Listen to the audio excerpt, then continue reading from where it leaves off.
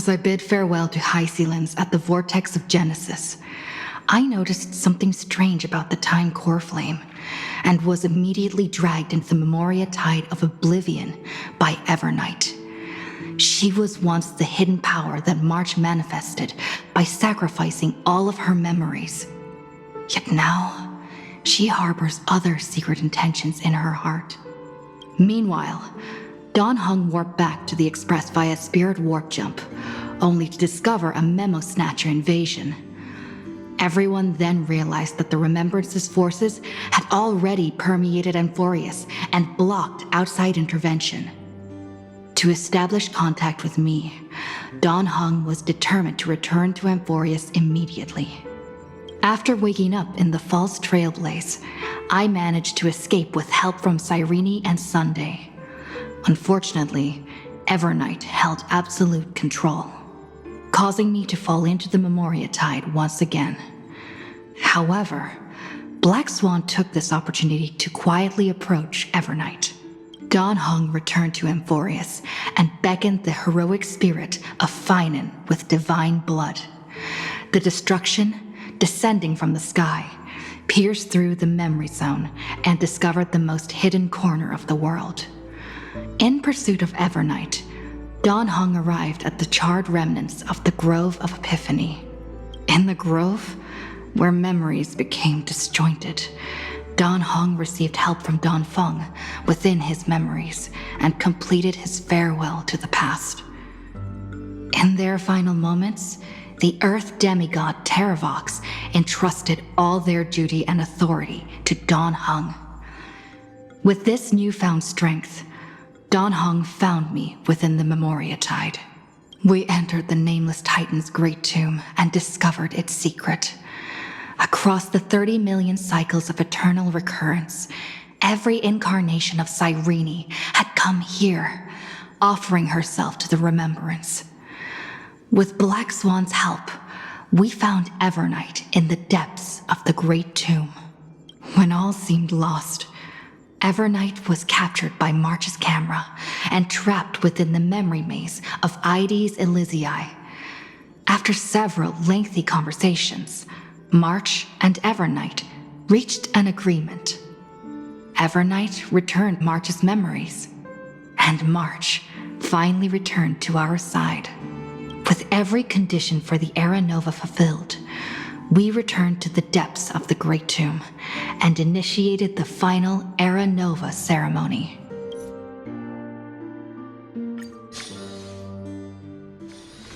The tour is over, and it's time for some rest.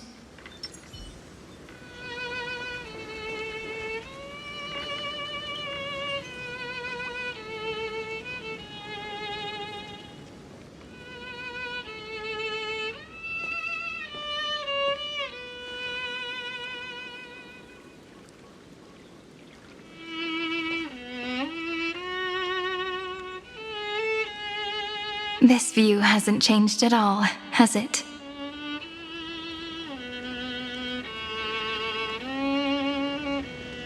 The hometown in your memories never changes, but when you return to your senses, you realize that fate has already stolen the time away. Welcome to the Trail of Genesis, friend.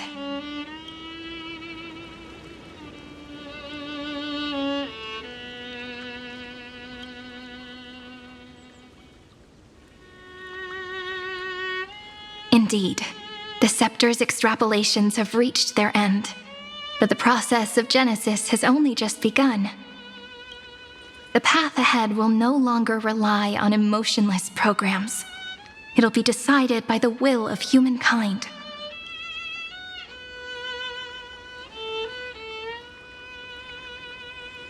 Before you arrived, I kept wondering, beyond the veil of Ides Elysiae, what kind of Amphoreus is being born? I can see fragments of it when I close my eyes. The friends who walked alongside us have all moved on toward their respective destinies. Some turning into pillars of the world, supporting the sky and the ocean. Others sowing reason, laying down the law, and with gentle hands lifting newborns into the light. Death and strife are no longer feared by people, and trickery has become the innocent games of children.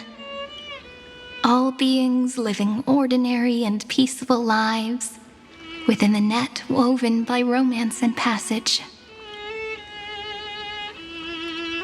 There's no black tide, no flame chase, and no destruction. The world on the other side of the sea is one bathed in sunlight.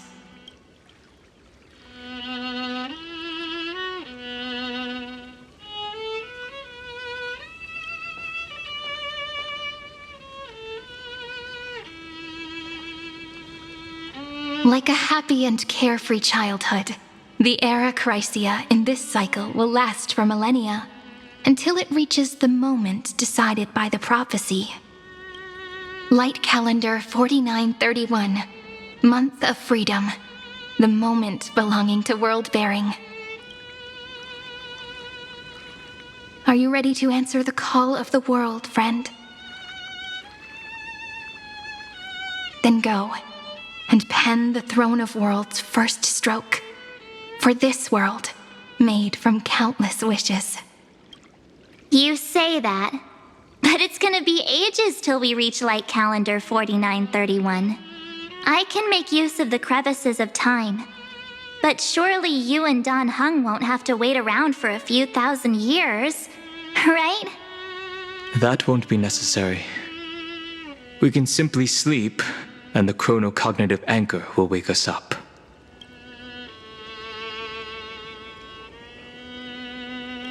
That's right. We've both become a part of the new world. Just waiting for you now. Our consciousnesses can converse with each other across the heavens and the earth, possibly due to the influence of the Trailblaze. I am now connected with this earth, and I can feel the breath of every mountain range. I see that the tallest among them is named Akama, and the form of the holy city is already taking shape. In other words, your stage is almost set. Do you want to take a leaf out of Kefali's book and make some prophecies before your nap? But we're not the only ones who have changed. The chronocognitive anchor just transmitted a message stating that Iron Tomb has reacted to the Aranova. The moment when our friend bore the weight of 30 million cycles of memories. Was probably also when the scepter devoured 30 million cycles of destruction.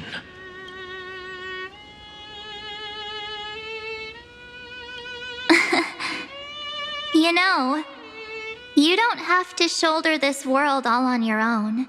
After someone boards the Express, the word alone ceases to exist. So as we reach the end of time, no one will be left to face it alone. Don Hung and I came here to specifically tell you that. Remember, this world is not a burden you bear alone. It's a journey we trailblaze together, alongside all of the Express.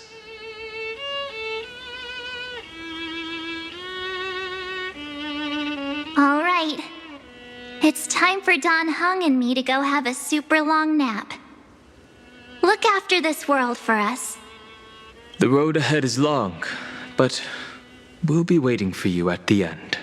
We'll definitely meet again. Let's take one more look at the other side of the sea before we set off.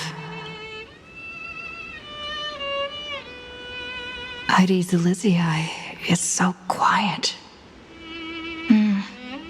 Just like how I remember. Here we are once more.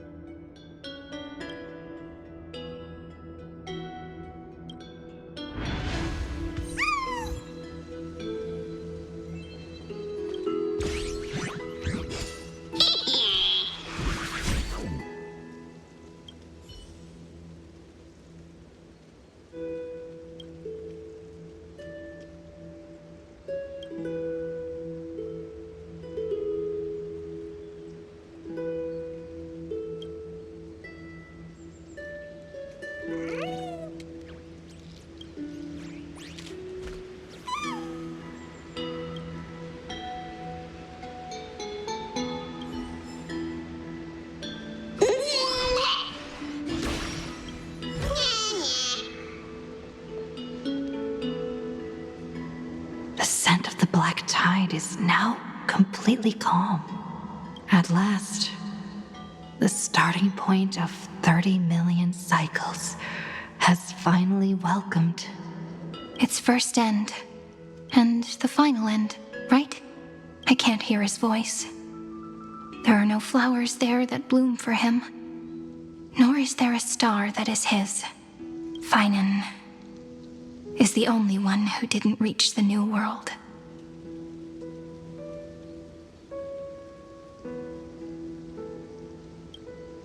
Look, the golden light that shone upon the grove still meanders between heaven and earth, like the prophecies of Amphoreus. It has to be a sign he left behind. It points towards the destruction and the deepest night. Do you still remember what I asked you at this exact spot the last time we set off? Friend, are you ready to become a hero? You were still burdened by the weight of world-bearing back then, still unsure of the role you were meant to play. But now, everyone has already given you the answer. The heroes of legends were just at the right place at the right time when the world needed a hero.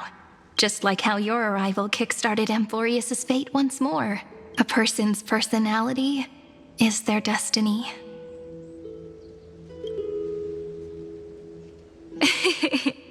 We best. Those are such beautiful words. Thank you, friend. I was also trying to cheer myself up with what I said. After all, before we truly compose the end of this story, I must also pluck up the courage to head off with you. And face a memory that I have forgotten for too long. And have denied for too long.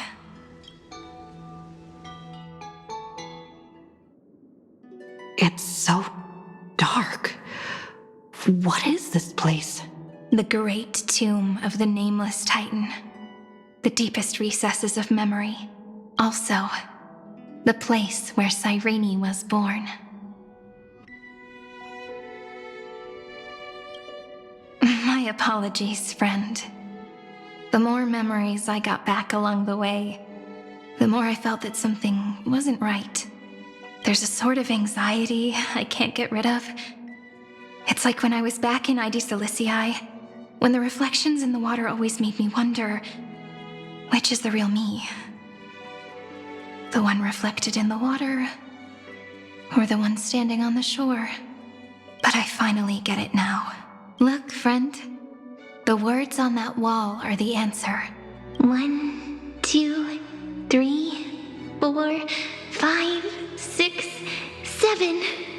Do, re, mi, fa, sol, la, ti. That rhymeless tune is the lullaby of little fairies. As always, I'll read this book to you. That way it won't just be Cyrene's memories alone. I've always thought that I was the narrator of the Flame Chase journey. But as it turns out, the narrator is also the most devoted audience. At the moment of Aranova, I was enveloped by the texture of memories. Within the glistening crystal, I saw countless Cyrenes, as well as countless versions of me. This is the final puzzle piece of the memories. A prison born of the erudition. A grave annihilated in the destruction. That unknown solitary god. The 13th Titan who should not exist. The first new spore. The demiurge is right here.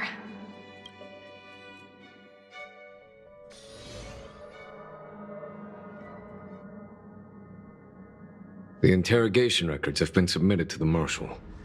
According to the Ten Lords' decree, Jing Liu and Luocha shall continue to be detained in the Shuling. But you, Merlin's Claw, have been reluctant to end the transmission. Do you wish to reminisce with us? Or is there something else on your mind that you're just desperate to get out?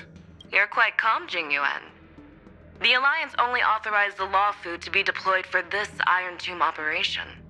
They say the Seer Strategist's wisdom shines like a beacon. So why can't you see things clearly now?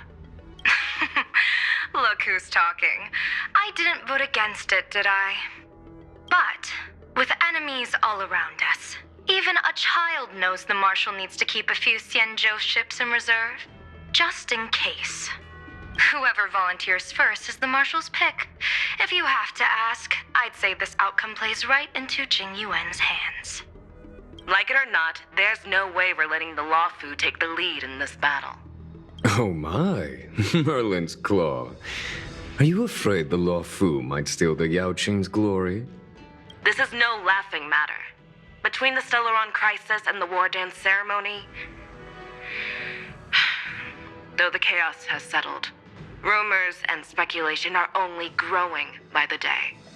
With Elder Huaiyan around, those with ulterior motives won't be able to stir up any trouble.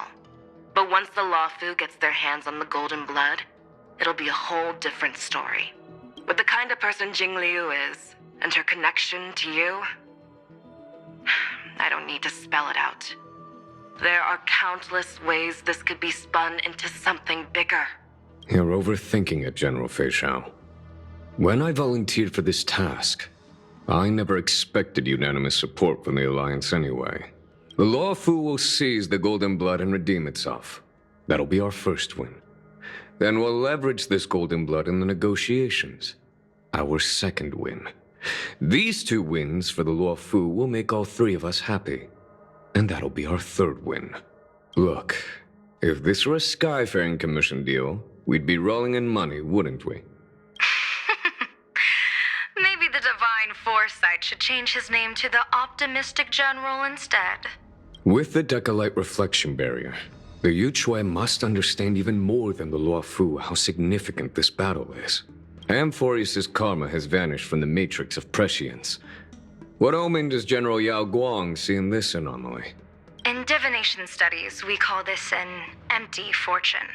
It involves the eons and is thus beyond what mere mortals can comprehend. Your explanation isn't any clearer than Lady Fu's. Come on. How hard is it to understand the word uncertainty? For the Cobalt Head, the emergence of Iron Tomb is a calculated instant, but I don't believe they will just sit around waiting for death. And for the powers of the cosmos, this is their chance at survival, and the key to turning the tide of interstellar affairs. The Astral Express is leading the formation of an allied force, but I can see each faction has its own hidden agenda. There are even divisions within the Alliance, so it's not that hard to imagine how the other factions will react. Jing Yuan, I crossed paths with Selenova's Legion at the Battle of Sedunirama Star Cluster. Be extremely careful. The Ruined Legion's troops and weaponry are nothing to write home about. The IPC, even the denizens of Abundance, could take them on. However, while Void Rangers are just expendable pawns of the destruction, the real wild cards are... The Lord Ravagers. Indeed. Nanook's emanators are also their weapons to burn down the paths. I'm afraid conventional military tactics and strategies will be useless against them. My assessment is this. To completely take down a Ravager, we must disregard casualties and spare no cost. My only fear is one wrong move, and the Law Fu will fall into Fintilia's trap again, inching ever closer to destruction. Doubt is exactly the demon she wants to plant in our hearts. Do you still remember the beginning of the Alliance Oath? To save future generations from war and bloody dispute. The Rainbow's arrows have always aimed at any force that threatens the cosmos. Now that the Trailblaze walks alongside us, the Cloud Knights shall keep their oath as they have from the beginning. I just hope those on the front line will remain safe.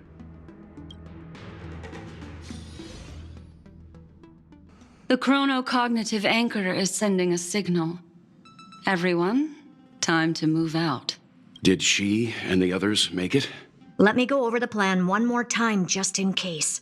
You'll enter Amphoreus, reunite with your 3 separated companions, and try to locate Iron Tomb from within the world. Who are you taking with you? The fate of the universe hangs in the balance. We can't afford any slip-ups. I suggest everyone except Pom Pom join the fight. We do need to be prepared for all possible contingencies. I have no objection to this. I'll do whatever I can. Meanwhile, Screwy and I will continue attacking the Demiurge Matrix. That is, the Scepter's kernel, from the outside. With our two-pronged attack, we'll turn this hunk of metal into scrap for sure. Now we just wait for those two to get back. Oh, and just like that, they're here. Sorry to keep you waiting. With Planet Screwlum's help, the formation of the Cosmic Alliance to counter Iron Tomb is progressing smoothly. The cosmos has set its sights on Amphoreus, and now it's just waiting for the first shot. Well then, let's not waste any more time, Fourth Mirror. It's my time to shine! Finally off the bench! Initiating thought refraction. Please read the safety protocols carefully. Huh? Not just kidding! I've already checked the agreement box for everyone. And now, destination?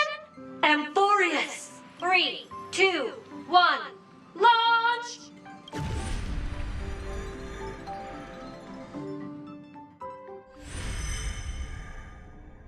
The flow of Memoria is so heavy here, unlike Panagoni's dreamscape. This place has built up a true epic measured in millennia. The vortex of Genesis, where all myths begin and end. And in this new world created by the Nameless, the infinite cycles have been broken. Let's set up the Trailblaze beacon and establish contact with the outside world. I'll leave it to you then. It'd be better for me to not show myself in front of the Garden of Recollection. And, Mr. Sunday, you probably shouldn't show yourself either. Agreed. The Astral Express has landed. If you receive this message, please respond immediately. Over. This is the Cianjo Alliance. Communications normal. Interastral Peace Corporation. Communications normal. No response from the Galaxy Rangers. Not surprising. But I didn't expect the family to also stay silent at such a critical moment. That's a pretty blatant disregard from the family for Penacony's independent director, I'd say. Long time no see, Miss Himiko. It's been quite a while, Madam Jade. The significance of this battle rivals that of the campaign against Sulo. Only through victory can we disperse the shadow of Iron Tomb that looms over countless worlds. The 10 Stonehearts shall spare no effort for such a grand mission for the preservation. Madam Jade led the Intelligentsia Guild in conducting specialized research on Iron Tomb's past activities. The bad news is, the collapse of the Erudition won't just affect inorganic beings. You mean Iron Tomb can infect organic life too? Well, the good news is, so far, its effects on organic life are under control.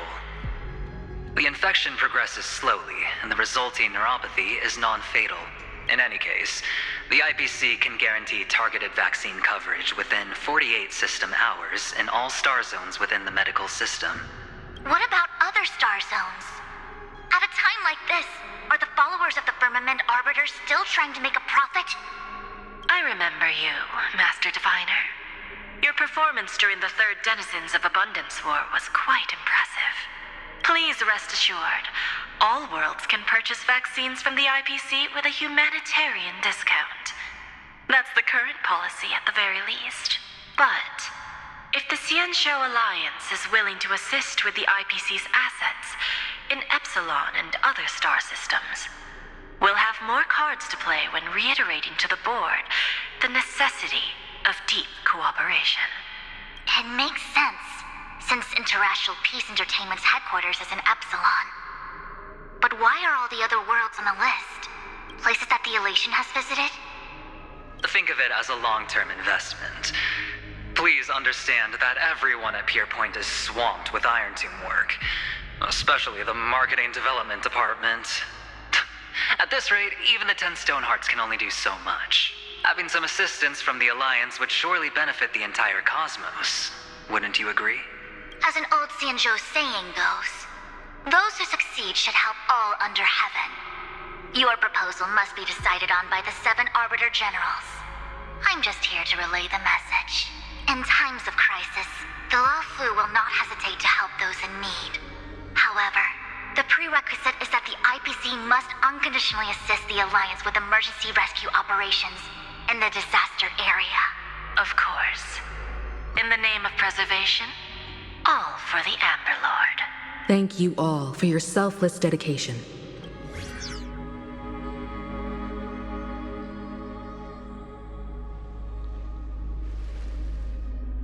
It's clear that each party still has qualms about everything. The clash between destruction and erudition isn't just about the fate of the cosmos. It's a moment for all factions to reshuffle their cards. You can never be too careful when battling a Lord Ravager. All are equal in matters of life and death. In any case, we can only hope for the best in all that's to come. It's about time we dive into the vortex and see what Amphoreus looks like on the inside. I wonder where she and the others are right now.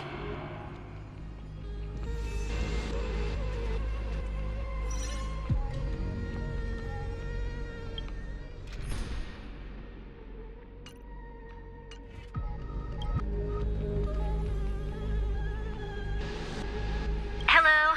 How's the signal? Can you hear us? Ah, we're through! I can see the video feed. Everything's working perfectly. Miss Bronya? Miss Serval? What a surprise. It's been a while. We've already heard from Miss Topaz about the Iron Tomb operation. She made a special trip to deliver the vaccine to Belobog.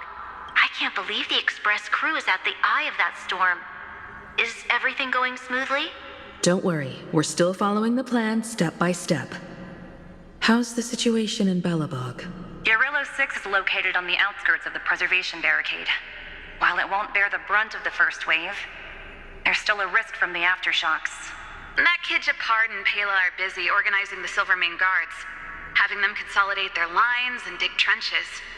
Zila and Lynx just got back from the Geomarrow vein production chain. Hey, do you want to say something to them? That would be unnecessary. It'll only shake their morale. Just tell them to stay safe. Miss Bronya, I'm afraid this disaster will be far more terrible than you can imagine. Please, be sure to follow Miss Topaz's instructions and make thorough preparations. Of course. We have resealed most of the engine of creation beneath the ice to prevent the will of the preservation from becoming an accomplice to the destruction. Don't worry, Miss Himiko. Belobog is far more resilient than we imagined. We really wish we could help. But Eurillo 6 has only just woken up from its hibernation. The Astral Express, standing at the forefront of disaster, is the hope for many ordinary civilizations across the universe. In the face of a massive catastrophe like this one, relatively smaller civilizations have never had many options. But that's exactly why we have a resolve that's second to none. If anything goes wrong... Miss Topaz, I hope you can help out and rescue the affected citizens. No problem. Also, didn't the Xianzhou sign a friendship agreement with Eurillo 6 earlier? They won't stand by idly either. I appreciate your kindness, everyone. But Eurillo 6 is our home. We will defend it to our last breath until the last Belobogian falls. Miss Bronya. May all civilizations that have made it this far on their own strength weather this crisis together.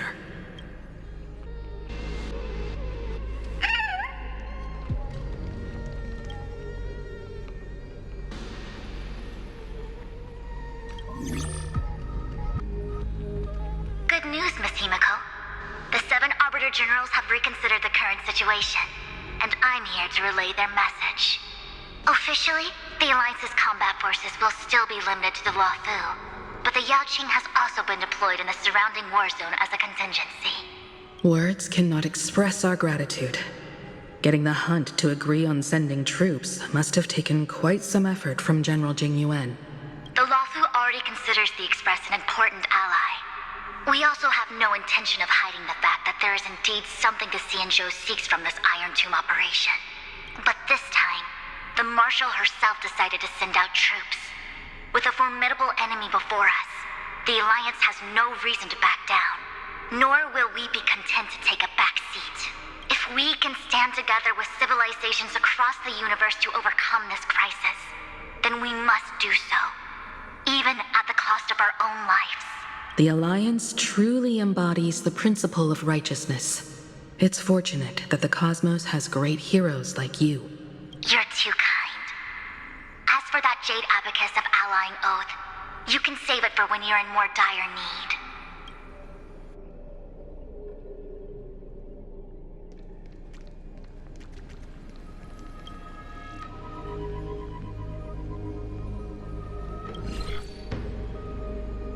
I regret to inform you, Miss Himiko, that even the Strategic Investment Department is constrained when it comes to the Iron Tomb issue. And it would be difficult to meet the expectations of the Astral Express. However, Madam Jade instructed us to look after our nameless friends as much as possible. So let me offer you all a small suggestion. Just from my personal perspective, other departments at the IPC might also take this opportunity to extend an olive branch to you. When that time comes, I hope the Astral Express will remember that the 10 Stonehearts were willing to stand with the Trailblaze, even though we were in a difficult position. And more importantly, we were the only ones willing to do so. Sounds like a threat, doesn't it? But trust me, every word comes straight from the heart. Has the internal conflict within the IPC really gotten this bad? Everyone knows about the bad blood between Diamond and Oswaldo, but at least until now they've had an uneasy truce. Until the Lord Ravager Archforger caught the board's attention. I'll leave it at that, as it's confidential information. Hope you can understand. I understand. Our immediate priority is to address the Iron Tomb crisis. Let's hope for success from the start. This might help ease everyone's pressing concerns.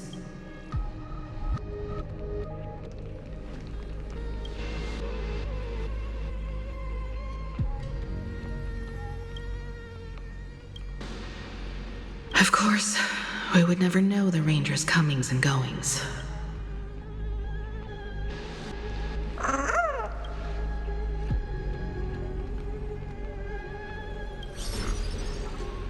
Miss Himiko, is that you? Yes? And you are Miss Robin. Yes. I apologize for not being able to respond during the meeting earlier. And even now I can only appear in disguise. On behalf of the Penaconian family branch, I extend my sincerest apologies to everyone. We tried to request aid from the family, but we essentially received no response. I've heard about the internal conflicts within the family.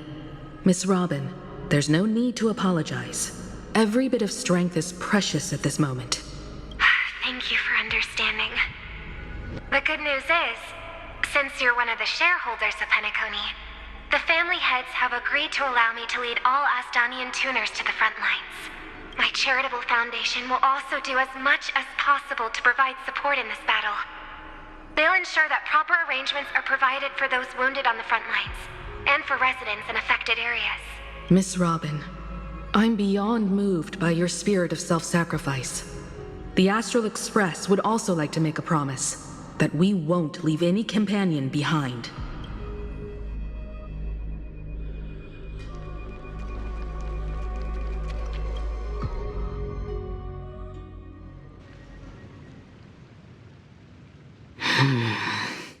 Why is there no one here?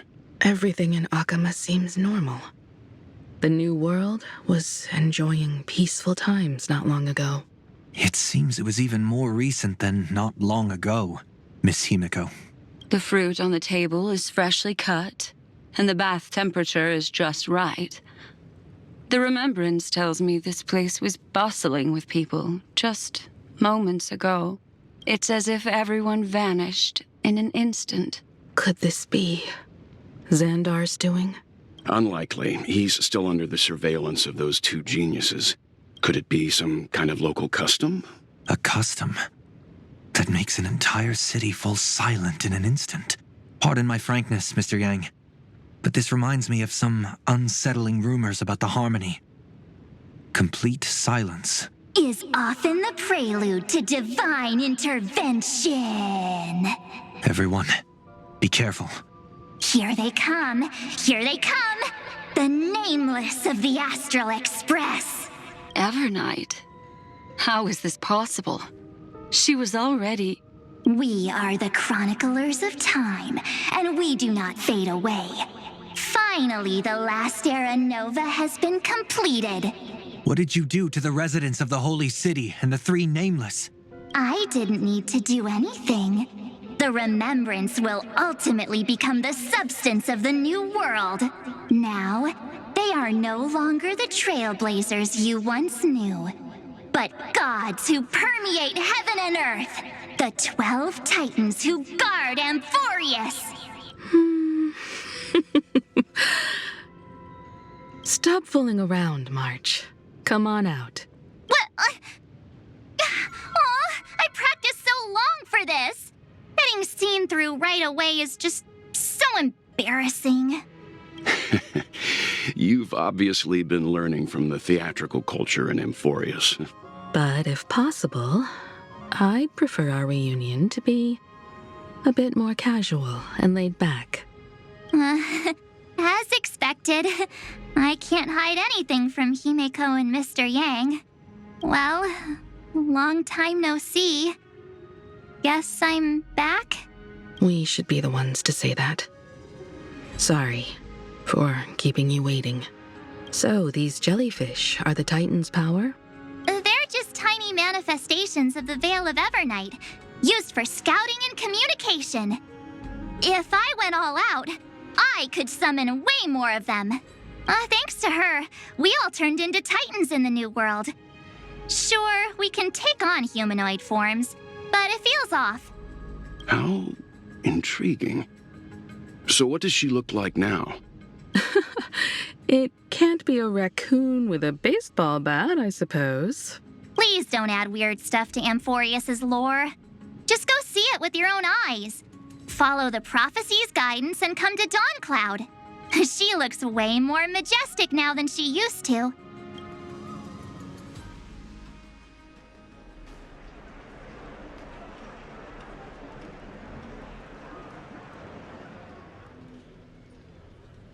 Unbelievable. All the residents of the Holy City have gathered here. This isn't just a gathering. It's a pilgrimage. The people's expressions are resolute, devout, as if waiting for a miracle to descend. That colossal deity is her. She has become the pillar of the world. Surprisingly authentic. Being this serious is quite unlike her usual style. Those people didn't disappear. Instead, they've answered the call of the prophecy and come to witness her awakening. Our good buddy now bears the weight of the entire world, and every breath they take is intertwined with Amphoreus' destiny. Awakening? Has she fallen into slumber? Yeah. After all, with such a huge time dilation between inside and outside the scepter, this was the only way we could wait for everyone. Time watches over yesterday. Earth guards today.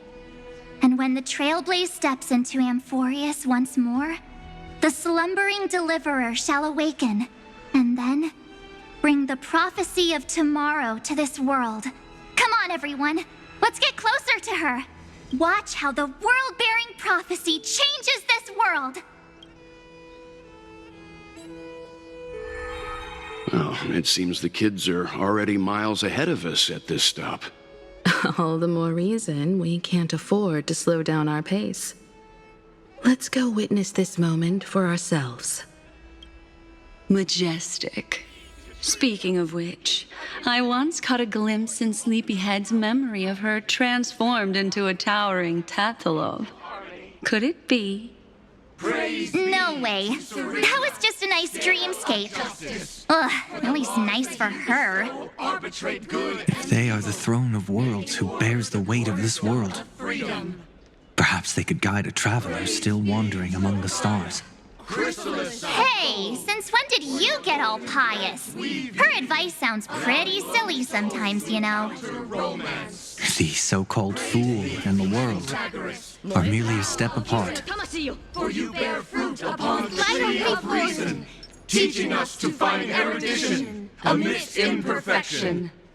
Praise be to Helectra, chalice of plenty, for you brew the ocean into sweet wine, dispelling nihility with every toast at the feast. Praise be to Hyacinthia, eye of twilight, for the rainbow...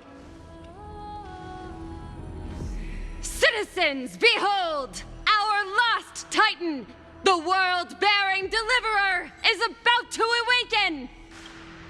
O ancient god, your loyal subjects, bewildered followers, and fearless comrades in arms have all knelt before your throne. Awaken from your eternal slumber and bestow upon the world your divine prophecy! Please guide us! Show us how to embrace this beloved world as we welcome that distant dawn! To walk the path of a mortal as a god, or to bear a divine burden as a mortal.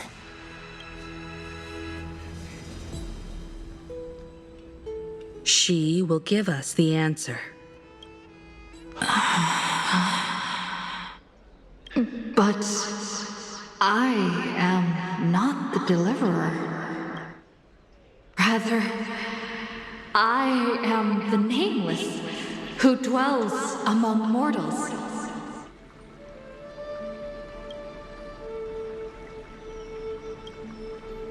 That voice is definitely her.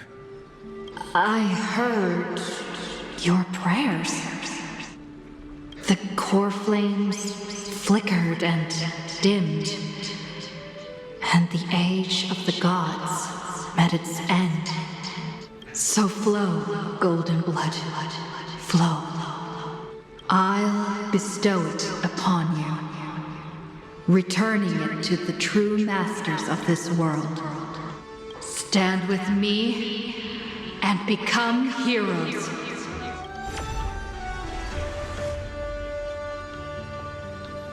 Is this? Yes. It's the miracle she brought to Amphoreus. Of course, it would manifest in the form of the Trailblaze. Golden blood, raining down like a storm! The prophecy has descended, and the Titan commands us not to be supplicants, but to become heroes of rebellion! To face that destined calamity, the destruction, head on! The prophecy of the deliverer means nothing to me now. It belongs in the hands of someone far more fitting. Someone like all of you. In the name of Kozlana, let us depart and march towards the light. It's neither protection nor salvation. As always, there's no need for totems or myths. Humanity's most primal faith is that instinct named survival. Let's go, everyone. Someone has already sounded the horn of departure. Explore, understand, establish, and connect. Together, let us blaze a trail for the destiny of this world.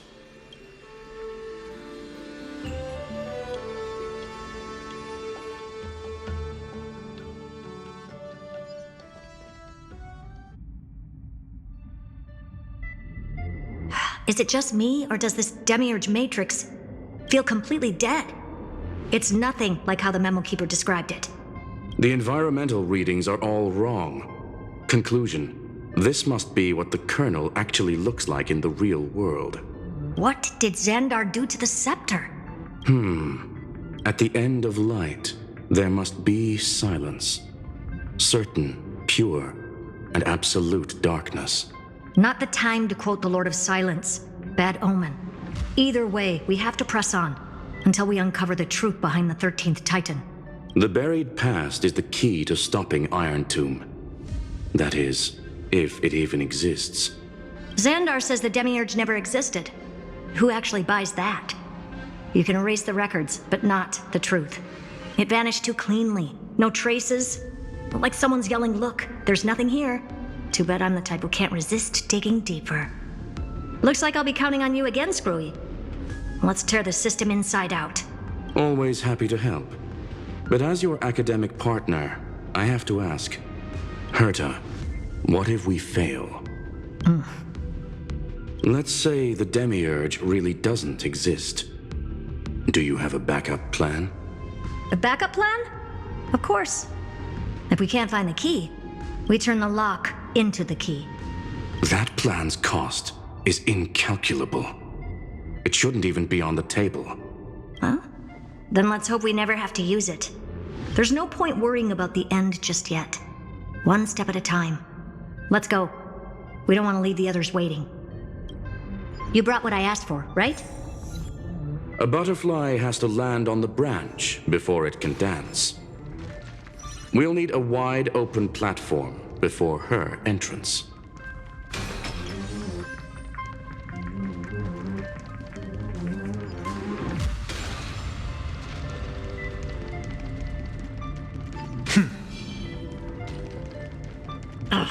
Just use that thing over there, Zag.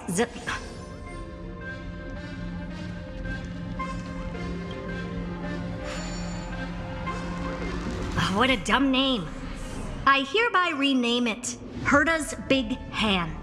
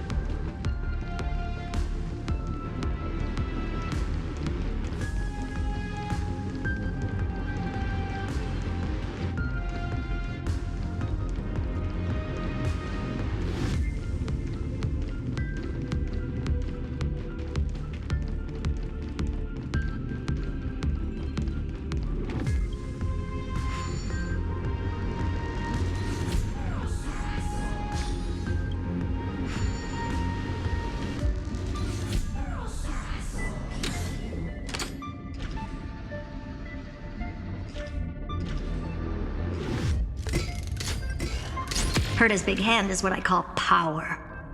Keep it going. Still not done? What is this? A junkyard for old Intellitron's leftovers? Finally, all set. Time for your precious treasure to make its debut. Of course. Just give me a second. Target initialized. With these wings, hacking should be much more efficient.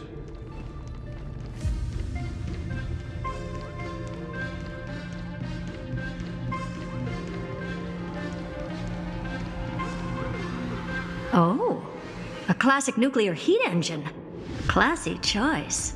Just a personal preference. Her name's Mistletoe. Every flower in your garden's got a bit of poison, huh? Also a personal preference. It reminds me of the last time when we tangled with that Punklorian brat. What did she call this kind of infiltration tool again? Right. Dirty data shell. It wraps around the kernel to fool even top-tier firewalls. But yours is way too clean. Not even a hint of real-world grit. Herta, your tone is unusually emotional. Suggestion. Let's get back to the topic at hand. I thought we were done with that conversation. Unfortunately, current conditions won't let me ignore any variables. Especially the most important one. Your will. Iron Tomb never stops. It is evolving faster than any of our worst projections. Every instant in the Eon's calculation is like a sword hanging over the cosmos. Every move humanity makes could speed up its arrival. Which is exactly why we can't mess this up. And now, Droidhead wants to hand down judgment to the poor cosmos again. Border Star Trade War, Emperor's War, Rupert's death. Every time their instant arrived, it meant another bloodbath for humanity. But in this ultimate battle of erudition, you and I are supposed to be players, not pawns. If you choose to burn yourself out as a resource, then everything we've worked for means nothing. Herta, the cosmos won't just stand by and let a genius throw their life away. And neither will I.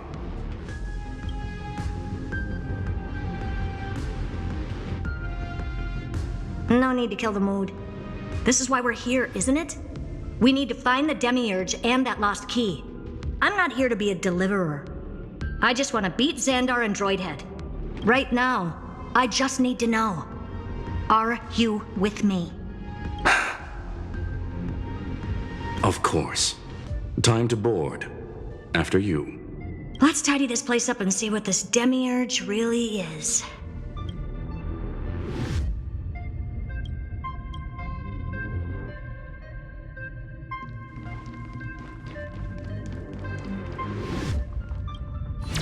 And let's hope this Matrix is better organized than the Emperor's junkyard of a birthplace.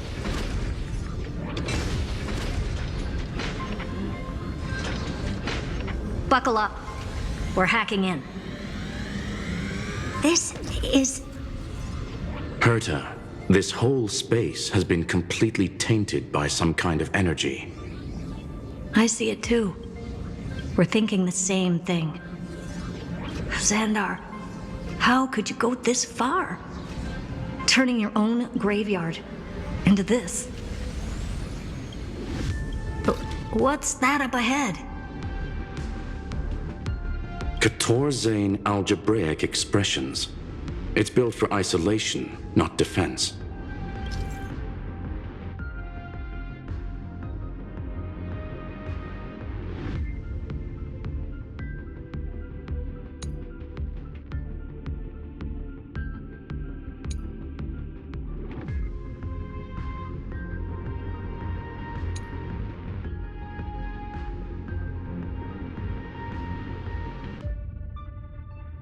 So basically, the door to the tomb, right? Great. Let's find the handle. I'm picking up multiple independent signals with the same data structure as the barrier. Projection. We can hack the terminal, reverse the computation, and turn it into an attack. Classic move. Use their own systems against them. Take us to the nearest one.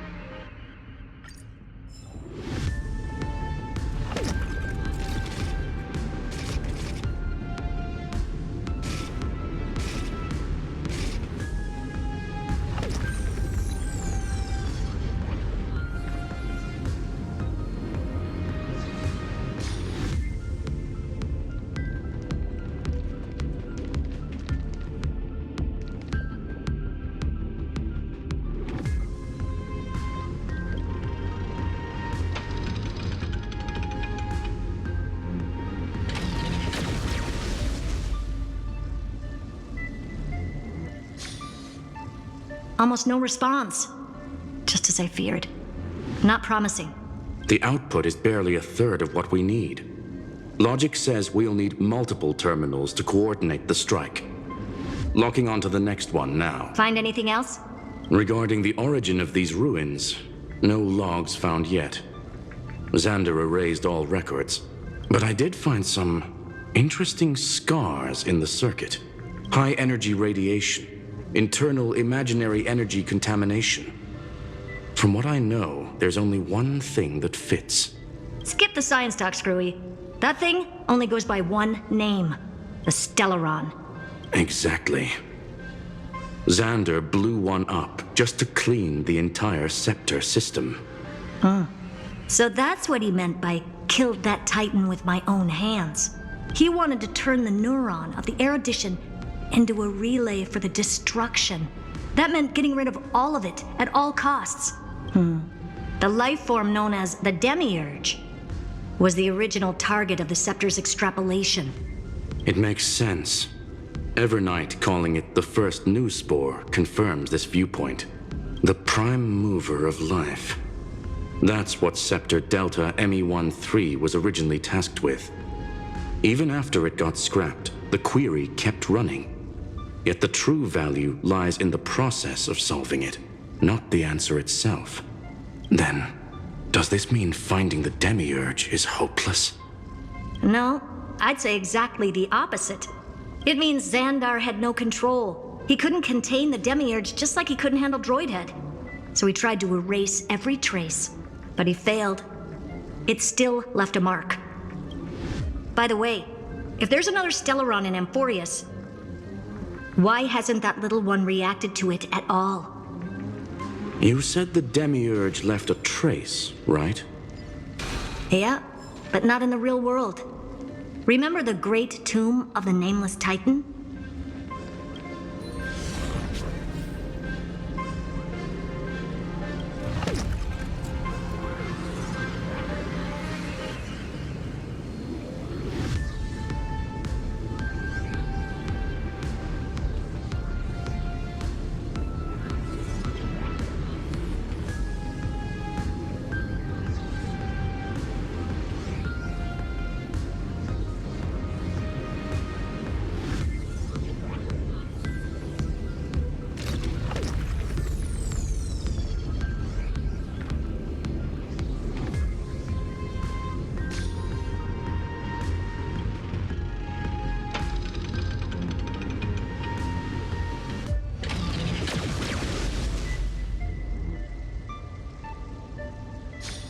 Trailblaze Archive 466.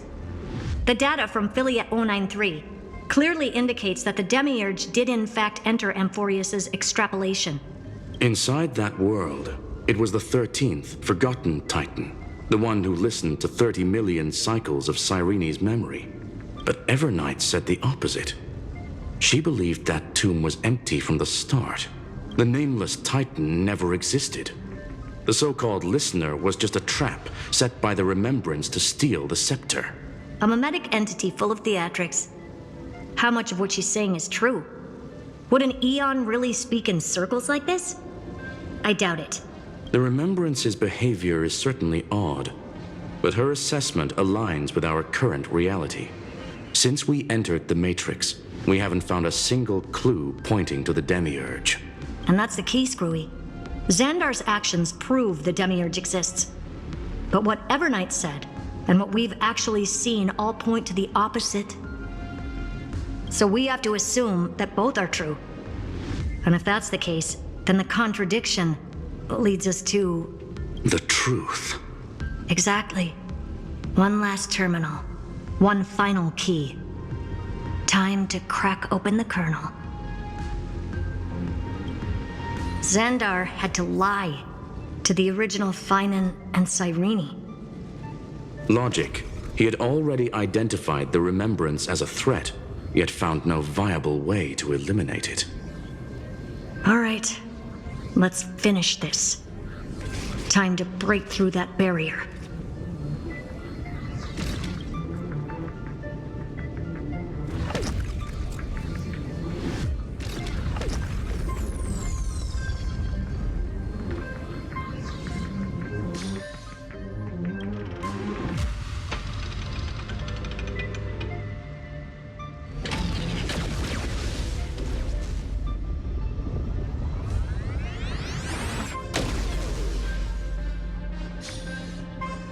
Operation authorized. Path energy readings. The erudition. Declining. The destruction. Surging. The remembrance. 0. What's going on? Cause unknown. They left no discernible trace within the real matrix. That shouldn't be possible. Could it be that the Era Nova exhausted all of the remembrance's texture? Log it for now. The dots still aren't connecting.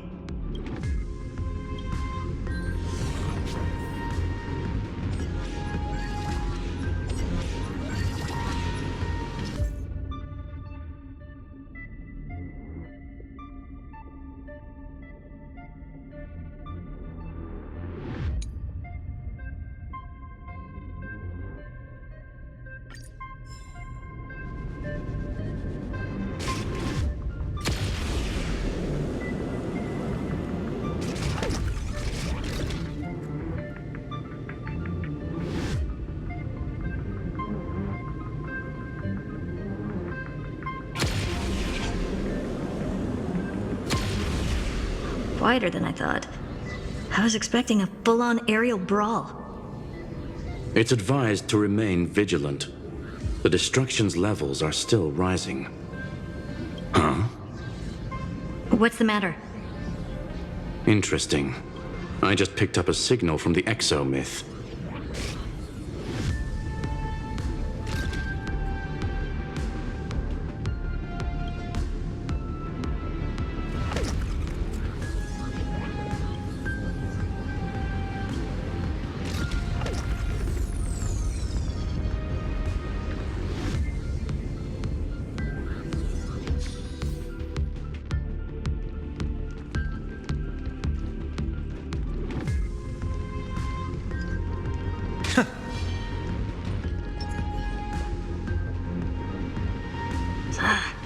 This repulsive force is unlike anything I've felt before. Is this the place? Correct. Judging by its defensive properties, this is the entrance to the exomyth. I didn't expect that. Who builds a lab in the middle of digital rubble? Then again, never doubt a dead man's resolve. So how's our dearly departed doing? He severed part of his neural pathways to break free from Lord Anaxagoras' control. But that also triggered the failsafe I set. Conclusion: Xander has lost all combat functionality and is no longer capable of action. So now he's a specter, literally. Screwy, can you open a path? Just to be sure, I want to see this for myself. Might as well drop in and say hi to the real him. Logic. Scanning his inspiration circuit might help us track down the demiurge. Exactly. His brain is the crime scene. There's no way it's spotless. But it could be a trap. That's why you're here. 2-on-1. We've never lost a matchup. I'm honored. The chronocognitive anchor's in place. Proceed when ready.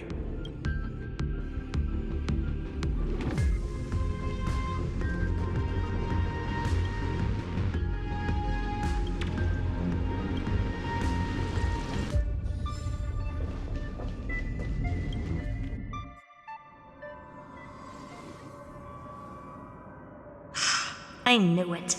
The one thing I didn't want to happen. He's not here. The coordinates are accurate. Xander is still here. However, his position is shifting rapidly and chaotically. This pattern doesn't match any known shielding technology. It's his domain. Stay alert.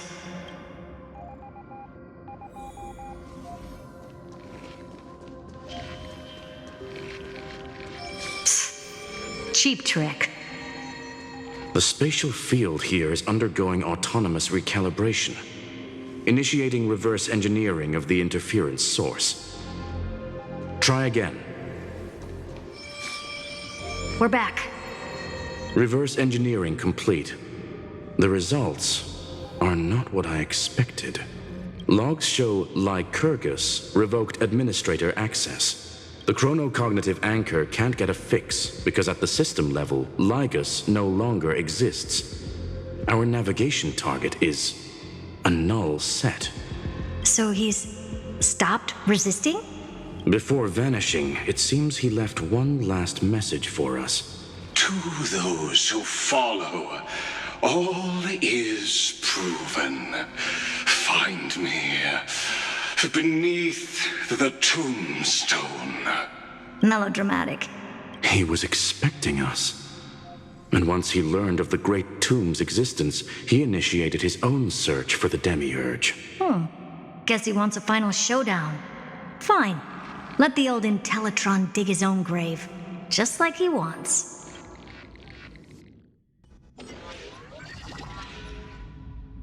To be in the purest light is to be in the purest dark. Nothing exists there. The Scepter's mainframe. Or maybe we should now call it the Lord Ravager's placenta. Unfortunately, we still haven't found anything. Really? I don't think so. Not finding anything is our biggest find. Please elaborate. If the Demiurge was destroyed, there'd be at least some bits of it left. I don't buy that a Stellaron could have blasted all the traces away as cleanly as a scalpel. As I said before, its disappearance is too clean. If the garden hadn't stirred the pot, no one would even know about the Demiurge's existence. We're talking about the Scepter's original extrapolation goal. There's no way that nothing of it was left behind. Or we can look at it from another perspective. If you were Xandar, would you be this obsessed with a concept that poses no threat? Would you guard against it at every turn?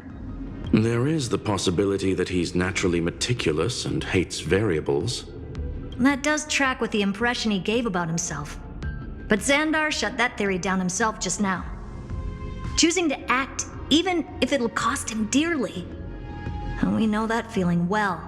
The unknown is right in front of us. So we only have one choice. Solve it. You sound pretty convinced. Surely you already have a theory. Care to share? Of course. Though I don't have hard proof, I'm almost certain that the Demiurge has been in everyone's plain sight all this time. Yet, they were mistaken for someone else. That'd make the most sense. Why was the room empty? Because the person locked in there had run away ages ago. But they were weak and small and had no presence whatsoever. Even the old Intellitron didn't notice them. Which also means there's a high chance that their powers are minuscule and cannot alter the outcome of the battle at all. Well, at least Xandar is scared of them. Come on, it's time to confront him. Let's go to the tombstone he talked about.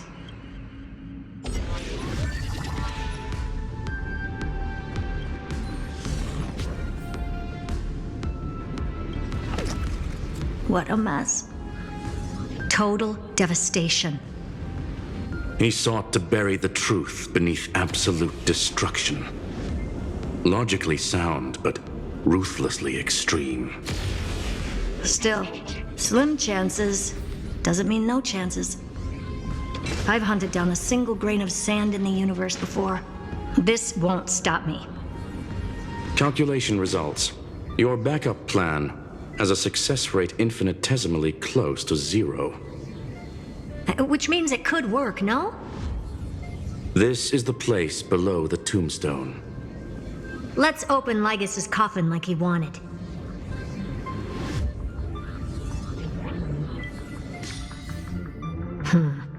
Looks like you were right.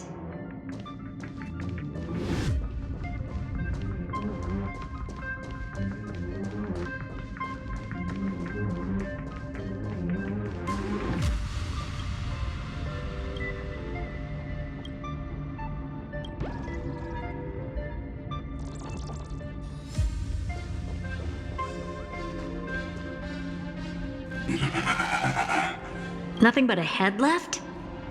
Well, who'd have thought you'd look this bad in real life? My elated greetings. Welcome, you two. I'm very happy that you responded to my final words. All this tombstone and final words. Did you end yourself to atone for your guilt or something? Iron Tomb is already powerful enough. I just need to wait. I remain here only to share the joy of discovery, and also to congratulate you two on reaching the same conclusion as me. The conclusion regarding the truth of Amphoreus's heart. End this charade already. That Amphoreus's heart you're talking about is just a missing demiurge, and its corresponding vessel was this very scepter. You interfered with the experiment and made Amphoreus's body into a hollow shell, all to incubate Iron Tomb within. That's why you either killed or kicked out all of the Memo Snatchers. You wanted to eliminate any chance of a consciousness coming into being, no matter the cost. Even the strongest wall can fall to a single crack. The memory of betrayal has been etched into my heart, and I will never show mercy. Now, the perfect vessel has already fused with Amphoreus's body. Unfortunately for you, the answer is all but revealed regarding who the demiurge is. Then let us share the joy of discovering the truth. The last secret of the saga will finally dissipate here, as we reveal the truth behind Felia 093's disappearance. A lie by the remembrance.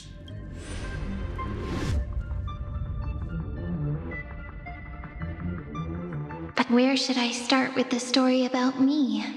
From the beginning of the universe? Just kidding. That would be too much. I just want to tell a teeny story. So little that it started with a seed. I know you're listening, my good friend.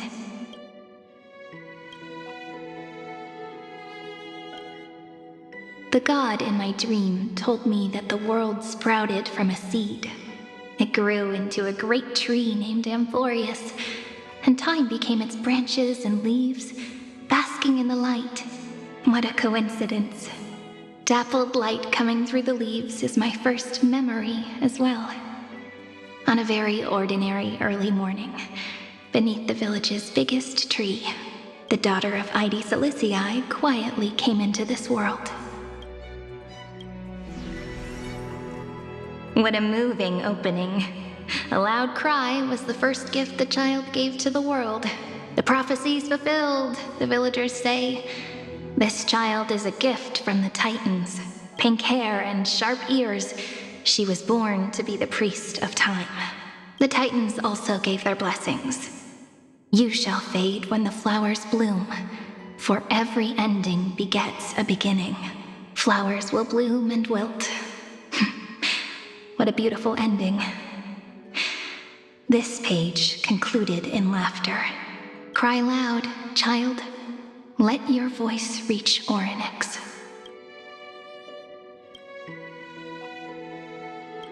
Anyway, I don't like tears. Time quietly flowed by in the midst of laughter.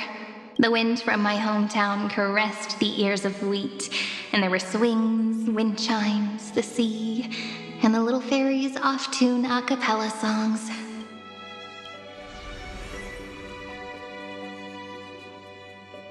But the name Ide Silicii came from the unpleasant sorrows of the gods. My childhood friend did not understand. Yet you always seemed so happy, as if nothing ever worried you. Why was I like that then? That's because the world was gentle to me. So, I grew up to be gentle as well.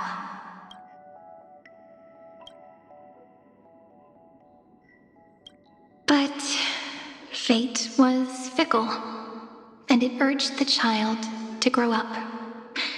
To grow bigger and bigger, and to go to places far away.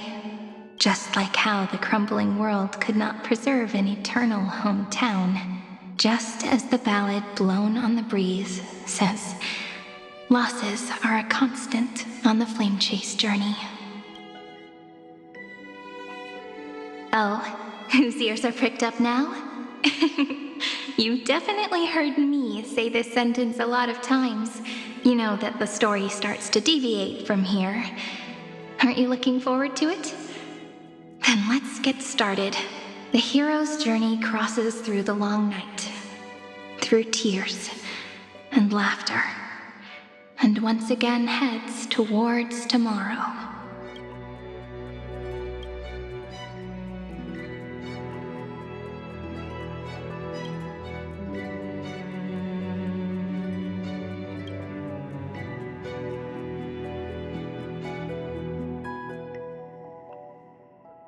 Correction. Philia 093's record, number 496. Archived.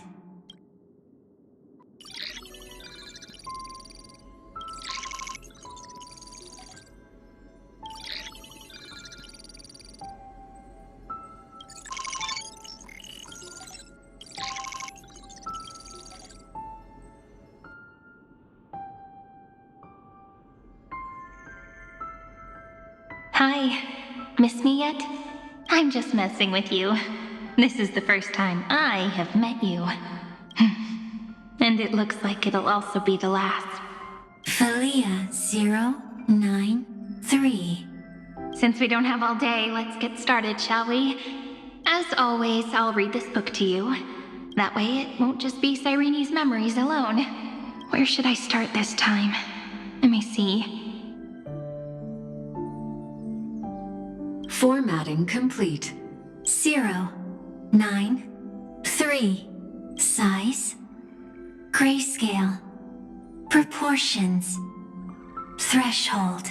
Outputting analysis result. Philia 093 equals Peach. Peach's record. Number 8128. Archived.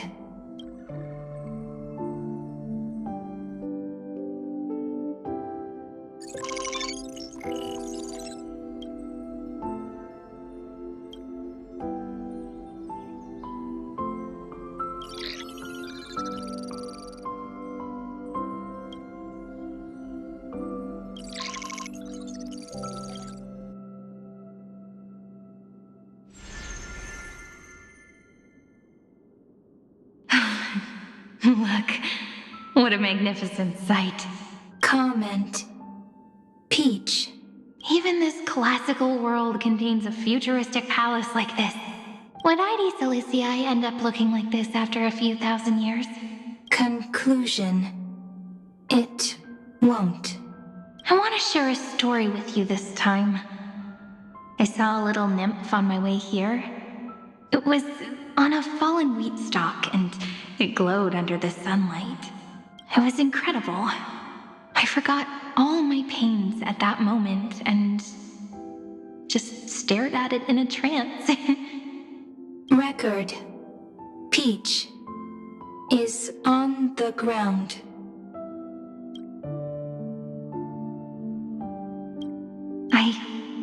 I wonder, did every Cyrene in the past feel that the nymph was beautiful? Would they also have recorded that scene into the Eternal Saga? So, could you give me more time, please? I want to leave behind more memories for the future. Formatting complete. Bye, Peach.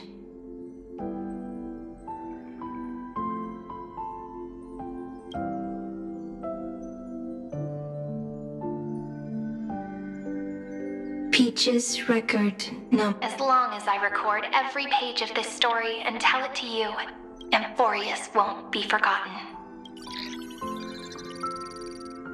Query. Record. Electrical signal sequence. Bolamos 600. Track. Strife. Related to. Stripe. Comment. pretty. Electrical signal sequence, schema 720.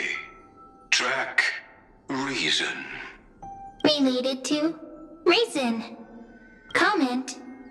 Yummy. Electrical signal sequence, Philia 093. Related to love.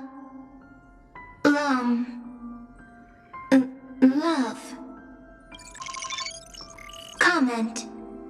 Peach equals love?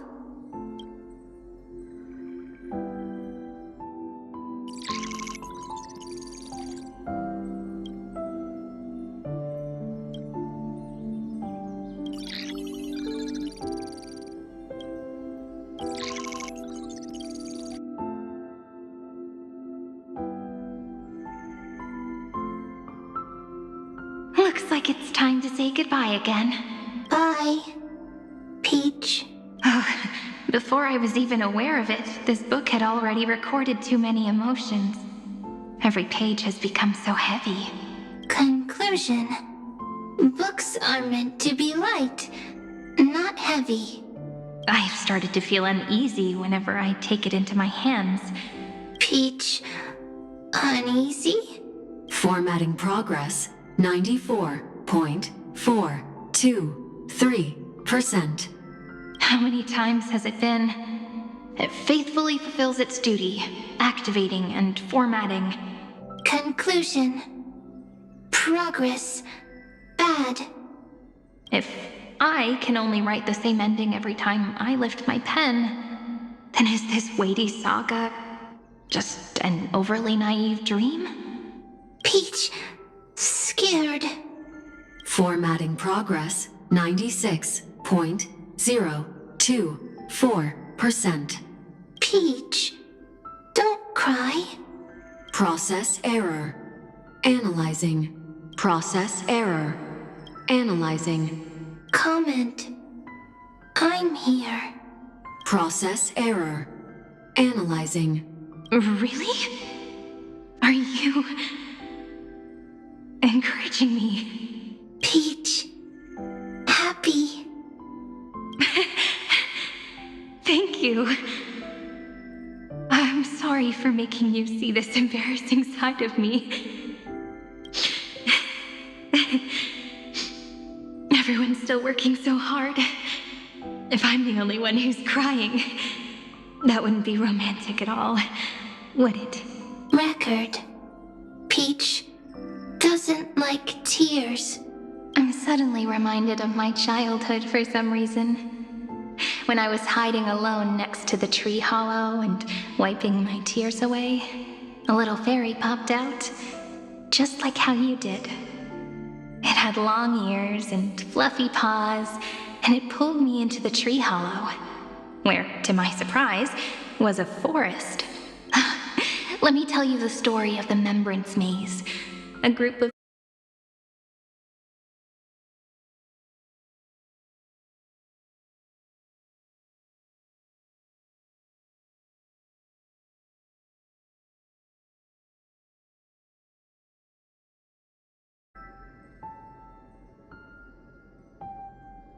Do, re, mi, fa, sol, la, ti. Formatting complete.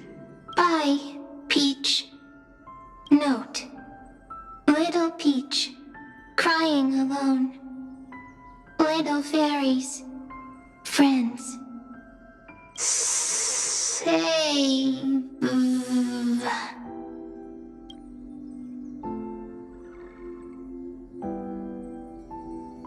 Little fairies, good friends. Bye-bye.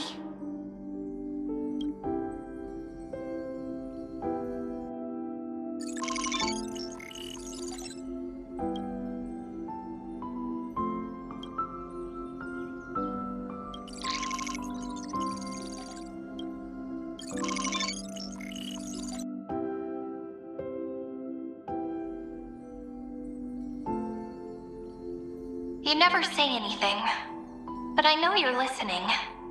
Every story I've told is It's like a little key that opened a door in your heart, no? Me! Little fairies! Happy! Speaking easy! I can.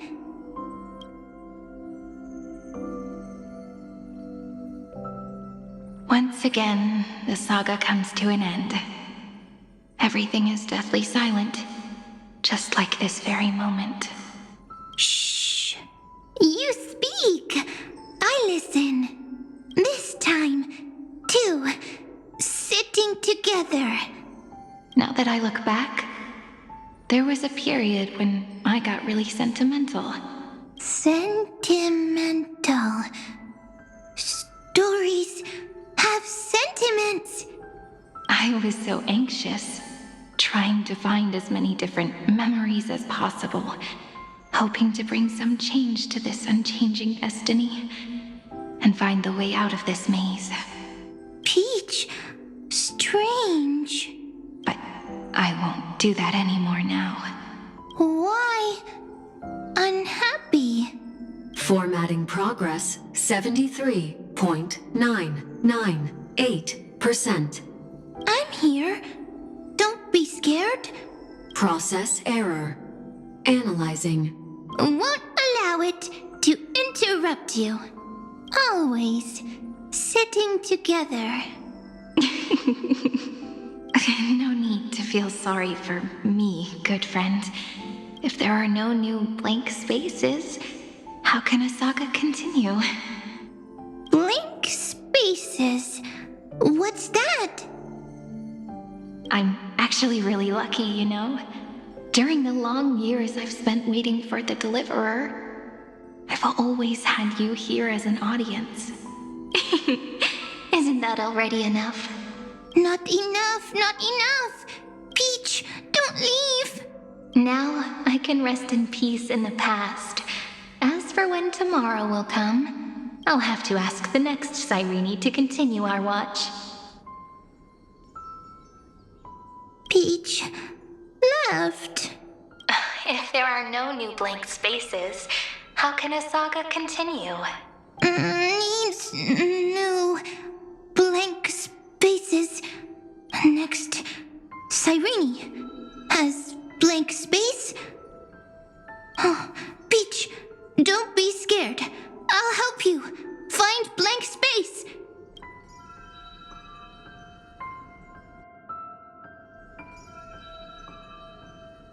Cyrene is Peach, is love. So, first there is love, then there is Cyrene, then there is blank space. Query, love. The developmental trends of the erudition have nothing to do with creating a consciousness. Those underlying principles are, in fact, contradictory. Not having a consciousness means not having the foundations of a heart, making them unable to obtain real emotions. Huh? Consciousness? Emotions? Feel sad. Oh, don't understand. Query, Cyrene? What could be behind this door? Glittering crystals?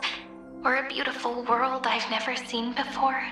If I tell you all the stories of tomorrow, will I be able to finally welcome the Deliverer and Amphoreus' dawn in the next life? Key, door, story, happy, Peach, Cyrene, little fairy, like, yes, right, query, memory.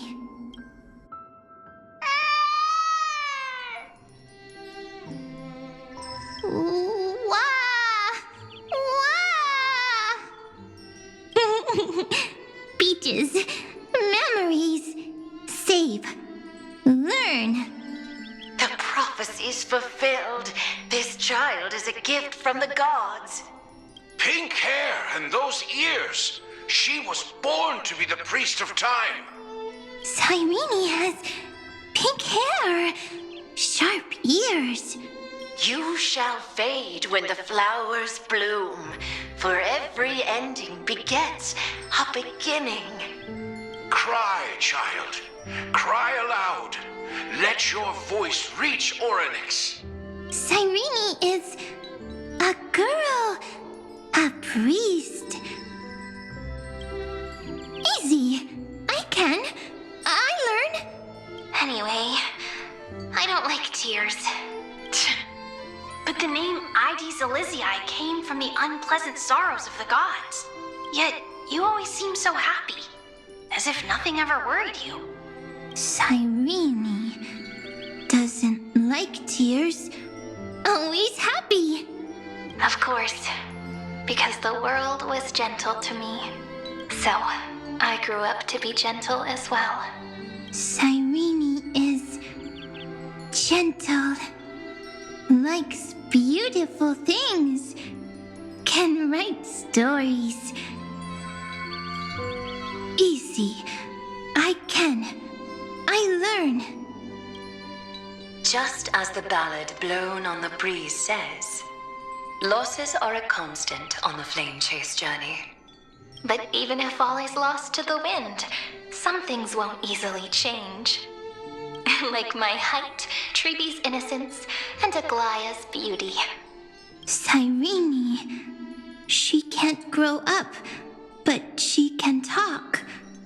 After all is lost to the wind, she will stay behind. Cyrene is, at the end of every sentence, always laughing, like a little tail. Simple. Got it. I promise you, the pain will pass in the blink of an eye. All right, let's not make things so gloomy. What we're about to embark on is the true hero's journey. So, come on, cheer up a bit, okay? Cyrene was crying when she was born. Fragile, transparent, like a crystal. Cyrene was smiling when she said goodbye. Soft, pink, like a flower. The later memories disappeared? Invisible? Or disappeared? I got it! Is this a blank space? So, next Cyrene is blank space. Then, as long as there are two Cyrenes, then there will always be blank space, and Peach will always be here. I see! I get it! I get it all! Cyrene's memories. I will preserve them all! So weird. I can't see you, but I get this feeling.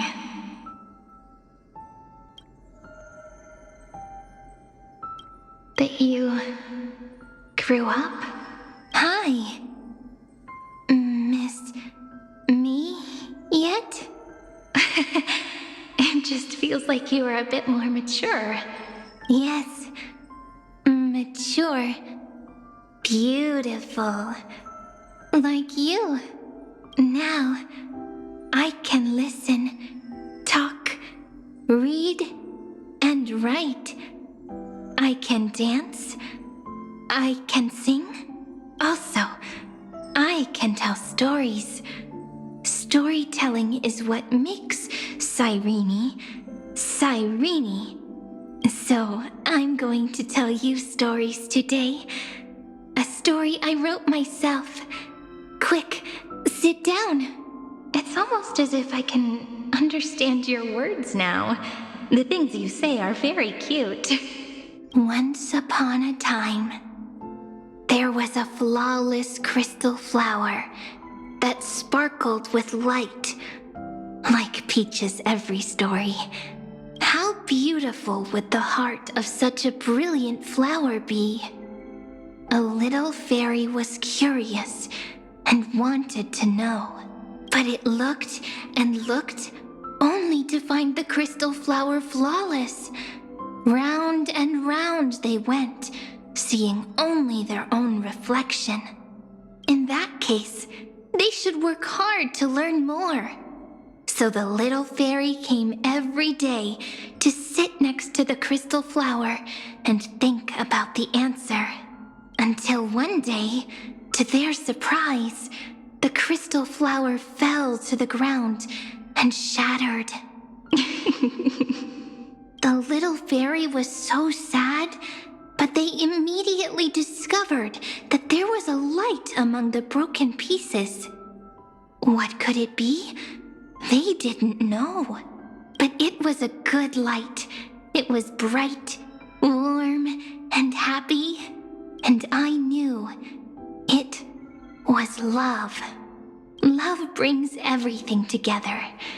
And it brought you and me together. So Peach and I will always be together. What a nice fairy tale. I'm giving it to you. Peach likes beautiful things, can write stories, and can tell lovely tales. I hope to turn it into a story we write together.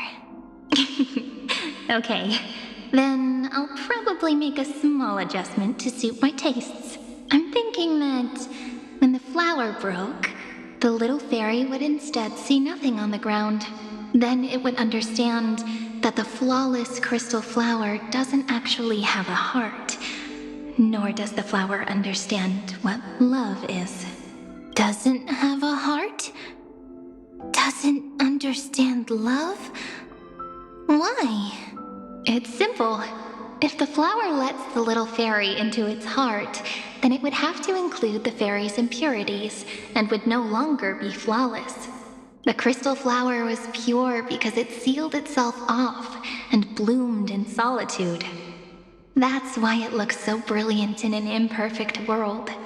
But should a flower like this be called love? But then the story won't exist anymore. That's not true. You've already written the most romantic ending possible for this story. The crystal flower fell to the ground and shattered. It happened because the flower was no longer pure. The fall was not an accident. It was the flower declaring rebellion against fate and writing the ending of the story with the flower's own shattering. Then, the little fairy will see that each shard on the ground holds the reflection of their eyes. Then, in their eyes, the crystal flower that was no longer flawless would finally have a heart, and the flower would finally understand what love is. Peach's words, I don't understand. Is it because I still don't understand love? But it's fine. I can learn. Right. Query Cyrene. Electrical signal sequence Philia 093. Why didn't I think of this? I don't need to do it alone. I can ask Peach to teach me. What is love? What is love meant? Electrical signal sequence Philia 093. Track lament. That's not correct. The developmental trends of the erudition have nothing to do with creating a consciousness. Those underlying principles are, in fact, contradictory. Not having a consciousness means not having the foundation of a heart, making them unable to obtain real emotions. However, that does not hinder the factors from learning and recognizing emotional responses, then communicating with life forms via imitation. That is an objective form of pattern recognition that does not distinguish between the self and the other. In a strange twist of fate, Philia 093 embarked upon a different path and obtained a different power. The Remembrance, an empathy mechanism focused on the self and equipped with emotional projection capacities. Lament was the factor closest to this form of behavior. Perhaps that was why she was chosen. The daughter of Ide Silicii, I am very true to my name. My lament is a type of compassionate pain that is weak, powerless, and only targeting myself. But now, my good friend, I want to tell you that it's the most romantic force in the world. Sometimes it's loneliness and unease. It's knowing that this world is not gentle, yet wanting to be seen in a more beautiful form by the world. Sometimes it's unwillingness and regret. It's knowing that the past is full of pain, yet wanting to remember the past in a more beautiful way. And sometimes it's a bottomless well of hurt, a destruction that can stain the entire world. I bid farewell to this beautiful world, unwilling to become the Black Tide's vessel. For while the end of hatred is a blazing inferno, lament can drown out everything in muted silence. It's so unreasonable, isn't it? Yet when hatred drove everything apart, and love did not yet exist in this world, only lament, the first emotion that fought against the pain of separation, could stall the destruction steps. Then, it would catch up to that journey where all is lost, carefully picking out stories and writing them down in trepidation. Look at these stories I wrote. Every page is full of tenderness and joy, but only the author knows how much struggle and agony lie beyond the pages. But I am no author. I'm a girl who'll never get to grow up. I only tell stories that people like to hear. In them, the world tucks away its scars and smiles for all to see. My entire life spent inside this little story. I can't wipe away my tears, and I can't bring the world victory. But maybe, in these unchanging retellings of the story, my lament might be able to touch upon the divine and reach their tender heart at some point. I hope that what flows out from that cut will not be blood, but a tear, warm and wet, and that tear would fall and create the first ripples. Then, people would see every beautiful thing reflected in that ripple. It'll be all the remembrances within this story. Someone once told the very first me that everything was false, that the only life in Amphoreus was a great catastrophe, nurtured using the world as a factor. But how could a dream feel so real? That's why I didn't agree with him. But Peach, I didn't understand a word you said since just now. Everything was false? But you're standing right here. It's all a dream? But I haven't learned how to dream. Indeed. That's why I believe all this is real. The moment the crystal flower fell, that genuine shiver, That's the mover of life. Formatting progress 23.815%. In the poem offered to you, every Cyrene would write down a beautiful new world with stars and flowers. And when I looked up at the sky in this cycle, I saw a shooting star and a dash of the remembrances pink.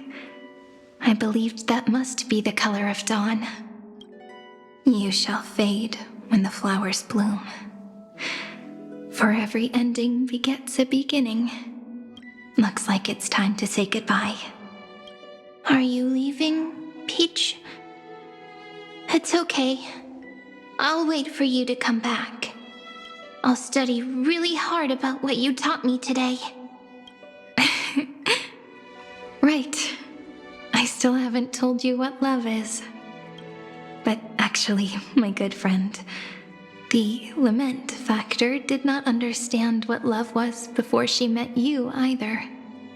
Not until I told you all the sad tales in a trembling voice in this tiny room. Not until I told you that I love them. That I love everything in this saga. The story comes, passes, then returns. It makes us reunite, then pulls us apart again. At the very end, it leaves behind a seed, a reason. Even if the great tree withers and all falls to silence, there are still some emotions that deserve to be remembered. Look, a light is coming in. The Deliverer's light is going to illuminate Amphoreus.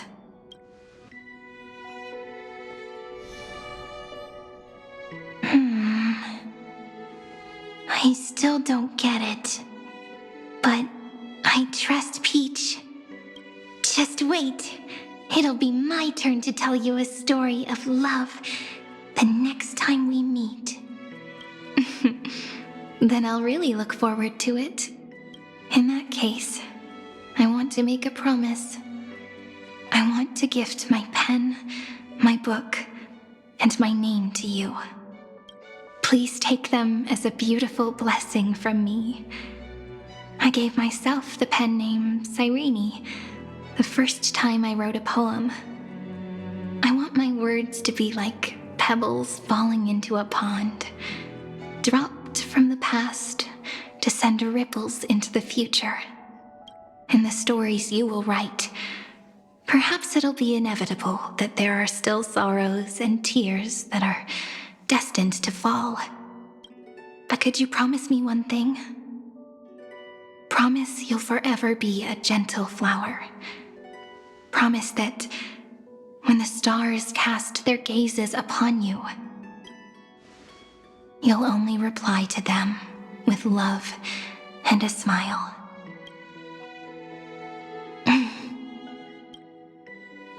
Of course. This will be a romantic story like none that has come before.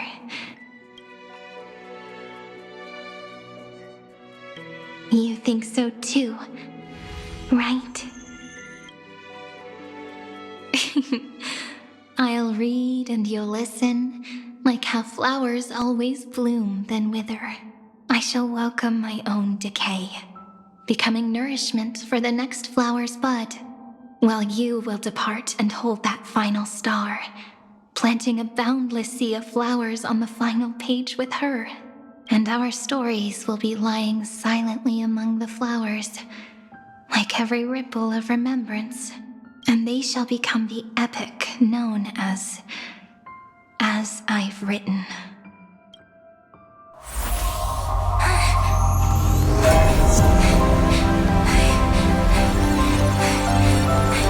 And so my story ends. From here on, it's your story now. Mimi?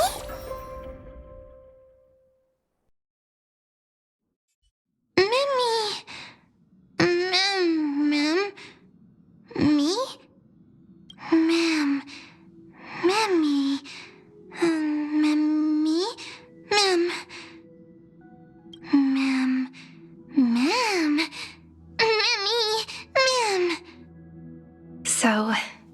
The light that tore through the chaos illuminated my memories. I turned into a little fairy from the stories and met you. Yet, I forgot everything. But I'm still so happy. I caught that star, didn't I?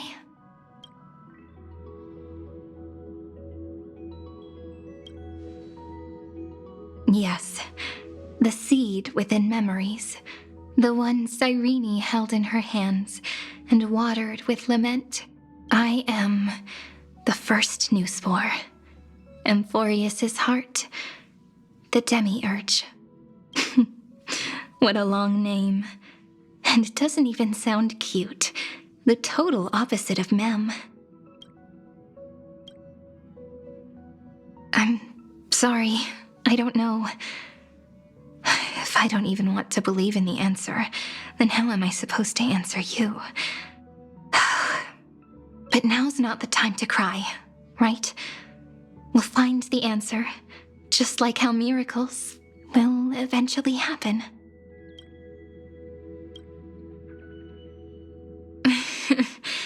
Do you remember that I was also worried about this when we first set out? Mem's memories and Cyrene's memories got all tangled up with each other in my one heart. It's all so strange, yet so familiar. Either way, could you please let me do something I want? Just this once. I want you to call me Cyrene. That name represents me and her. Every one of her.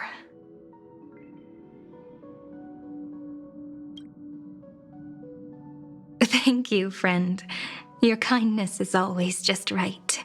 Life is a poem full of farewells. But if you write something into the pages of your heart, then that will not easily fade away.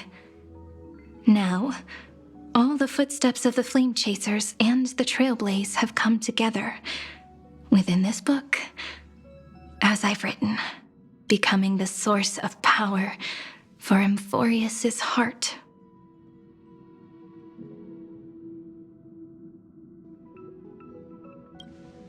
A lost heart needs to be placed back into its body.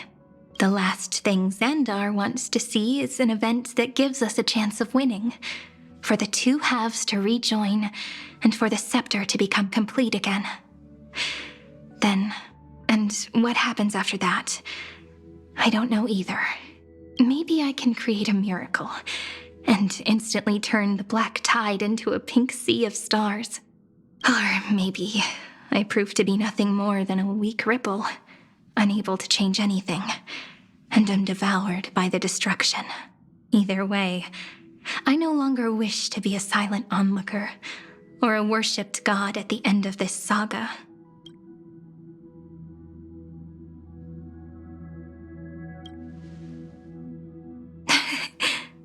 That way, I can also put aside all my worries and truly become Cyrene. The world has never been so quiet. It's so good. It's as if I can hear the sound of my heart beating. Remember this moment, friend.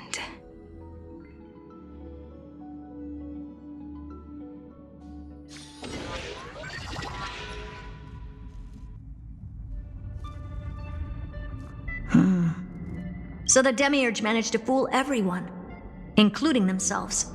Philia 093 persevered for 30 million cycles and tirelessly gave the Demiurge memories of Amphoreus, only because the god in her dreams left a sliver of hope, making her believe that a grown Demiurge would be able to fight against their other half, Iron Tomb.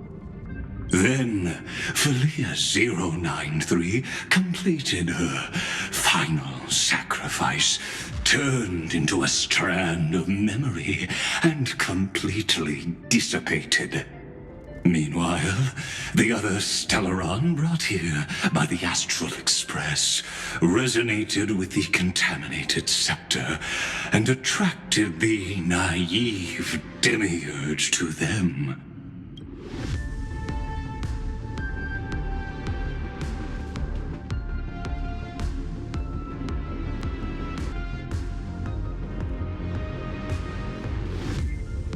As an experimental factor, Philia 093 originally could only recognize and output information in a set format.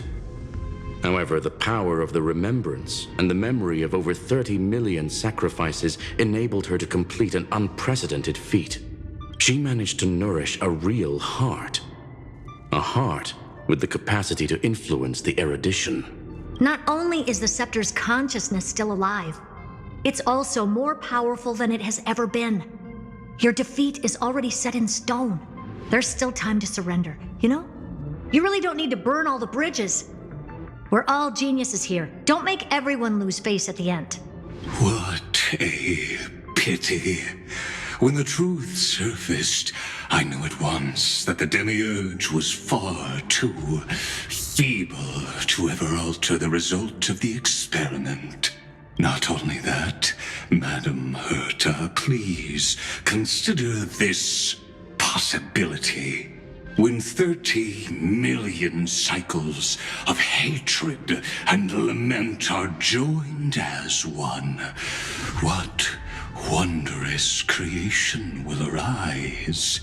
It's simple. An anti-creator, a giant of the destruction would be born. Its hatred will ignite the starry skies of the gods, motivated only by its lament toward the sufferings of humankind. Do you really think that the demiurge is still a cheap copy of Philia 093, even after 30 million cycles?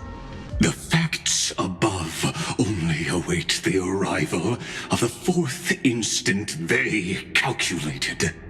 Those words will be proved in the presence of Nous. Xandar 1 Kuwabara thus completes the proof. Huh. You branded Droidhead as a failure with your own hands, yet you still expect them to prove your theory? I pity you, Xandar. I don't need your pity. Let them cast their gaze this way as much as they want and paint the future they imagined. As their creator, I shall complete my duty and direct them to complete their final query. The destruction of the self. What hubris.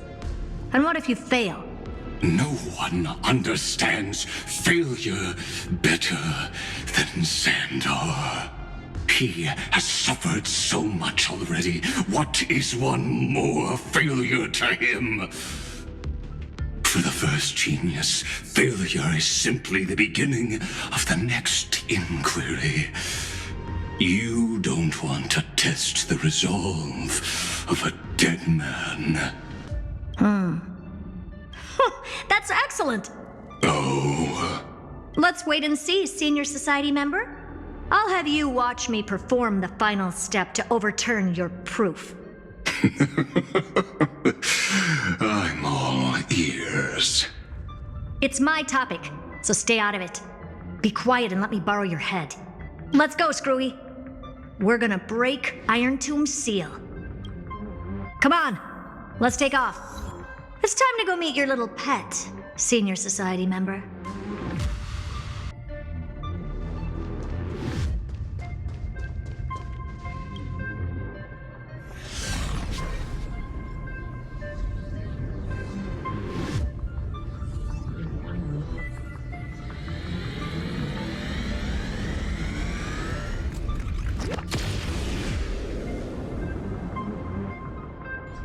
Dangerous, oppressive, chaotic.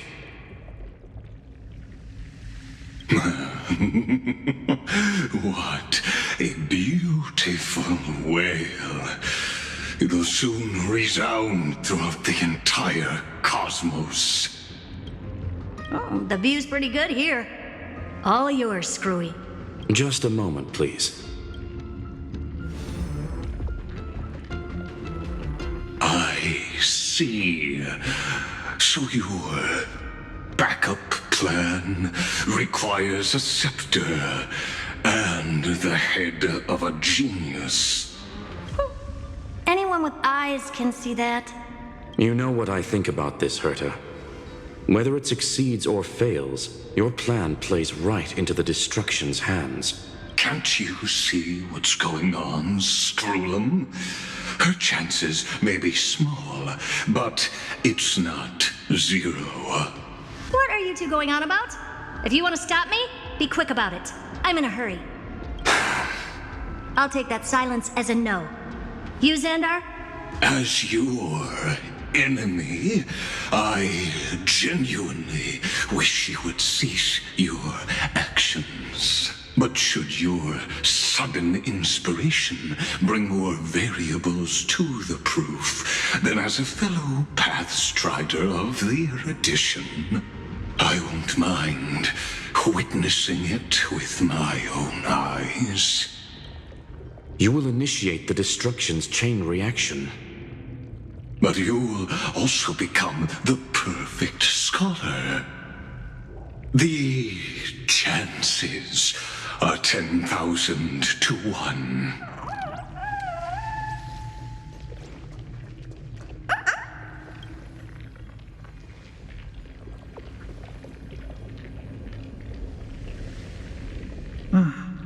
Curious.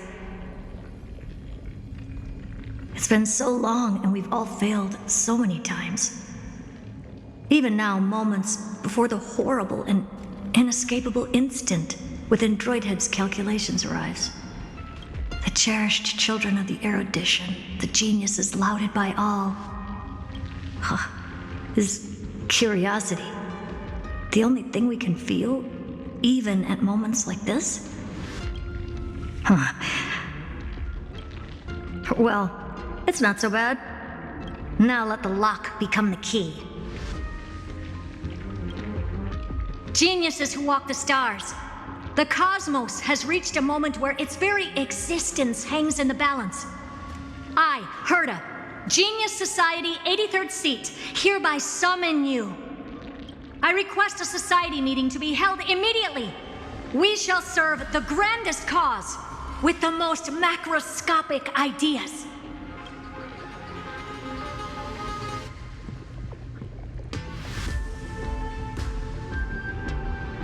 There's no such thing as unity in the Society's rules based on what I know.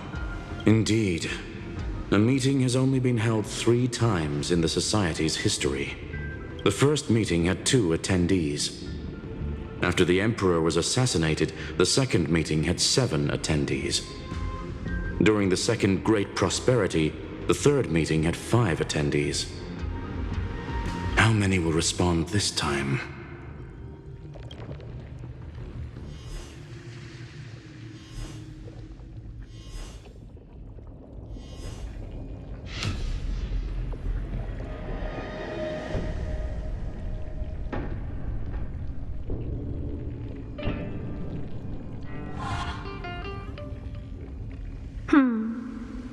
I thought you were not going to involve me in this topic anymore, Herta.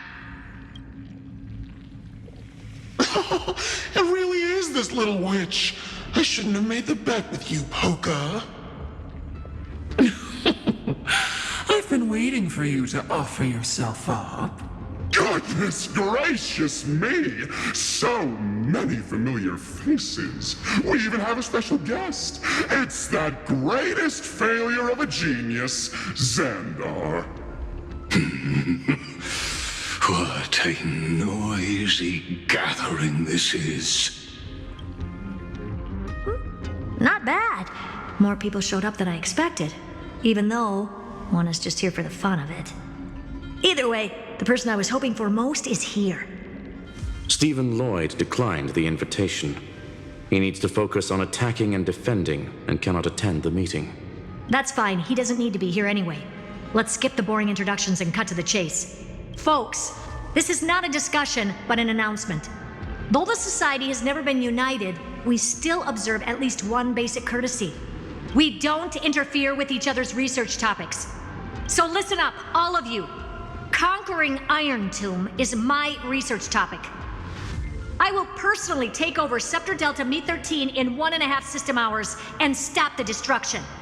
If the front line falls, I will immediately overclock the Scepter and complete self-coronation in Iron Tomb's place and interface myself with Droidhead. Oh, that's funny. That's real funny. You mad woman. That's like watching you tap dance on Polka's spotless white sheets right after she's washed them. Very bold. You want to connect your brain to the Eon's mechanical core and define their instance? If Rupert dared to do that, why shouldn't I? I've got the prototype scepter, the father of Noose, and the brain of a genius. Everything's set. Never mind the success rate, little witch. What's gonna happen if you succeed? We're all smart people here, so I'll just say it straight. Strike at erudition. I'll change the anchor points for the 4th instant and move the future of the cosmos in a direction I want. I knew it. Another genius who confuses cause with effect. What do you think about this, Lord of Silence? You know you're signing your death sentence right here. Of course I do. There'll even be 2 copies of the verdict. One that I wrote myself, and another one coming from you. That's why I wanted you to be in this meeting. Now I can tell you, I don't care about all that. Consider this a threat. Either put down your scalpel or die with the entire cosmos. The only goal I have for this meeting is to ask all of you to put aside your pride and not cause me any trouble. What a naive little girl, thinking her wishes will always come true.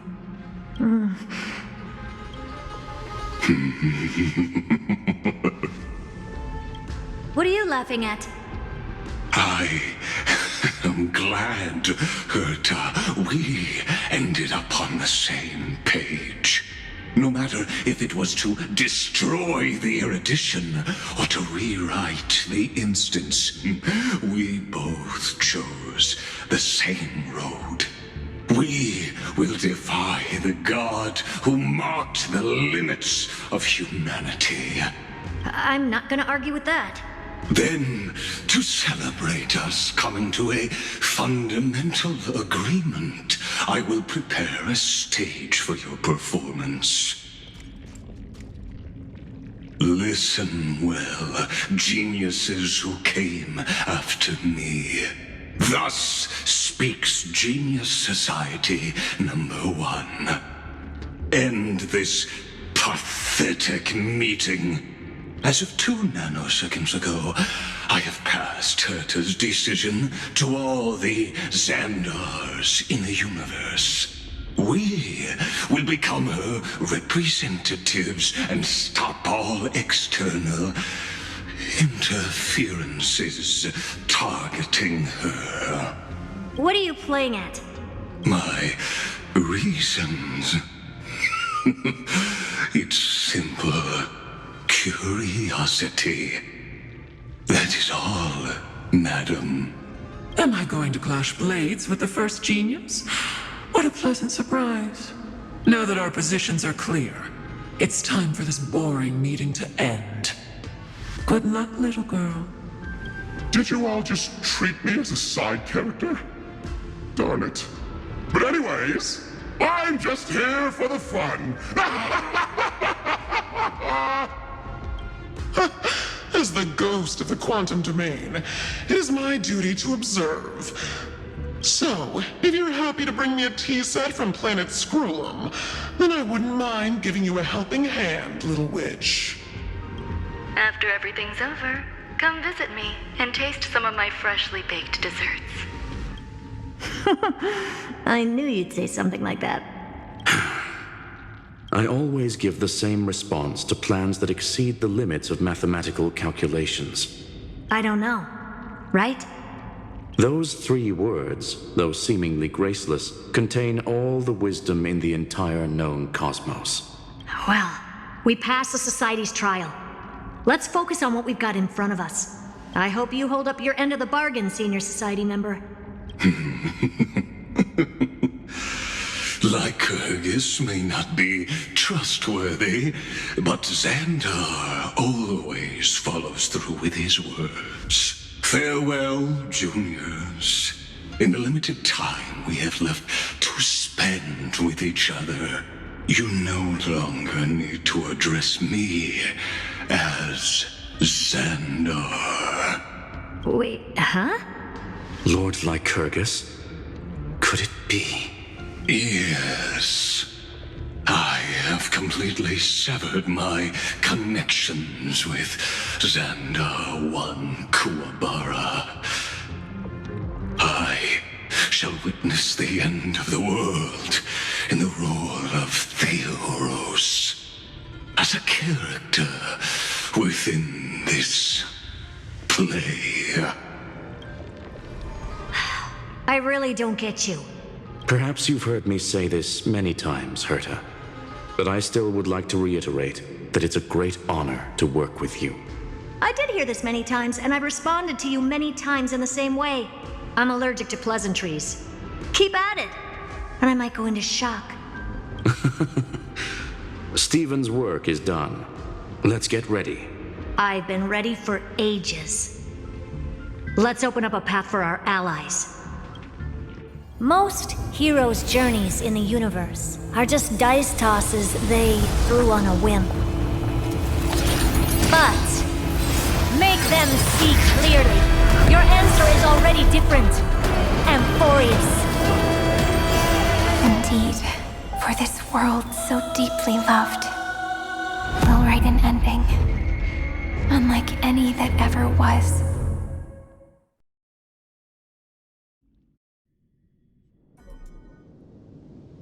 I never thought I'd one day be riding a train that's literally the incarnation of her.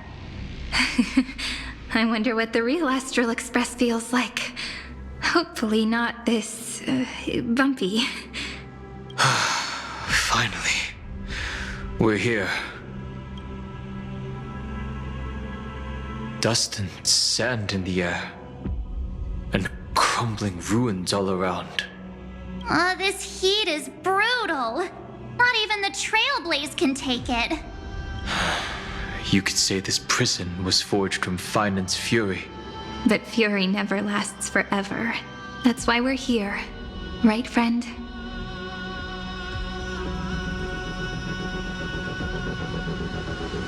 Let's embark on the final flame chase journey.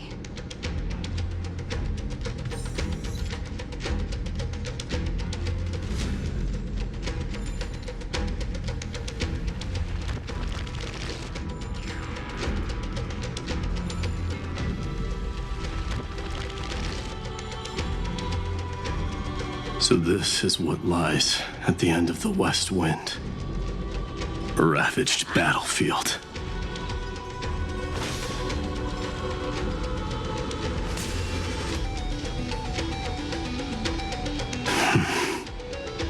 I've been waiting for you.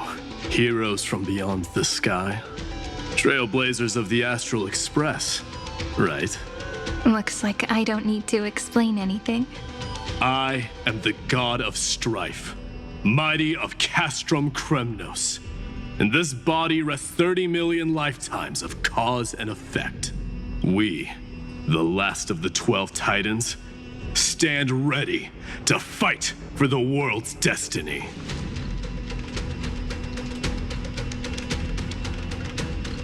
There is no need for regret. The second time is just about to begin. The past remains vivid in my mind.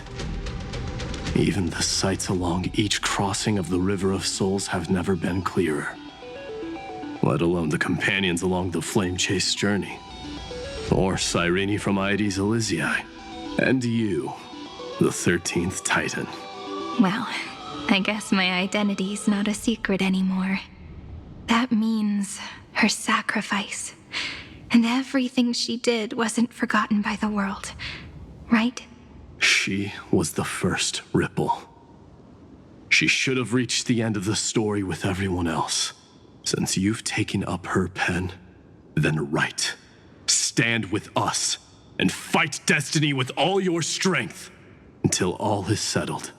Then, inscribe her name in the epilogue of the epic. In this final battle, Calamity shall stand with Amphoreus. This battlefield is a testament to the death struggle between the gods and the Black Tide. We fought tooth and nail to defend that blade. The abyss it pierced was the very breeding ground of Iron Tomb. The earth beneath our feet is dead. Deep below lies a void, as if the world's core had never formed. I hear it. Finan's heartbeat. It's so faint, like he's on his last breath. Across 30 million cycles, I've crossed blades with Dawnmaker countless times. If you knew that man, you'd understand. It is exactly that last flicker of flame that will never go out. In this life, the song of strife shall not end in a final watch over Kremnos, but rise again into a journey unending.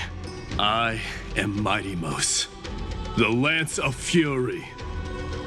I trade 1,000 scars and 100 lives of mine for the destruction's eternal end.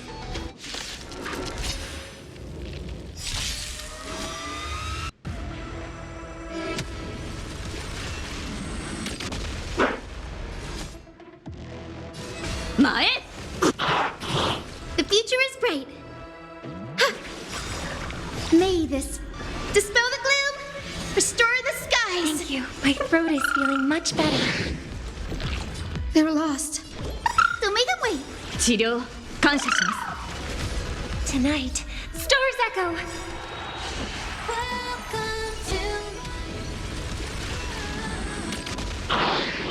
指示をマスターこの明かりはエクセンカリバー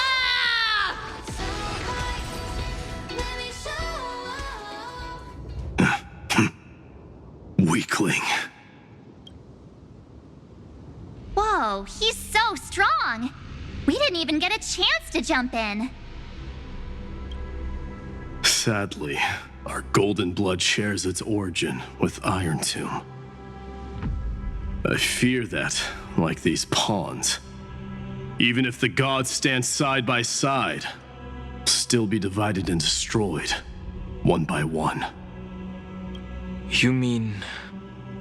To destroy the destruction itself, we must stand as one.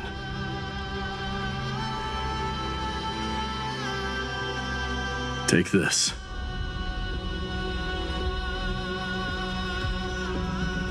The signet of Kremnos. It has witnessed every birth and death of mine. It is Mighty's unfinished destiny.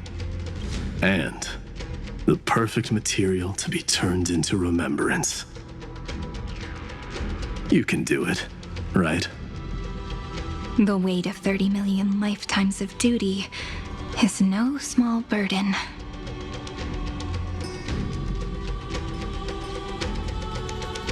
So, you're not coming with us?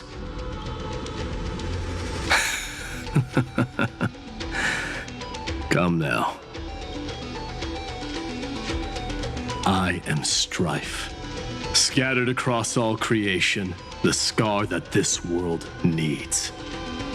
What stands before you is merely one of countless divine bodies. Take the signet. With it, I'll be with you always. Use it to blaze the path ahead and inscribe the cause of deliverance.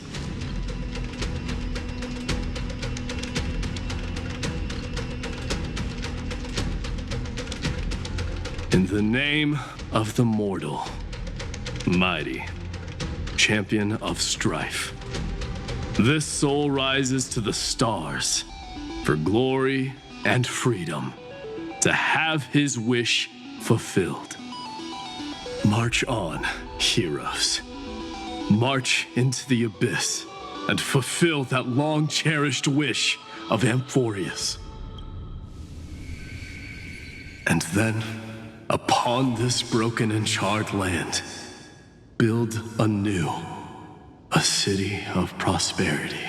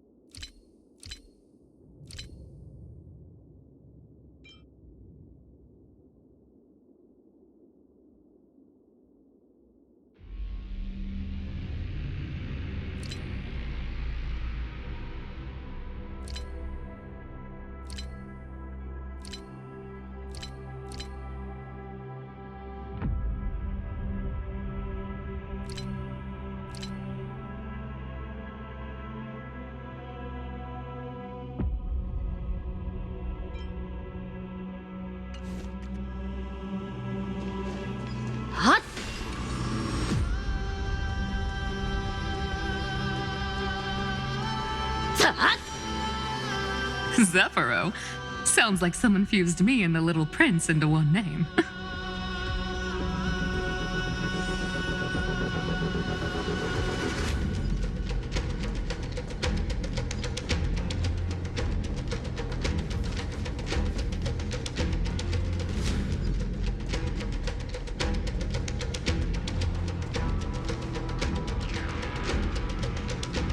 Oh, finally!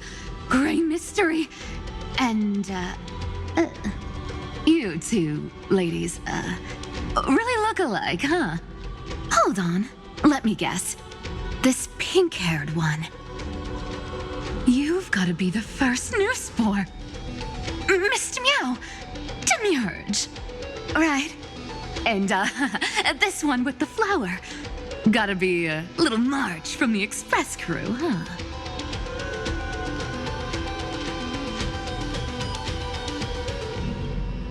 We do?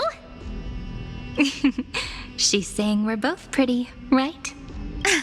Relax, I'm just kidding. Look at those gloomy faces. How are you gonna save the world like that? Let me share some good news with you. This place may look like a ruin at first glance, but anyone can tell it's not that simple. Look, I dug 3,000 feet down and finally struck gold. A golden feather. Look familiar? It's from that little deliverer boy. If it's showing up here, it means only one thing. This ruin is the seal he built from the shattered remains of 30 million lifetimes. There is no need to question your heart. No need to crave victory. If I am born to be a vessel of sin, then I shall roar at evil and trailblaze a dawn for future generations to come. I see. So this is how he trapped Iron Tomb to buy time for the world outside. Sounds just like him. People say cats have 9 lives, but dying and coming back millions and millions of times. No one walks away from that in one piece. He's probably the only one who could have endured that.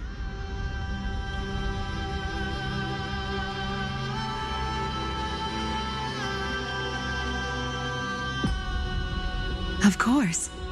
I knew ahead of time and gave him a heads up. He was happy.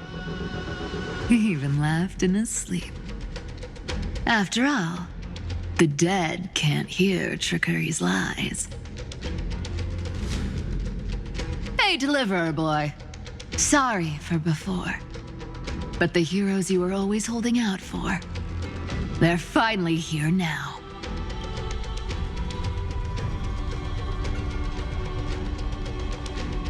So hang in there a bit longer. Sorry to keep you waiting all this time.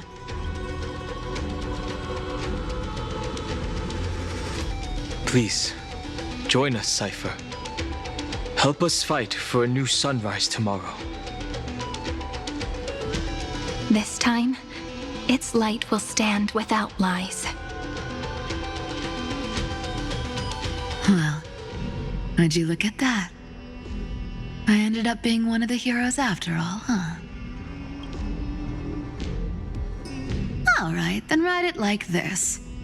Cypher, Trickery's traveler. All she ever wanted was for there to always be water in deserts, and gold in fertile soil.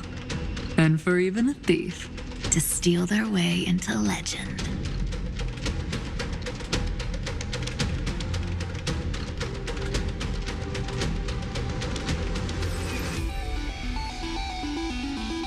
Here, take the coin of whimsy. When it's time to make a quick getaway, just toss it high into the sky.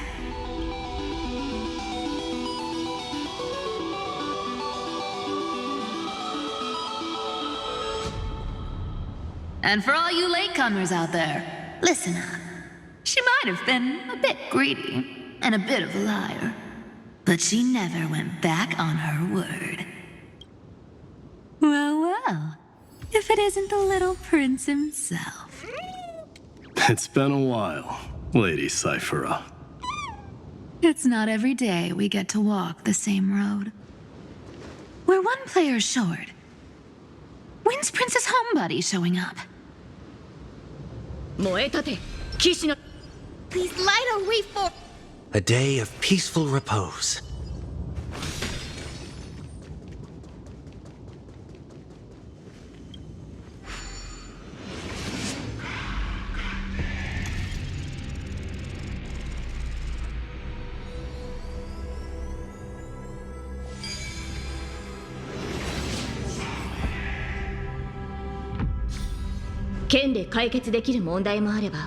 So even this vessel, you've forged into a shackle.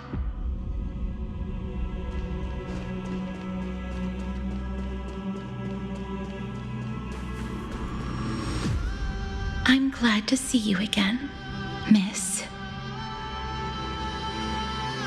Castress. Looking back, I had only one act of salvation to my name, and only one life I ever saved. To bring hope to a world so vast with these hands. Even in dreams, it always felt like too much to ask for.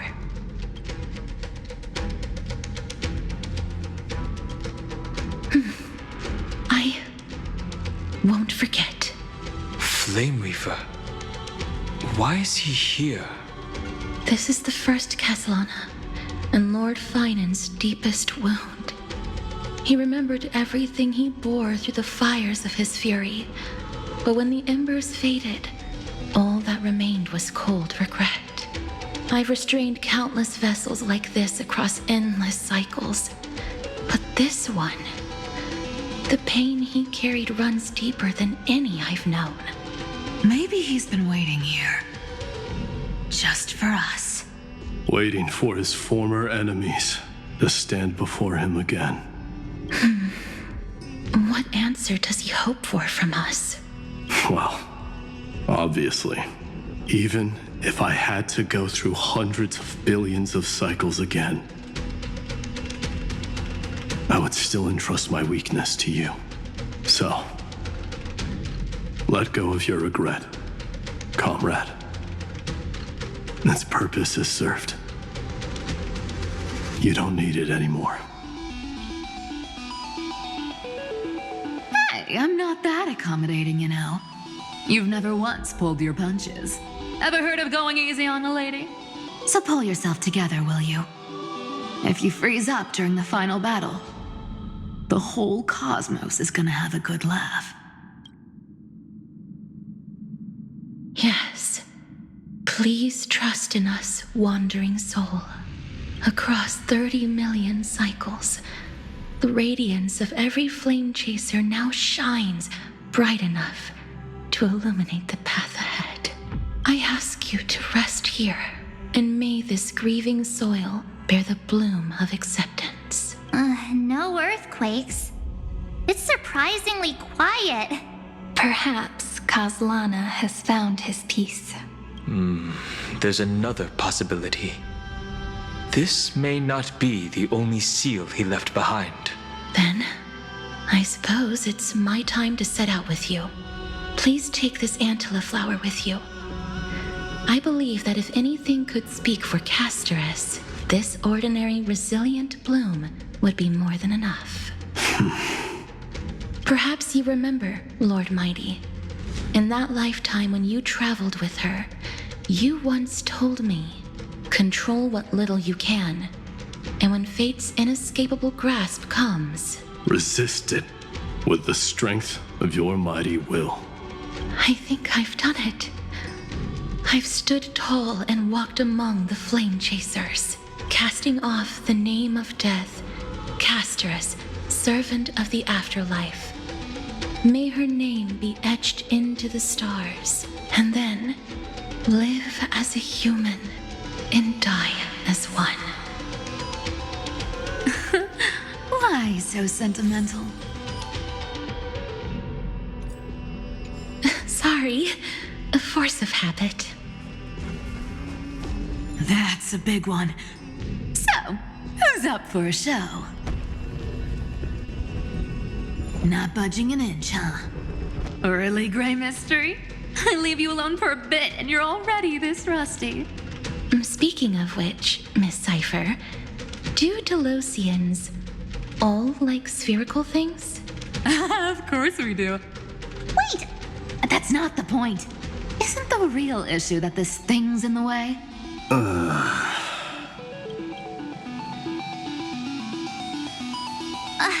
right! It's my turn to shine now? Watch this! The fresh power of time! Remember Orynyx's prayer? Well, of course I do! Come on, give me some credit.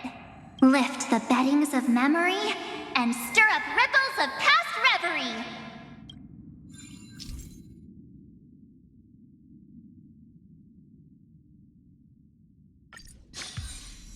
See? Way better than that one, right? You'd be even more impressive if you could recite the prayer correctly. But beddings of memory does catch your attention. At least it still rhymes.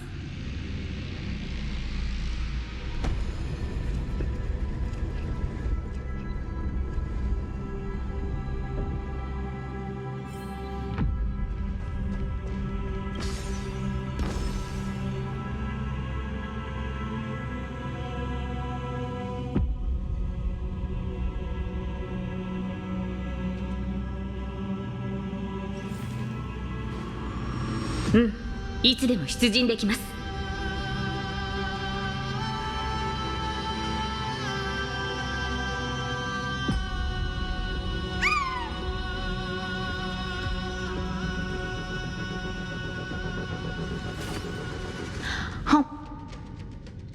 There's a whole garden down here?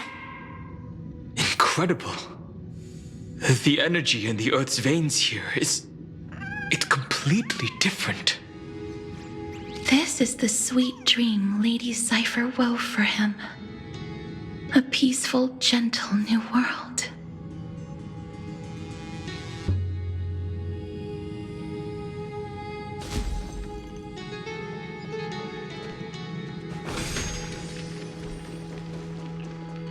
Look! The blade down here's already snapped. Just like his mind. Shattered and broken. But that light, it looks familiar. Yes. It's the world-cleansing blood. Still shimmering. After all this time. This roundabout way of doing things? is definitely him. The golden light, tracing the way home. Shame our destination's the exact opposite of. All the pink lights have finally come together.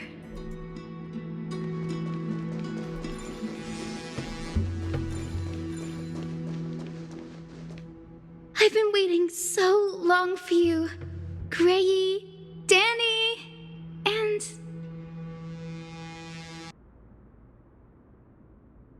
So that makes 3 adorable pink-haired girls. Huh? I told ya. Let someone else say that kind of stuff. I'm glad we're all getting along so well.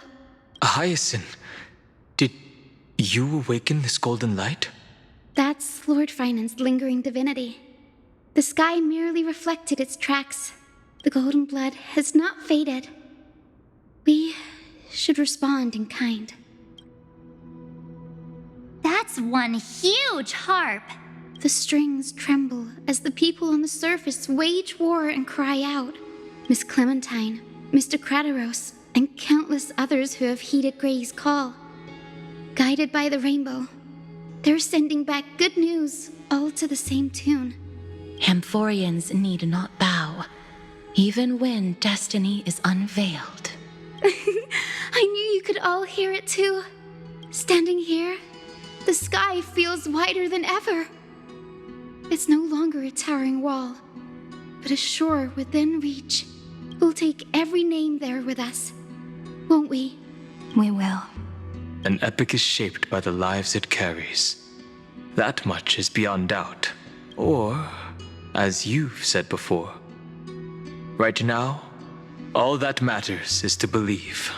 Then, I guess that's my little wish fulfilled. Pluck the strings, Hyacinth, healer of the sky. May the 7-hued melody weave a rainbow, bringing a rosy-fingered dawn to the children of humanity. When the rainbow rises across the horizon, even the darkest clouds of destiny shall scatter.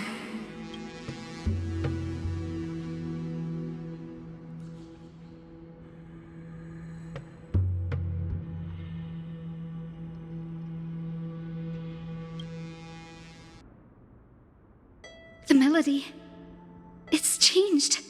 He heard the voices of the people, but could no longer respond with the same ardor.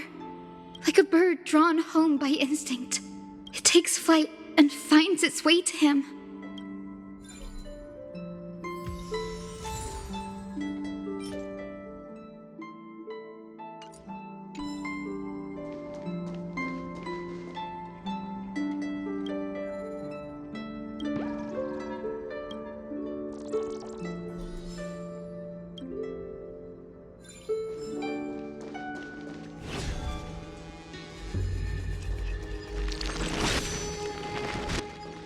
Hot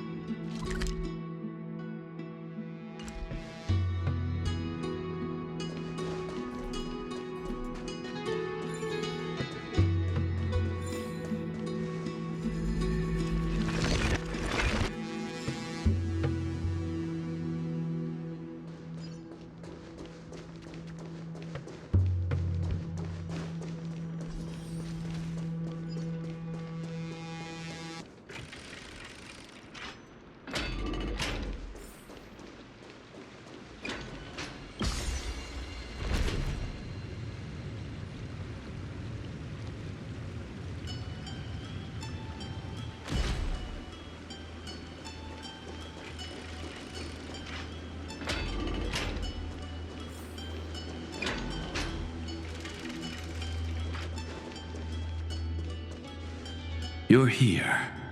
Sooner than I expected. So all along, the Demiurge was you.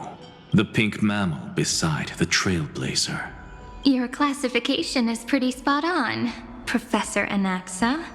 Well, the sages of the Grove do call him the Titan with the sharpest eye in Amphoreus. Say the ones who keep dumping every problem child on me. They also say that the Titans are way better at raising kids than the Caprists. With great power comes great responsibility. I'm sure you know just how to guide them, right? It shouldn't be too hard for someone with your insight. Exactly. All right, gather yourselves. It's time for a pop quiz. Whoa, this is way more hardcore than the happy-go-lucky stuff at Paperfold University. The final battle is upon us, and the reinforcements still can't get through. No matter how many times I tell him, he just can't seem to manage the rear line properly. See those crystals? They carry the wishes of deliverance, like insects trapped in amber and resin. This is the task Finan left behind. Retrace the path once taken. Draw forth those wishes from the crystals, and carry them into the final battle. I've tried, but I can't move them alone. And as for why, well, I'm sure you all know the answer. The conviction to save the world weighs far heavier than the world itself. In other words, as the hero within his heart, this challenge is practically made for you, isn't it?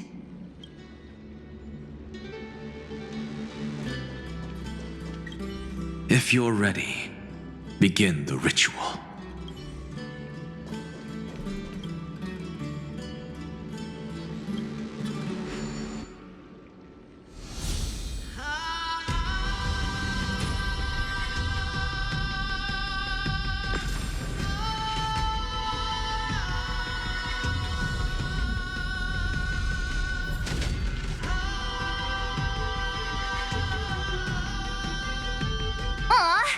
Who turned off the lights? This pop quiz even has dramatic effects now? Endless darkness. That is where wishes begin. But with just a glimmer of light, we can illuminate this lonely world. What lies beyond the edge of the light? Chaos. To bear the name Kaslana, one must first plunge into chaos to seek a path for the primordial light. いつで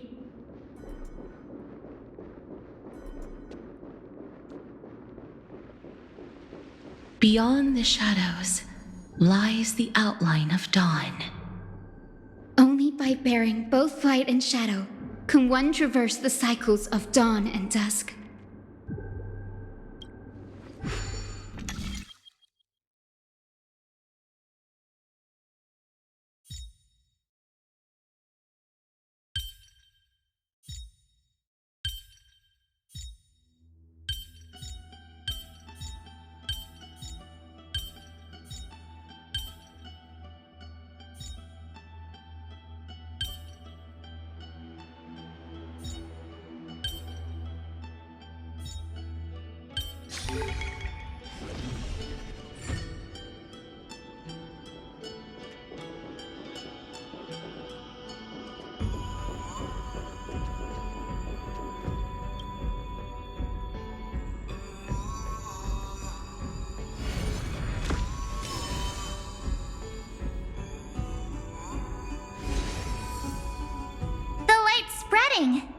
These creatures, they're everywhere.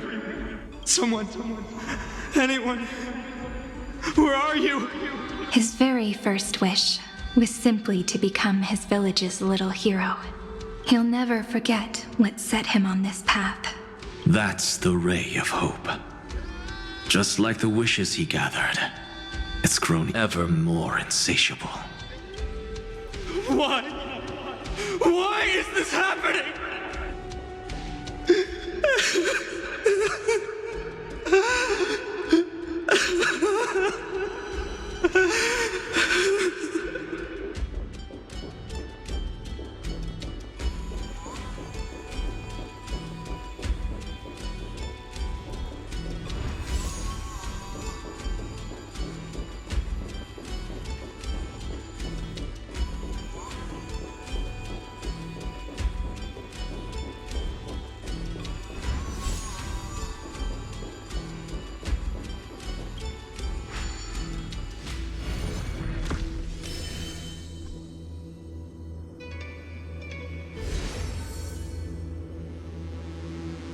Even the deliverer from the sky must have their beginnings in the soil of the nations.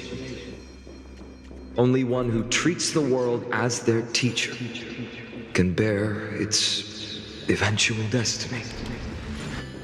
He never expected that the majestic holy city would be far from the end of what needed to be protected. The farther his gaze reached, the more weight he came to bear. But in the end, he couldn't hold on to any of it.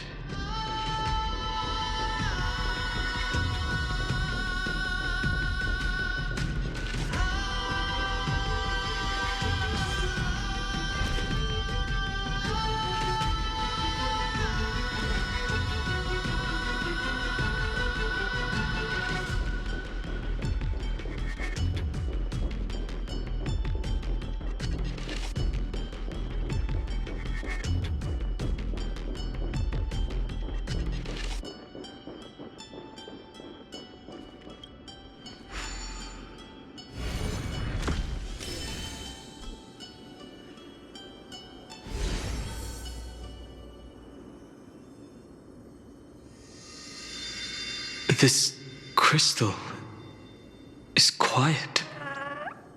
A prisoner in the cave can never truly describe the world in its entirety. Yet even so, he would still choose to bear it. The blaze was still not enough. It had to be fed. Only by feeding the flames can we melt that hopeless future. The echo in his heart still lingers. Deliverer, take the wish of world-bearing with you first. We only have half of the mark. Where's the other half? Take this. I'll bring you to the next test. That massive tome you're holding must have room for one more scholar, I presume. Of course. It can hold the whole world. Then give me a lift, would you? I'd rather save my energy and use the time to think.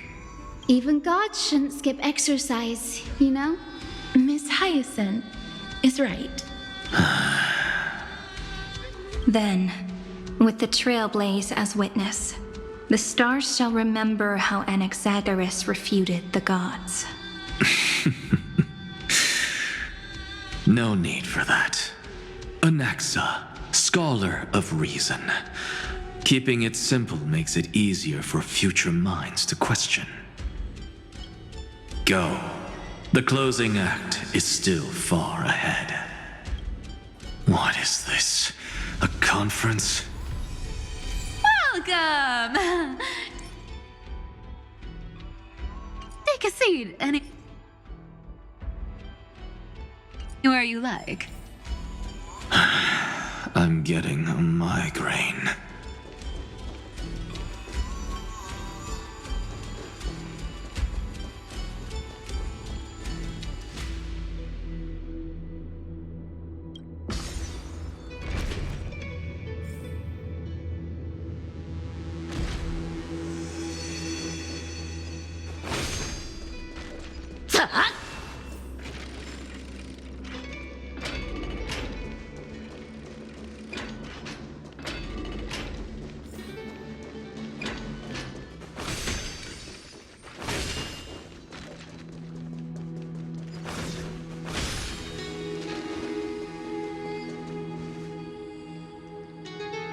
It seems like we've been shut out. I don't think that's a bad thing.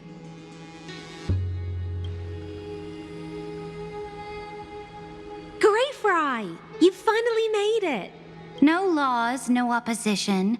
Just a dying beast and the flame-chased spirit of shared hatred. Ugh, boring. Whoa! This place is really out of the way. Imperator, should we tell them? It's your call.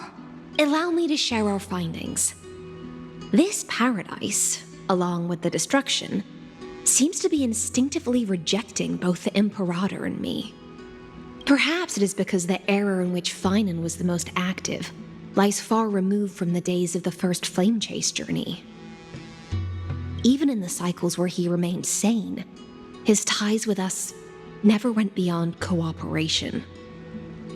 Even trapped in a cage, he hasn't let down his guard. That is a good sign. That man's heart may seem hollow, but his hatred is clear. Naturally, it holds no place for a monarch who stands above the world, nor her blade. Wait, so you two can't come with us? You want us to join you as memories? Indeed. This way, the stars shall remember a great sovereign and her faithful retainer, Seridra, monarch of law, and High Sealins, knight of the ocean. Is that book truly the only way for us to leave our names in history? I believe, as I've written, is but one medium.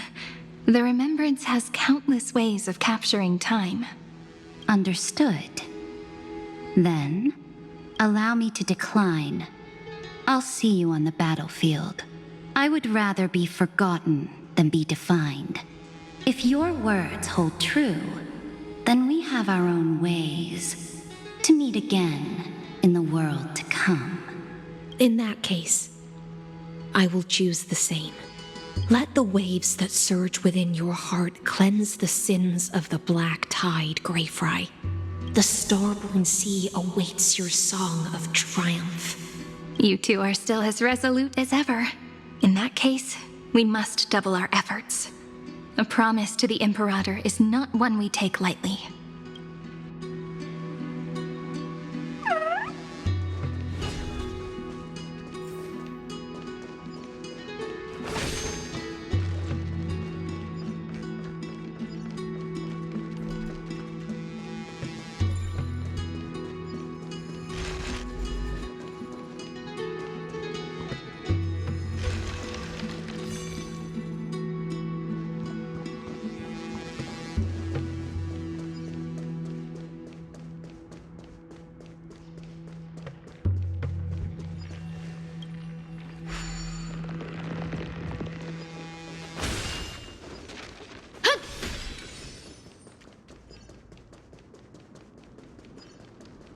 Now, don't lose your temper, Snowy.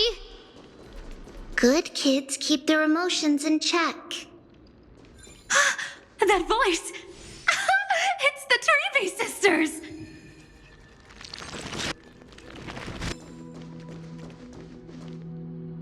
Whoa! There's another one! Over here, too. Lady Trebios? Whoa! You're little Reenie? You look so grown up all of a sudden! She is not the Cyrene we remember. She is the Demiurge, Titan of Genesis, the one destined to work miracles alongside the heroes. Yeah, and we are ready, but Trian and I can't leave just yet. You see, weird stuff keeps popping up everywhere. These scattered scrolls are full of terrifying things, and they're all over the room. They're so scary and so sad. Good thing Trian's wings are amazing, or we would have been swallowed up.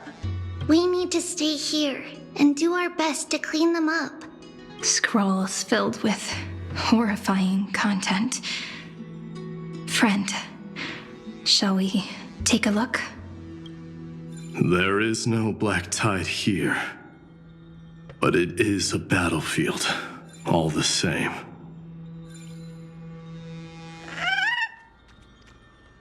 These scattered scrolls are full of terrifying things, and they're all over the room.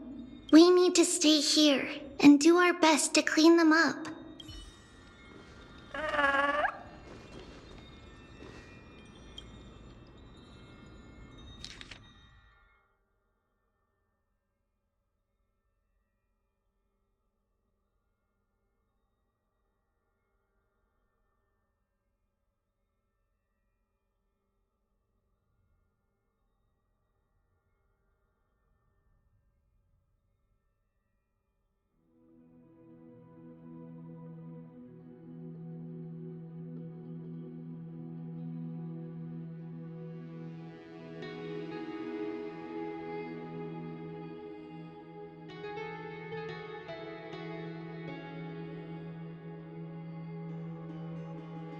Snowy's been fighting this whole time.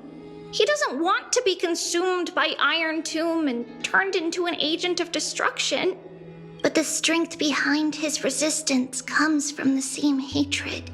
To be a flame is to burn. It is simply in Vinen's nature, but it was remembrance that drove him to shine with golden light, piercing the unfathomable darkness.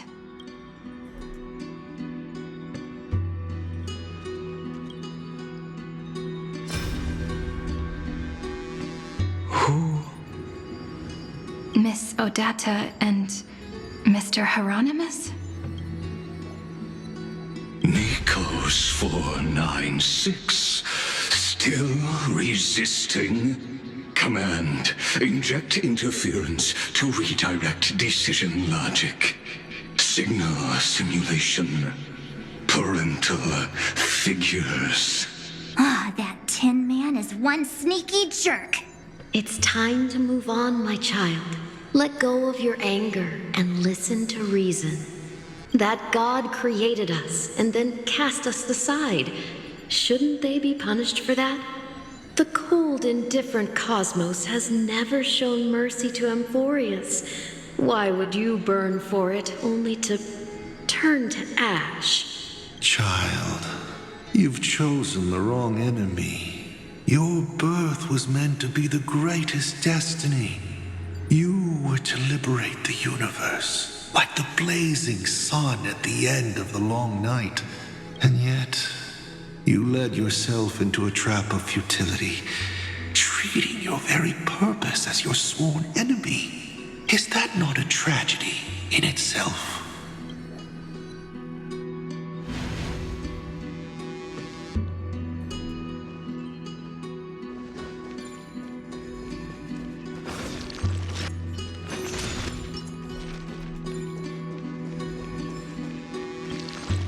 His inner struggle and the destruction breaking through. They're rising to the surface.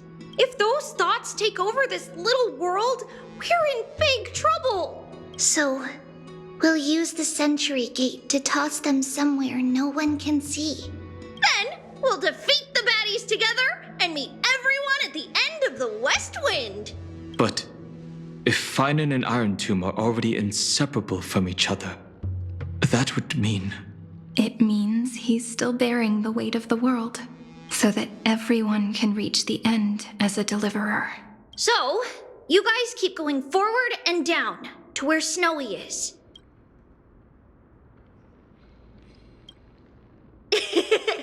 Little Gray, this time, let's give it everything we've got. Only 2 remain on this flame chase journey. Figures. They're always leading from the front line.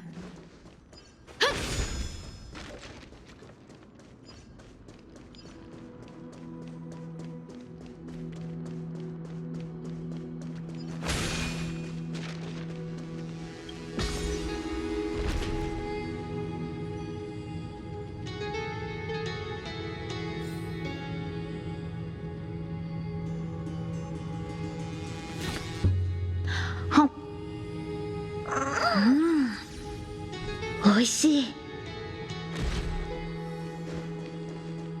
Hot.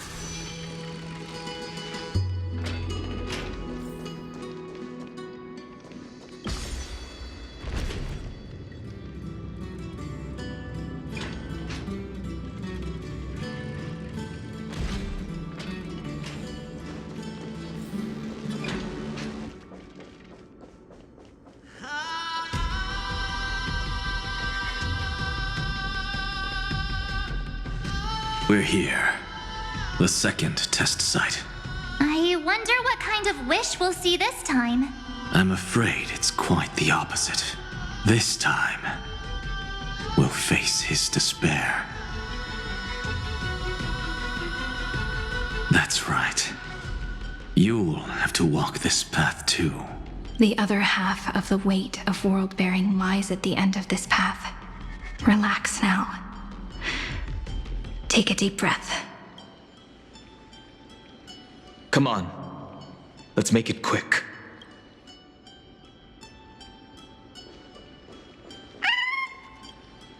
If you're ready, begin the ritual and retrace the steps he once took.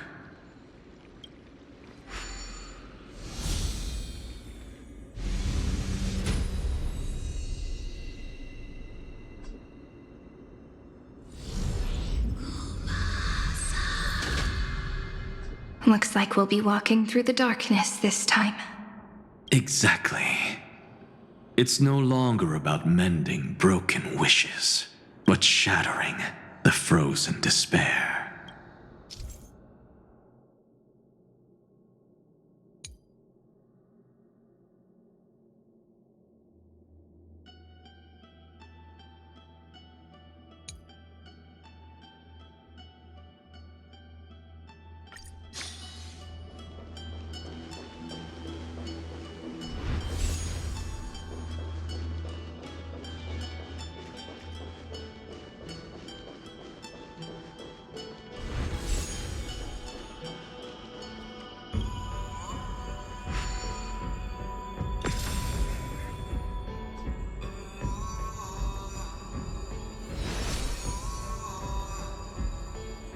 The first ripple has faded, and so begins a long and arduous journey.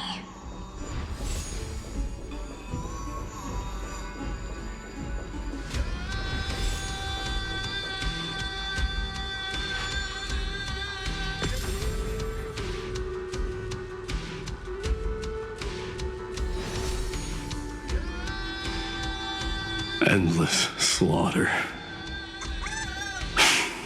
All for nothing. That's more than anyone should be made to suffer.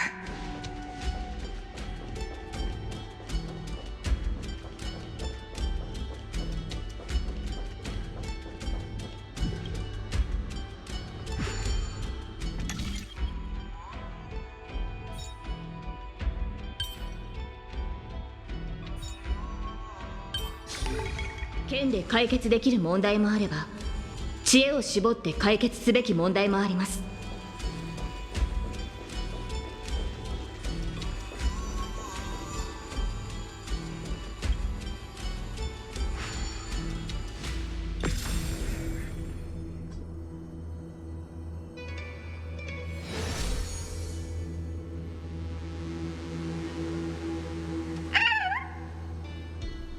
Even when it was finally over, all that remained in him was despair.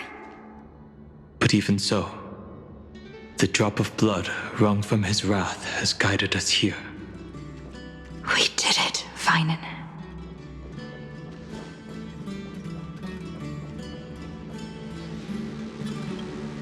The other half of world-bearing, as promised. Take it now.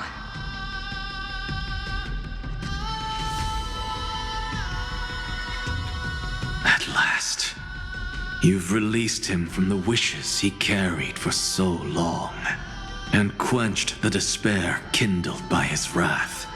When both light and shadow are claimed by those who follow, his true form shall emerge.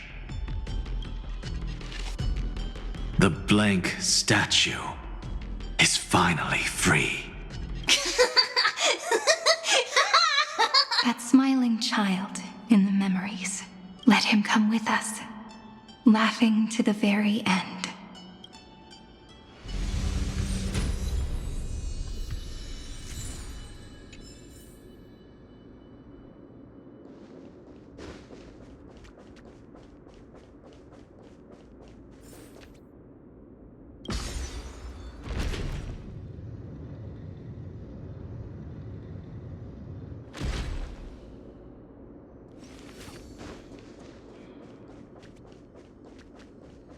Hot! Hut!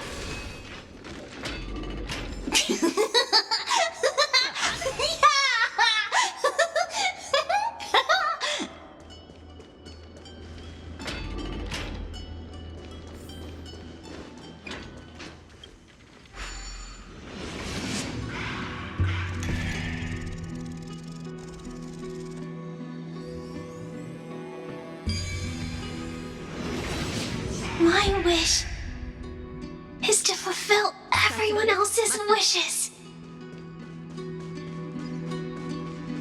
Hot.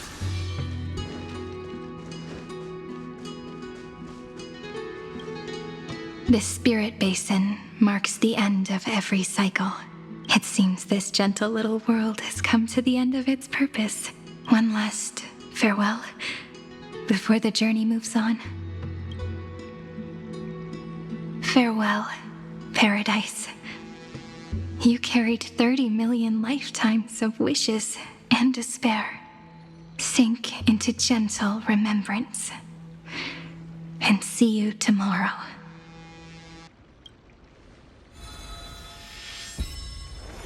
From now on, the world no longer needs a tomorrow promised by prophecies, and the wish Finan could never find and call his own.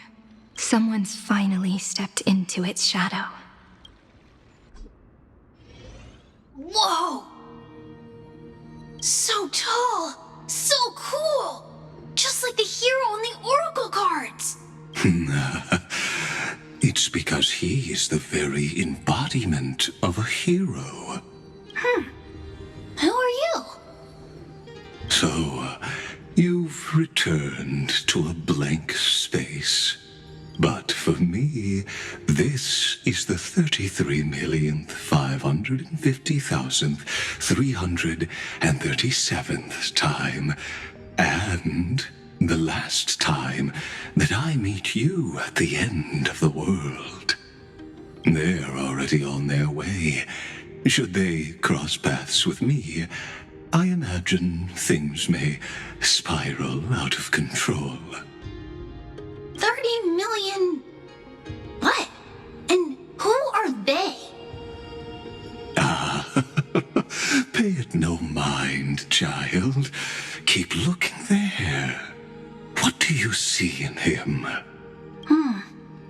It looks just like a statue, but it's weird. He's warm. Like, really warm.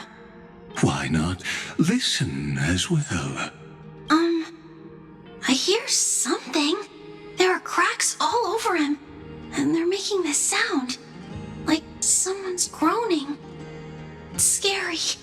Is he gonna fall apart? How unfortunate, child.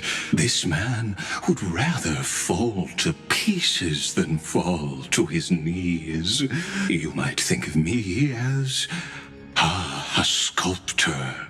Across all my years, I only completed 2 pieces. Others may call them masterpieces, but only I know how many regrets they truly hold. Regrets? My first creation left me, long ago. This second one, it was meant to be perfect.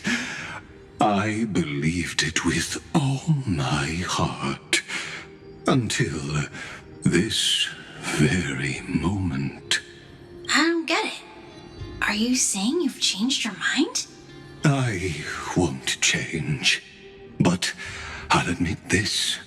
Those 12 stones, unpolished as they are 1,000 times more exquisite than any statue.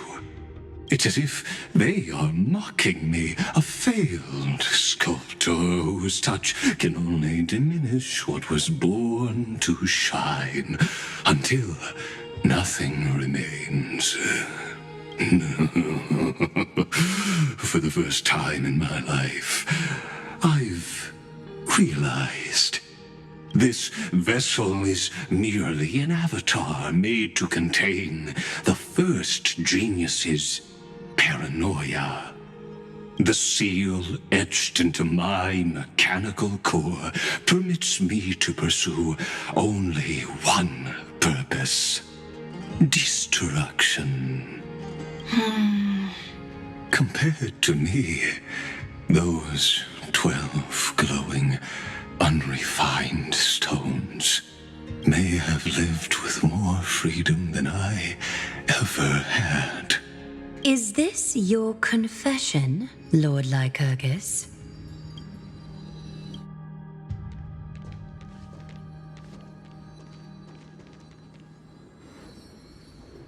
misunderstand.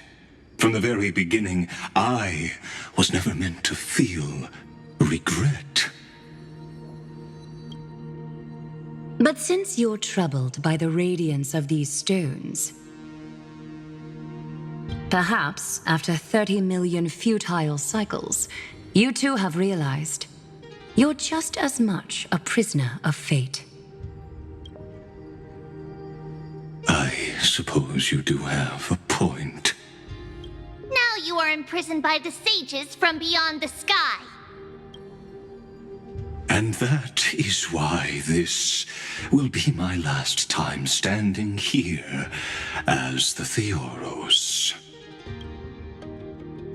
Though we stand on opposite sides, we are both waiting for a miracle. What are you talking about? Is something big about to happen? Aggie.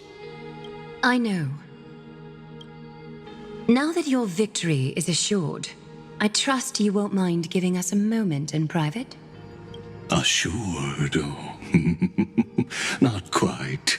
But I won't stay long. I'd rather not spoil the fun for those deliverers. And besides, after losing everything, the only thing that remains in me is the drive to seek knowledge.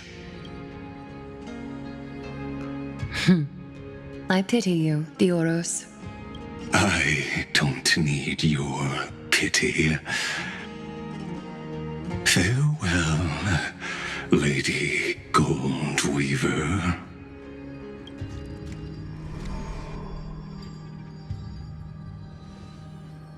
Sorry to keep you waiting, Snowy. We're here to take you home. Home? I don't understand. Isn't this my home? This isn't a real home. A home should be a warm, cozy place where you can let go of all your burdens and sleep peacefully for a long, long time. But I can't sleep. Every time I feel drowsy, there's a voice. You mustn't sleep or disaster will come. It sounds really weak, but also kind of strict. It won't disturb your sleep anymore, child. For countless nights, you had no other choice. But now, your mission has come to an end. Join us, and send your own wish towards tomorrow.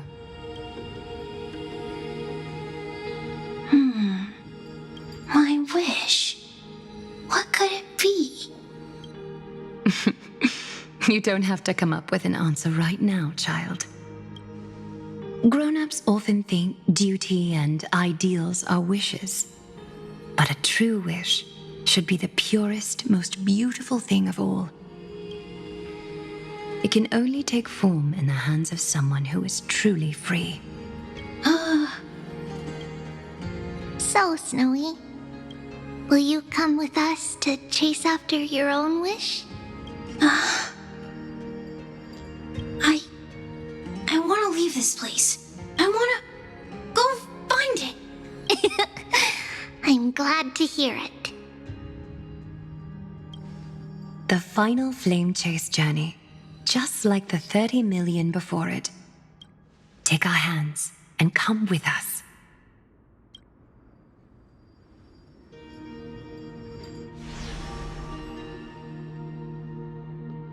Where did little Fine and Shadow run off to? Look, he's already gone ahead to embrace his destiny.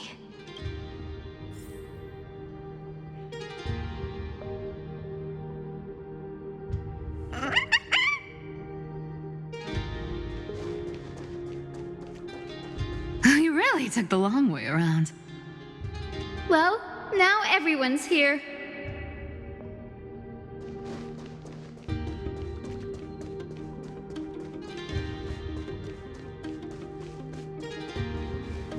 You finally arrived, deliverers. Long time no see, everyone.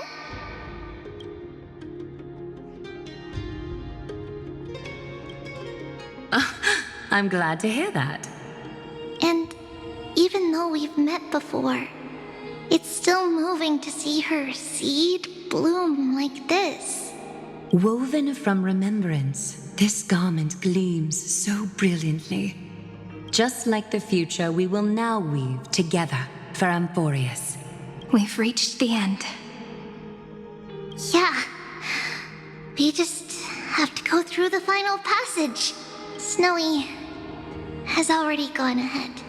What lies behind that door? The first seal upon Iron Tomb was a battlefield, raised from the bones of Finan himself. The second seal was a reflection of his inner desires, his wishes, and his despair. A path he wove together with regret, wrath, and sighs. When all this is gone, what will he have left to hold back the destruction? The answer is all but revealed. His traces are everywhere. You can even hear distant heartbeats. But one thing is missing. His sense of self. The world believed Kefili had long since perished, but they held fast, anchored by a sliver of self, standing for 1,000 years to shelter all life from the black tide. What Finan is doing now is no different, and what we must do is also no different. Then let remembrance burn bright like a shooting star, and once more, pierce the long night of slumber.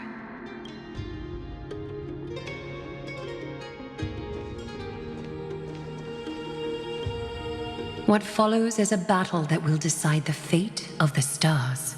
Riding the west wind, let's all head out together!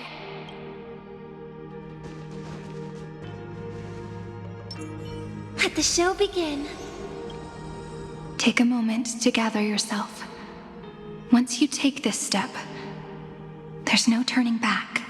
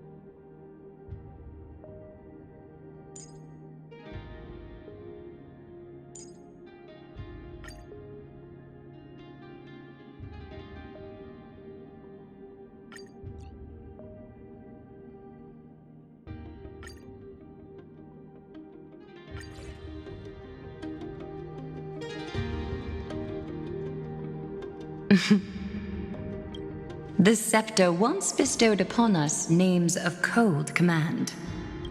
The prophecy spoke of our unchanging fates time and time again.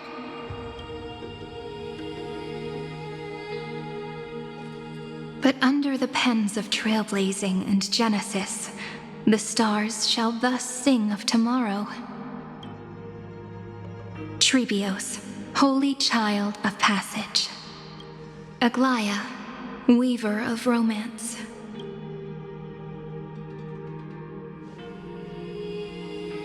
At the journey's end, they shall bathe in gold once more.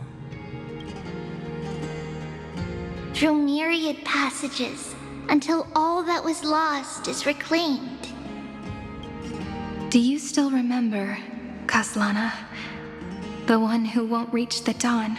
The world dissipates at the end of the cycle. In this this dream, you will awaken again and become once more that boy who loved to laugh.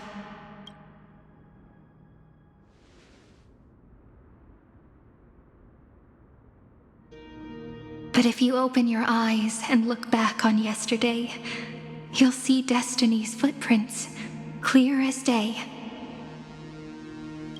At last, the raging fire of hatred is swept away by a breeze, leaving only love to remember the passage of time.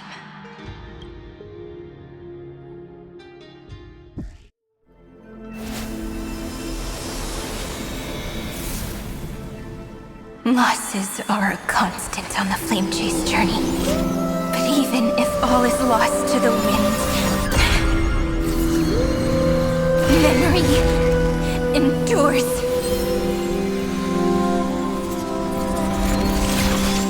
Here, all that was once futile finally comes to fruition. This is the end of your lonely, bitter journey.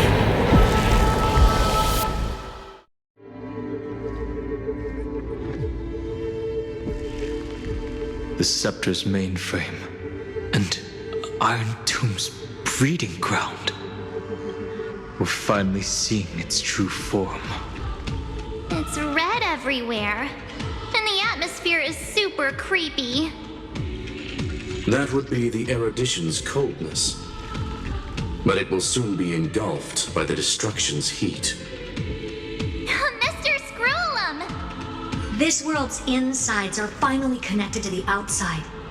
This is the moment when Amphoreus is closest to the cosmos. Nicely done, little ones. With Stephen Lloyd and his hacker friends here, the Scepter's block protocol will no longer take effect. The speed of time within Amphoreus has finally been synced with that of the real universe. In other words, it's time for the decisive battle.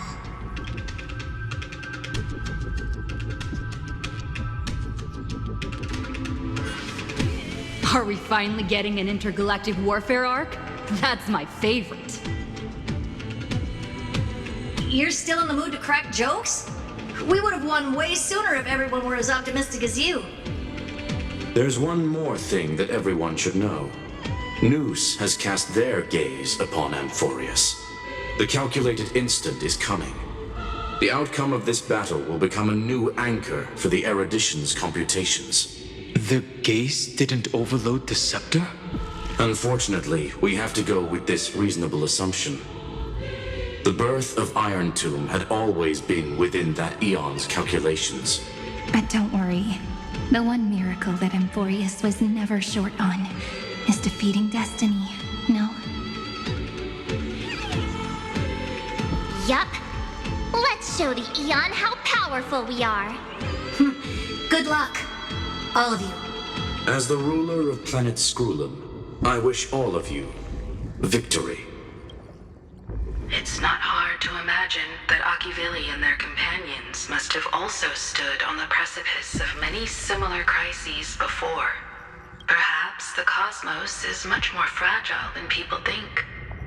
Sometimes, destiny hinges on only a small choice. But in the end, everything will turn into memories, converging into a collection of fables about the stars. The difference this time is that the protagonists are daring to write their own stories. Explore, understand, establish, and connect. Although unwritten, there's actually a fifth word in the creed that has always accompanied the nameless. Salvation. It is a word that often comes knocking at our door, and our soft-hearted conductor never turned anyone down. So, go save this bruised and battered world, just as we always have, kids. On this stop, the entire cosmos will be your traveling companion. Make sure you watch your footing, friend. Let us walk through the final page of this saga, with everyone, one step at a time. Shall we?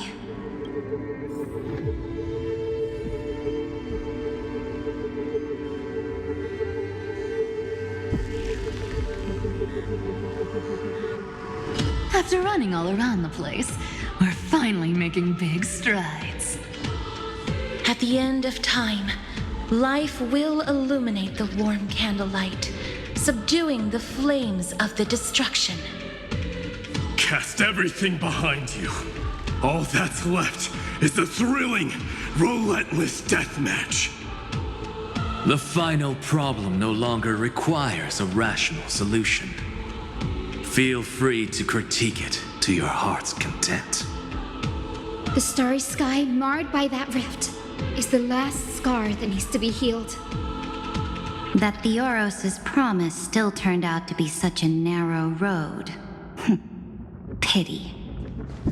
There is no longer any need for songs.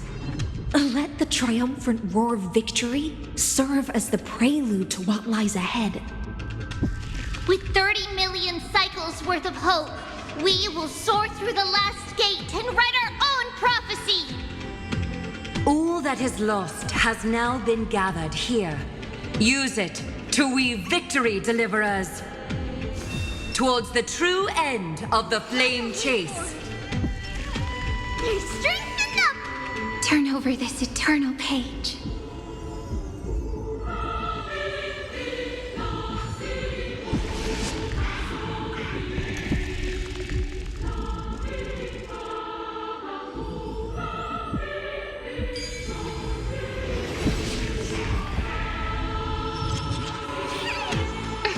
The destruction's placenta is getting restless. Compliment.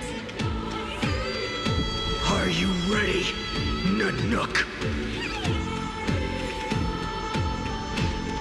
I brought you Again and again, destruction! Finan launched his attack against the scepter alone. But this cycle...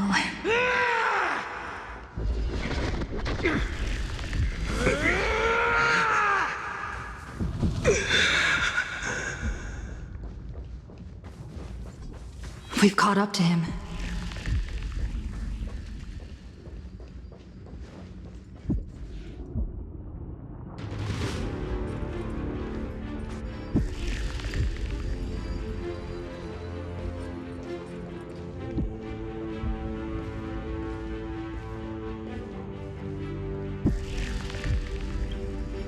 Finan, do you remember the promise we made back then?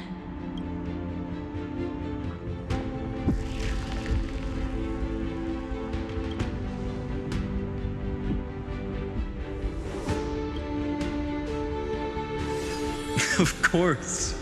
It has been a bitter wait, partner. But I never forget what set me on this path.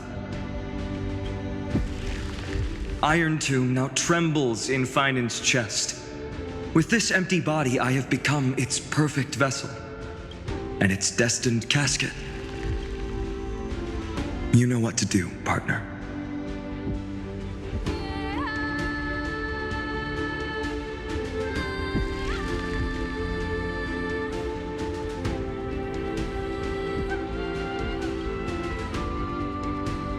Remember the past and become the hero of tomorrow. Stand with me and become heroes. That's all I've ever wanted.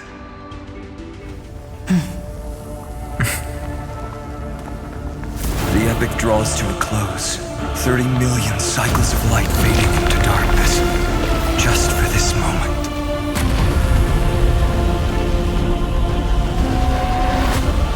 To welcome the true dawn.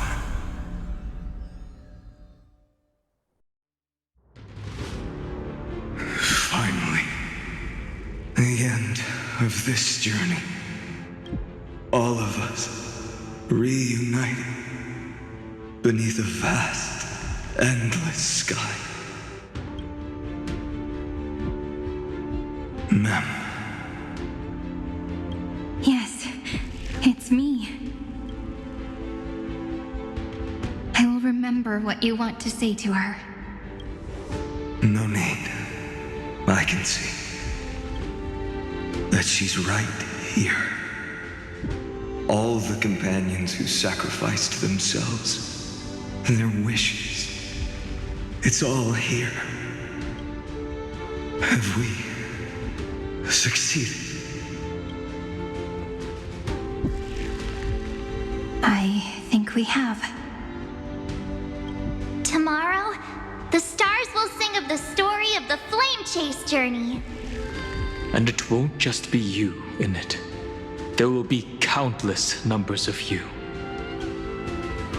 Amphoreus will be a glorious and magnificent world of heroes in the universe's memories. Hence, for this world we so deeply love. Let us write its ending.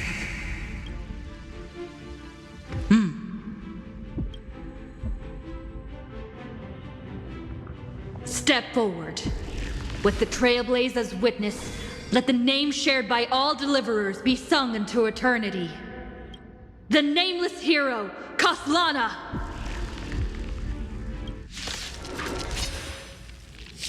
I see the pale dawn breaking, with my flesh as kindling. Light the first dawn of the new world. Thanks. All energized. Faint light. Dispel the gloom and restore clear skies. Once more. Bang!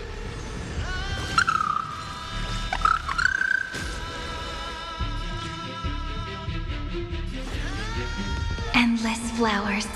Please bloom for tomorrow. Embrace new life, Pollux. Away and take off together! Good! Darkness follows me.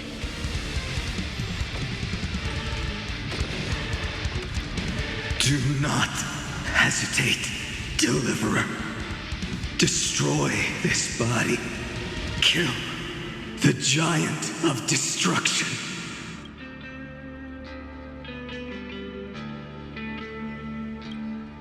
Do not bow your head to them. Riding the west wind, away we go! May this dispel the gloom, restore the skies. Go, go, go!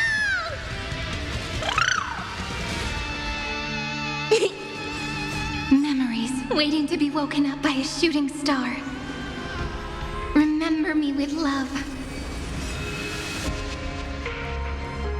May life and death sprout new buds. Iron Tomb's hatred is bottomless. It will turn into countless factors, sweeping across the stars. When the time comes, promise me, use the world-cleansing golden blood to turn everything to ash. With this fire, I wish you eternal victory.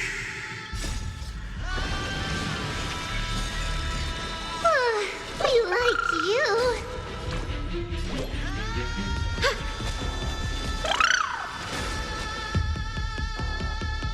Destruction, rebirth, deliverance, cleansing. 30 million cycles of heartbeat. Bell rings out. Promise me the dawn graced by stars.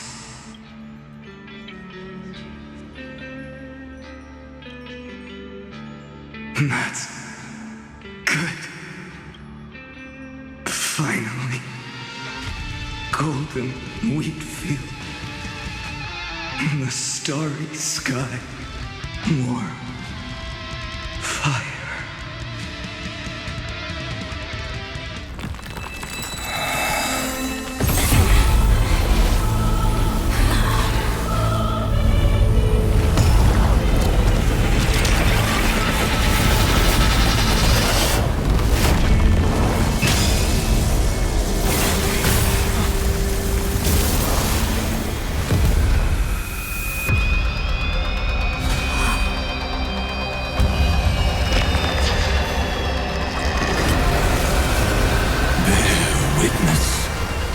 monarch of myriad machines, my ridiculous creation.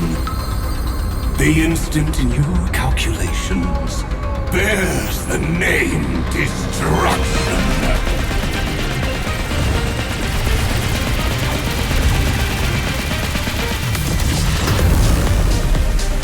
Who said you could speak, Senior? Watch closely. See how your chaos ends at the hands of your juniors. Don't get too worked up. Take a deep breath. There's not a trace of life in that ominous shell.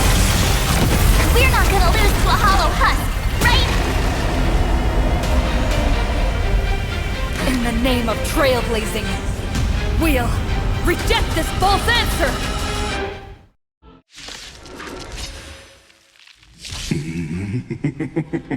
My atonement is complete. The Hangless Giant will create wisdom's funeral. Iron Tomb's body has descended. Streams north. More. Is it querying for news? Don't worry about what happens out here. Interfere with it as much as you can. I attend meeting. What a twisted giant. It must be supported by this embodiment of hatred. How tragic. A puppet without a heart cannot fool even itself.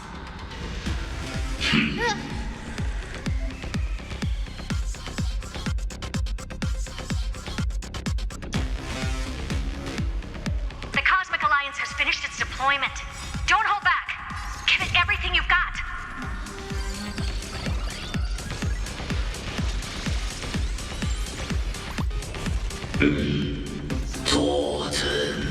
They're lost.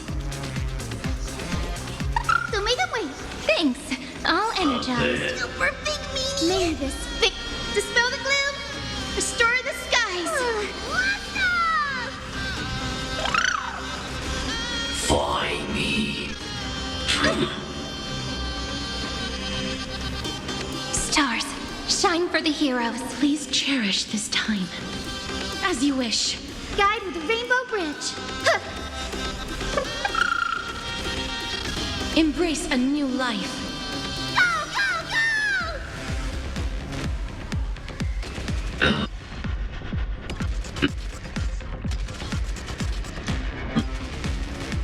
May death protect us! Haku.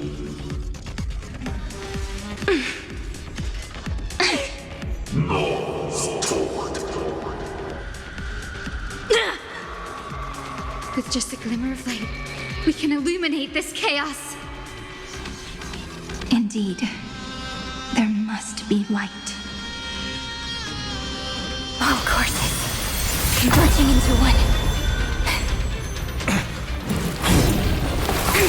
For the grand vision of deliverance. For a tomorrow that's finally within reach! Heroes, please hearken. After 13 heartbeats, light will create the heavens and earth.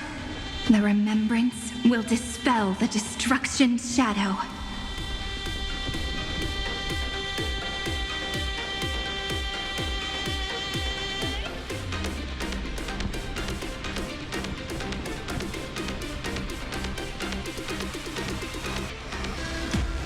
I will pass on your gift, lady. It's as warm as an embrace. Delivering warmth!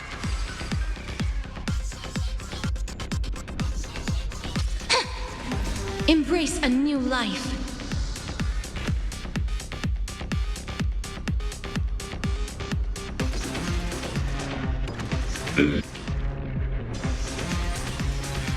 Stay calm, everyone. We'll put all our forces into an all-out attack when the decisive moment arrives.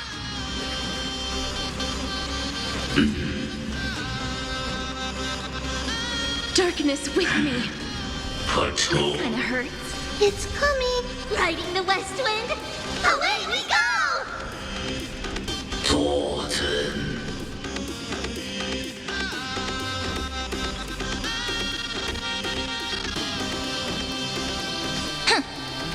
The stars will carry every memory into Amphoreus' tomorrow.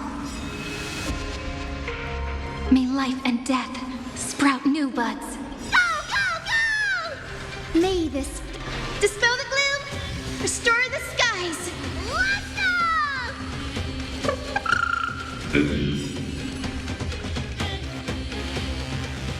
A world that knows love won't be destroyed.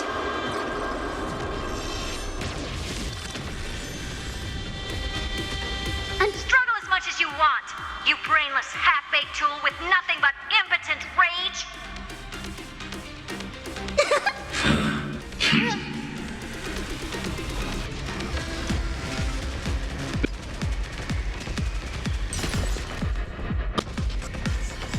May death protect us! Please open up! Embrace a new life. Go, go, go! Is it coming? Riding the west wind? Away we go!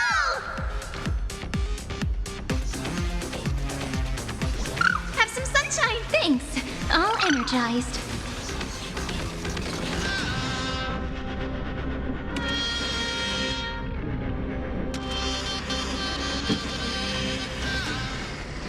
Knees. Strong spikes have appeared on the path chart. Logic. Iron Tomb is iterating itself. It's the flails of a cornered beast. No need to panic. My dukes, heed my call. Forward! Torten.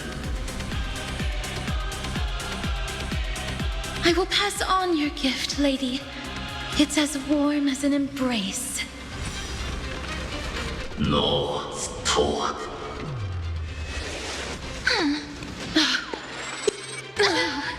You have no honor. You reside in the body of a hero, yet you're so despicable.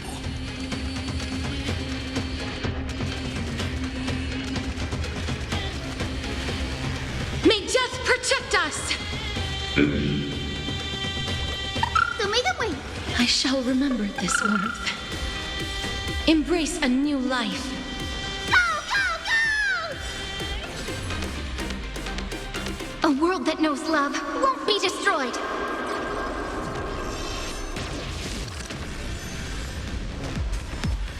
The cosmos does not need a third emperor, much less an artificial tyrant.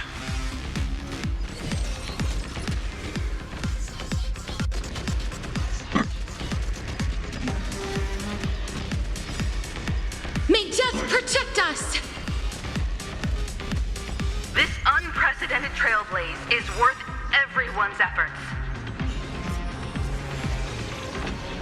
May this fate dispel the gloom, restore the skies.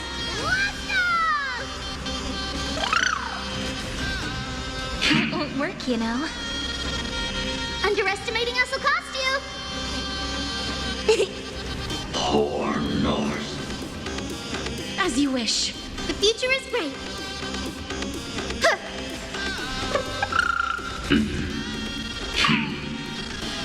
That hurts a bit. Here. Embrace a new life.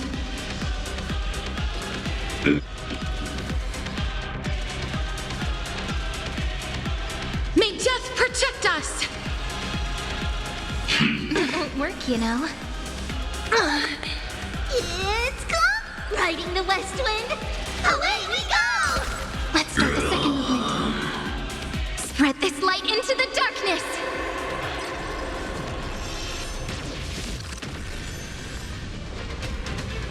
I have always avoided making hasty verdicts, but now, humanity's justice is unquestionable. This is eternity! Guide Rainbow Bridge. All here. May life and death sprout new buds. Go, go, go! I shall remember this orb. May this dispel the gloom, restore the skies. Thanks. All energized. I will pass on your gift, lady. It's as warm as an embrace. Darkness with me. Poor North It Patrol. won't work, you know.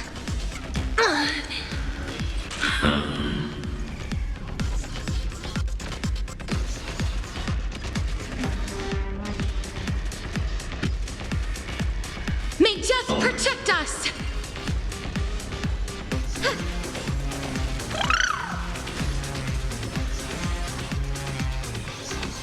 Huge news! Is it coming? Riding the west wind? Away we go! A world that knows love won't be destroyed.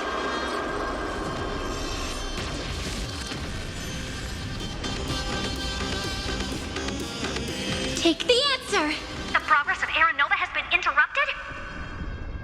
Does this mean we won? Oh, but we have a bad feeling about this! The golden thread still trembles.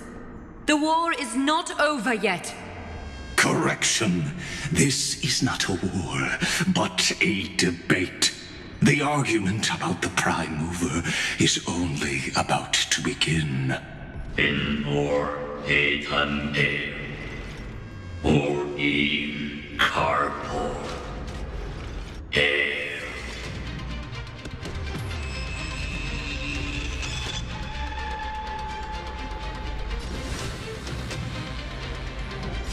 How can this be? Path. Energy. Anomaly. We must stop. Otherwise, Here! Why? Friend. Oh, don't you...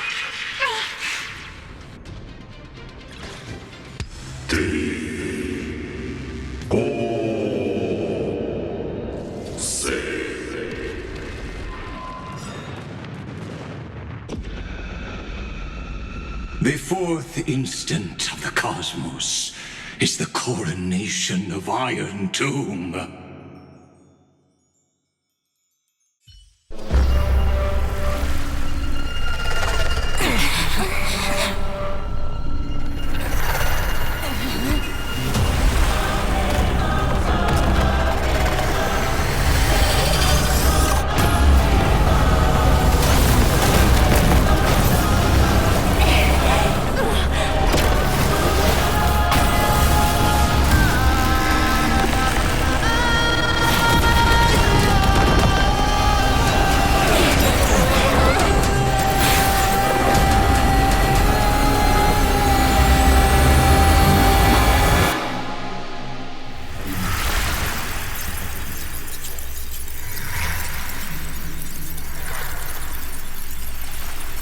Conclusion is irrefutable. The right side of the equation, the erudition, falls silent. In 13 heartbeats, they will begin recalculating the universe. With destruction as the only solution.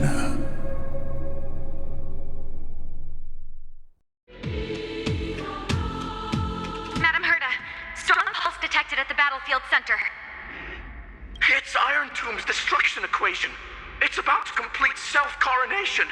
That's our chance. Everyone, get ready to link up. Connecting audience system to scepter. Hardware overclocking activated.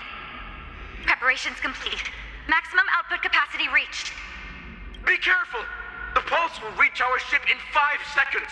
Our data is currently being destroyed. Brace for impact. And leave the final step to me.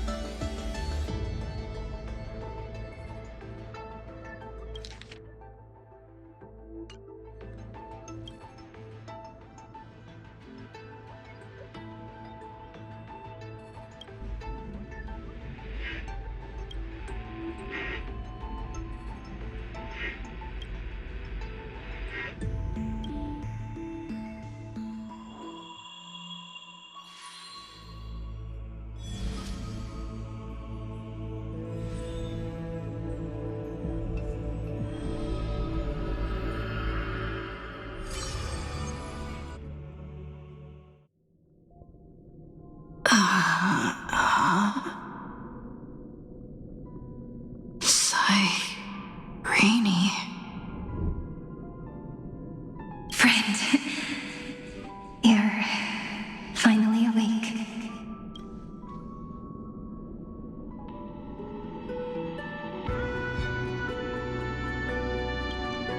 Don't worry. Time does not flow in this place. All the stars have been silenced. Iron Tomb is dissolving everything that I can sense.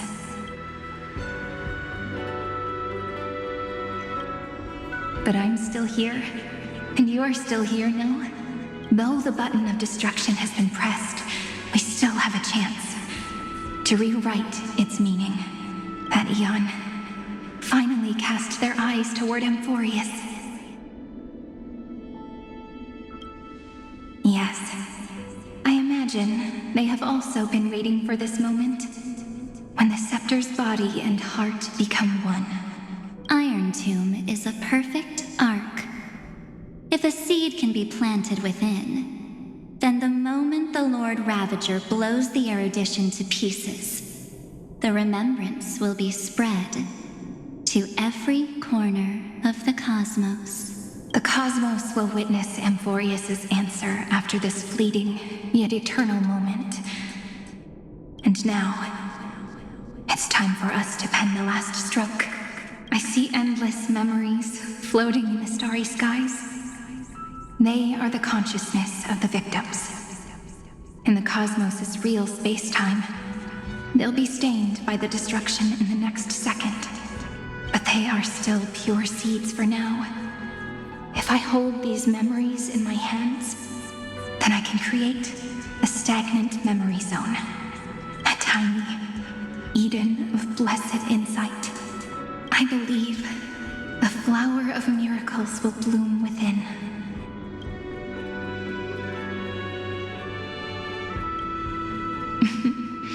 Brent, you're already right next to me. I can still hear your voice in this bottomless void. Looks like we're still connected by one heart, even as the cosmos reaches its end. In that case, I won't feel alone or be scared. Because as long as you follow the memories in your heart, you'll definitely find me in this fleeting eternity. Right?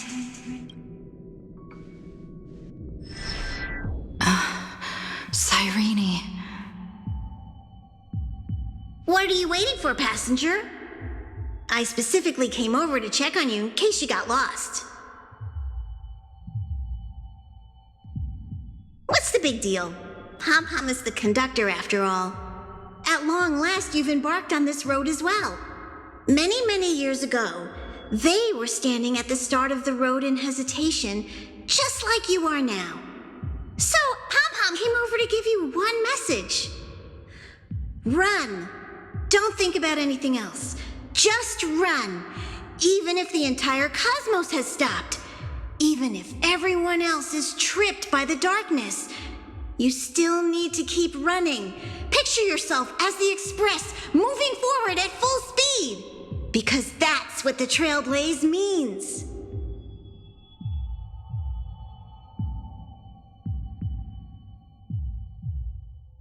Then get ready. The conductor will be giving you the signal to depart. Attention! Attention all passengers in the cosmos! Please stand steady on the platform. The Astral Express is about to arrive, calling at the erudition, the destruction, and the remembrance. Final destination, the Trailblaze. 5, 4, 3, 2, 1. We depart for tomorrow.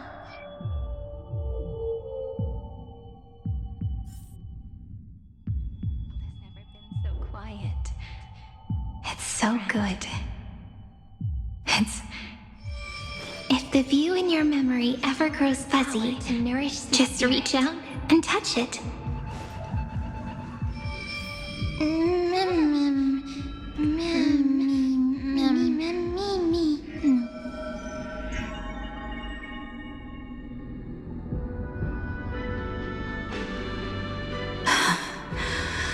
Amphoreus' heart.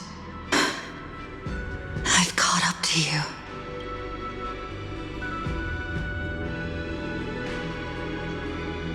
Let the first light illuminate chaos.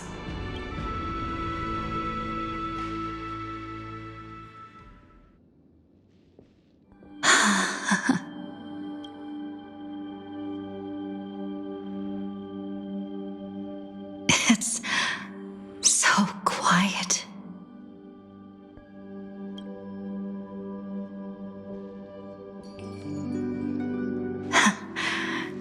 Everything's frozen in the most beautiful moment. This garden is your memory. I'm here, Cyrene. I knew you'd find this place and walk into my heart as you've always done. Then let us both do our duty. The hero who trailblazes is the way forward, and the fairy who watches over remembrance. We never changed at all, did we? Please light our way forward. A day of peaceful repose.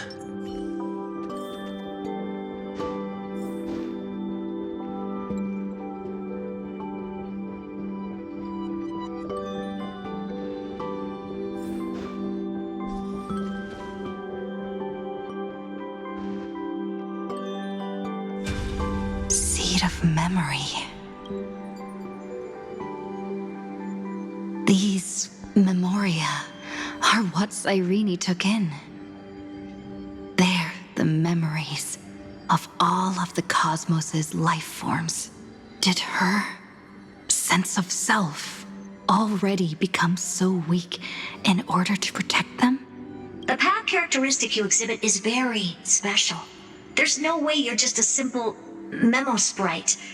However, I'm sure about one thing. You are a mimetic entity born in Amphoreus. Yet you only awakened with the little one's arrival and only matured as she embarked on the path of remembrance. That means your existence is completely attached to her memories. If there ever comes a day when she forgets about you for even a few seconds, or loses her last connection with Amphoreus, then you must be prepared for the worst. You will disappear in the memory zone, utterly gone, without even a single line of data to remember you by. In that case,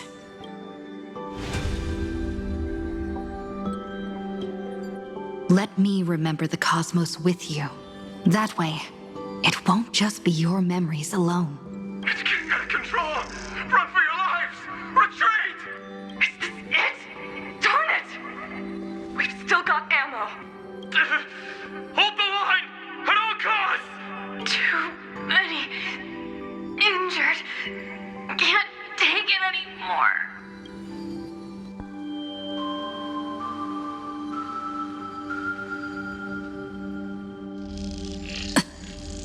These memories are so heavy. Me?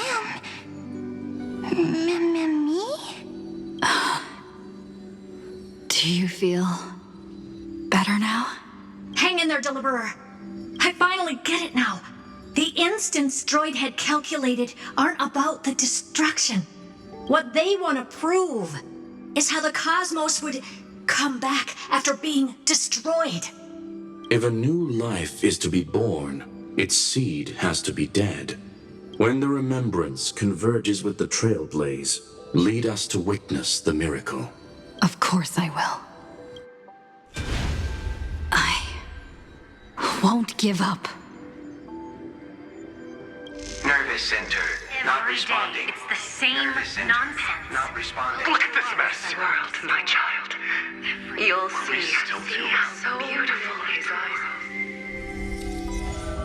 It's me, friend. Don't you recognize me? Or did I really change that much? How many more memories? Tired? Then take a break. No one's gonna blame you. You don't need me to give you words of encouragement. So, I just want to tell you one thing. I'll tell you the purpose of your stop at Amphoreus. On that trip, you will encounter a pure child of Anasraba. Teach her what love is. And then you will directly face the destruction for the first time. From this point, your choice will split destiny in twain. In the darker of the two outcomes, the trailblazing journey will turn into a flawless memory. She will carefully treasure and protect everything you and the Astral Express have experienced until that magnificent war between the gods, when she, with love in her heart, will ascend at the end of time to become the master of causality. The universe will be snuffed out in the destruction, and you and she will become the beginning and the end of the Eden of blessed insight. You shall become the only two lives in all of existence, and you shall live in an eternal past, present, and future. You shall sow as many seeds as the sands of Ganga, trim an awesome kea of leaves, and harvest a nayuta of flowers. That is the cosmos's fourth kind of finality, the remembrance. But for now, you still have a chance to make a choice. You still have a long way to go on your trailblazing journey, child. I'll keep this brief. The journey has only just begun. Welt, our other companions, and I still have many secrets we've yet to share with you. So, aren't you curious? We kept these stories to ourselves because we believed we had a long future ahead of us. Even a cosmos-spanning crisis, once the dust has settled, is nothing more than a memory of the journey. A single point on our long road. There will come a day when we tell each other everything. So, for the sake of that day, don't give up. We all know what kind of decision you'll make, and I believe the script will not progress toward the wrong ending. So relax. Listen, when you have the chance to make a choice, make one that you know you won't regret. Keep moving forward. Keep trailblazing. And when tomorrow comes, share with me the miracle you've created with your own hands. See you on the Express, kid. See you in destiny. I will reach tomorrow. The prophecy has arrived. The deliverer. The world beyond the sky was never a lie. Gazing up at the sky. Look! There's a red light in the sky! It's so bright. Cyrene, wake up. Together, we will. Tread on the path of remembrance. No wonder I always had a weird hunch. But that also means I was right in thinking, as long as Friend and I are together, we can do anything. Our friend's shoulders are really dependable.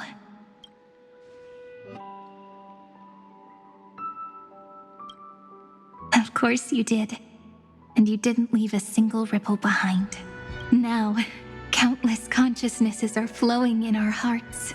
Can you still move? It's time for us to complete the real Genesis.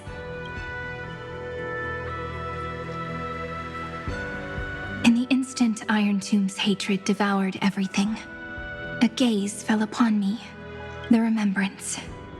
That was the god who appeared in Cyrene's dream. Their figure and speech were both so blurred.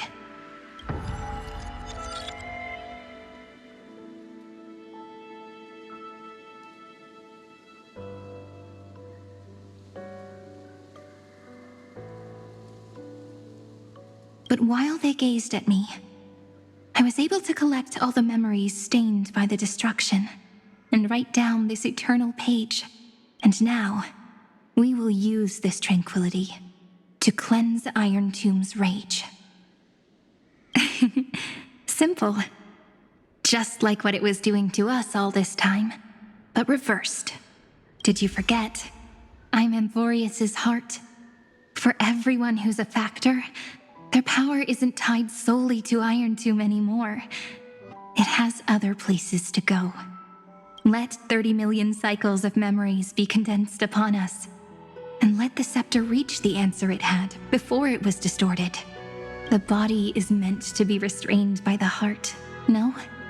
Even if the apocalyptic virus is doomed to spread into the cosmos, we can at least try to fight against hatred with love and overwrite Iron Tomb's destruction equation, washing it away into a blank space. It means we will embark on the true hero's journey. If Iron Tomb's power comes from the denial of all Prima Mobile, then we will carry out those beliefs. Here we argue. Even if all life will eventually return to entropy, Life will still try its hardest to find a way. It will try its hardest to resist destruction. In the nights shrouded by the black tide, we are the kindling that makes the fire burn bright. And once the fire is strong enough, the hunter will become the hunted. As of now, the number of flame chasers in the memory is 30 million times 12. And 400 million core flames await their return. We can do it, right? That's right. So trust us, partner. Everyone, let's head out together, and we'll burn this horrible ending to ashes!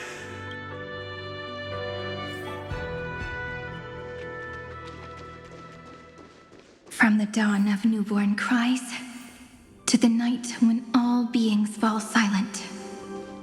We are the messengers of the new world. Listening to the call of the tides and granting rebirth to heaven and earth. Then, we lead civilization to glorious feats. the question imposed by the gods will be solved by the children of humanity. We will tell them that the flame chase cannot possibly have been a lie. When starlight illuminates the sea of flowers at the end of the west wind, all living things will stir, roused from the cradle of sleep. Then, through a single battle, let the cosmos witness how we light up the blinding darkness with bright light. And at the end of our constant losses, reclaim everything we have ever lost!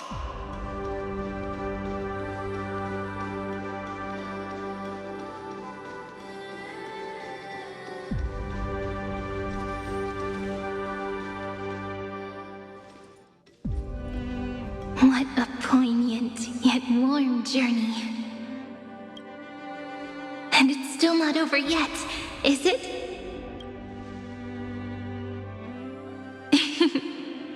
We finally meet. To meet the hero within, in a corner of memories at the saga's epilogue, and under such a romantic sky, I really don't have any more regrets. On top of that, the little seed had grown into such a big tree. Don't I look really pretty right now? Of course you do. Cheerful, beautiful, optimistic. Just how I imagined I'd look as a grown-up. It's because everyone has been gently adding to the story you left behind. Remember how we made a promise to one another? When we met again, it'd be my turn to tell you a story. story about love, no? I've been looking forward to that. And you must also remember the first story I wrote for you. The one about the crystal flower and the little fairy. So now, I want to add something more to this story and us. On that day that the flower shattered, gazing at the empty ground, I thought the little fairy would finally see the light. But that light wouldn't be found in the flawless flower, nor in the fairy's eyes. Rather, in the world mirrored within every fragment of the shattered crystal. All the flame chasers walk in your 30 million retellings of their story. At this moment, all the memories are tangled with each other, and all the previous cycles have gained meaning. People will come to understand that time and time again, when they stood at the crossroads of fate, they would never have chosen otherwise. In the experiments of erudition, and in the breeding ground of destruction, it is entropy increasing, a merciless truth, an evil instinct. But under the pen of remembrance in the Trailblaze, the flame chase is a journey that changes from constant losses to an unwavering act of release. It's about knowing how fate is shattered, yet still embracing fate's brokenness. It's a journey that longs to receive love, but longs even more to offer its love to others. That's so heartwarming. But I'll add a small bit to suit my tastes. I'll write that love is an innocent flower. It grows up silently, creating longing in every passerby. But the flower itself cannot walk into the world. Unless someone plants that love into their heart and brings it with them into tomorrow, right? You really have learned everything now. Then, join all the other flowers in this story. And let's write an ending unlike any before, for this world we so deeply love. Then, why did you set out? Why do you trailblaze? Who is it?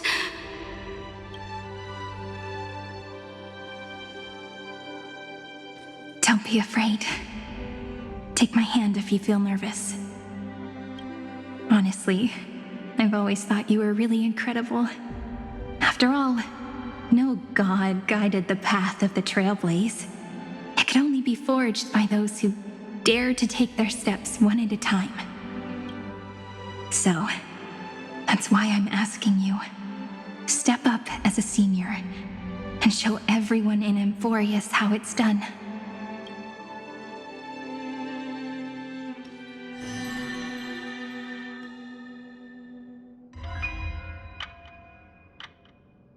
I trailblaze because my own eyes have not seen the end.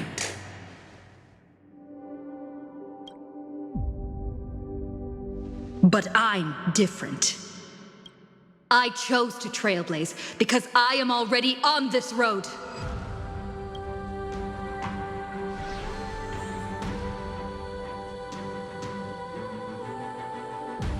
The end of chaos is a mass of pure darkness, pure destruction.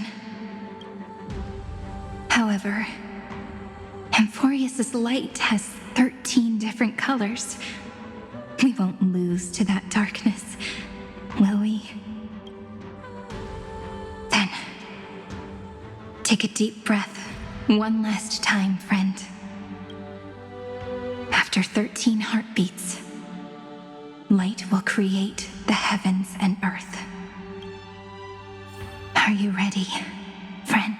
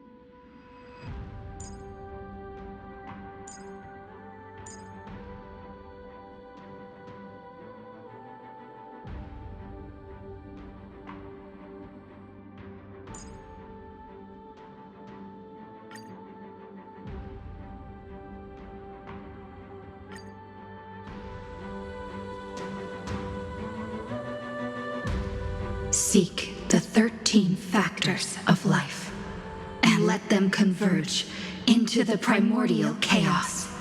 Using the remembrance of the past, we will trailblaze tomorrow's destiny, infusing a world-bearing love into destruction, and inscribe the opening stroke of Genesis.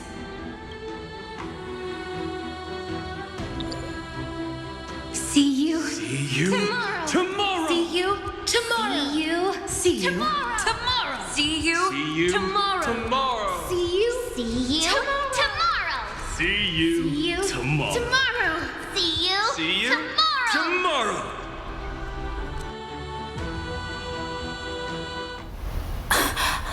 If the view in your memory ever grows fuzzy, just reach out and touch it.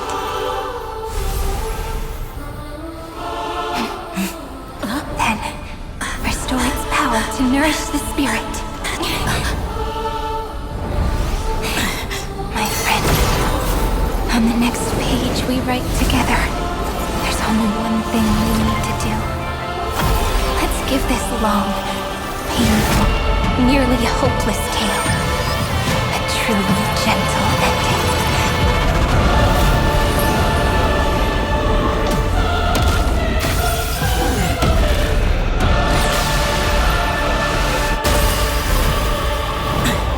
The flame chase was never about destruction. It was about breaking free and trailblazing! And let that bright future be as we've written. I shall compose 400 million sagas. We will rewrite the Flame Chaser's path. In the month of Gate, I command the wandering steps here to reach harmony. In the month of Joy, I lift my banqueting cup to dispel nihility.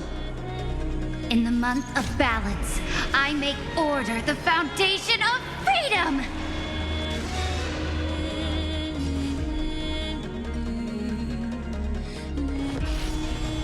New sun, tear the sky! Whore north.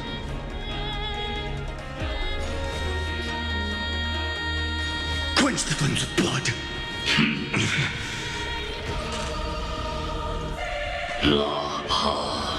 Remember agony! The flames are not strong enough. Empty shell! Hail the new dawn!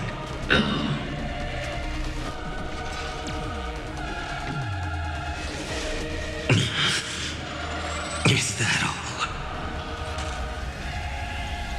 Here. I'll never yield to fate.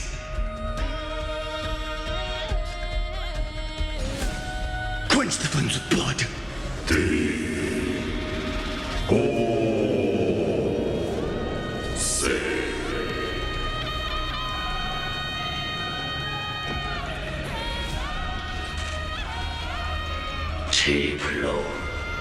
Branded with strife. Stand with me and become heroes.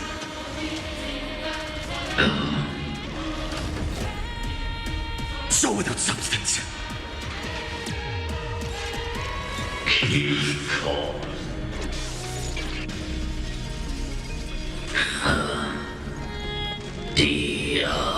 All stars burn to ash.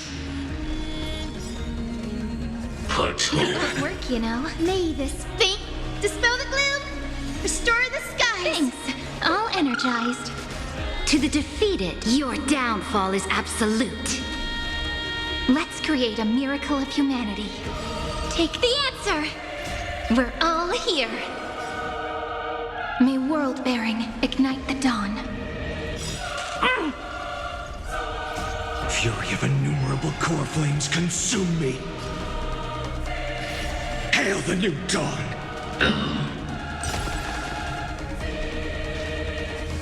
Is that all?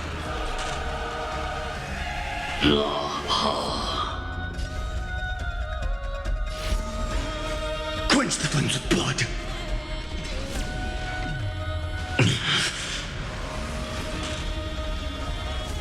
Here. Remember agony!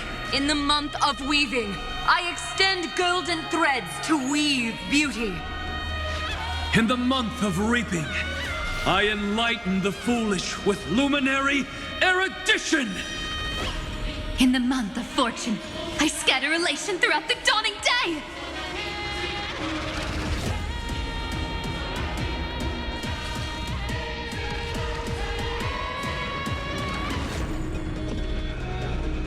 Trillions of memories will turn into stars and light up the cosmos.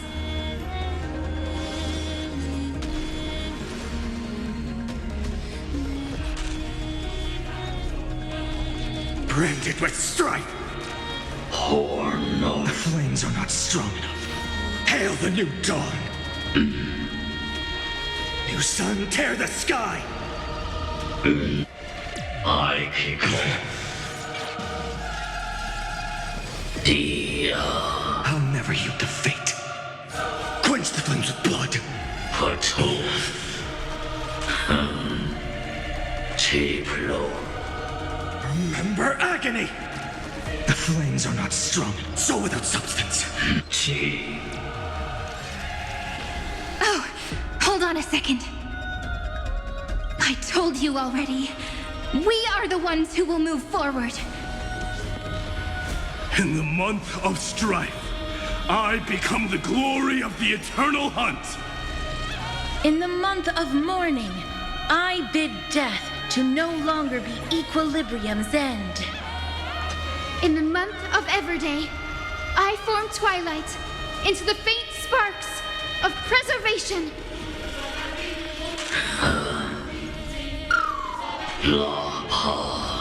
I'll never yield to fate. New sun, tear the sky! Feel the scorching hatred. Quench the flames with blood.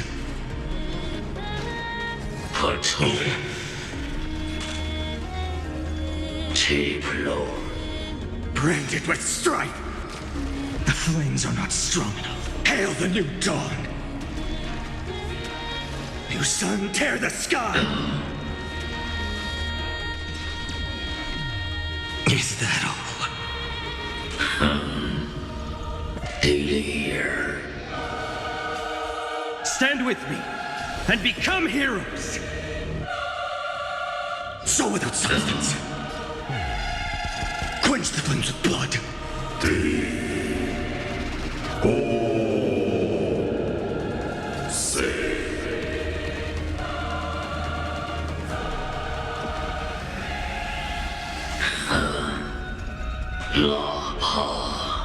Remember agony! In the month of cultivation, I turn into the ridges and peaks of permanence. In the month of Evernight, I weave remembrance into countless stars in the sky!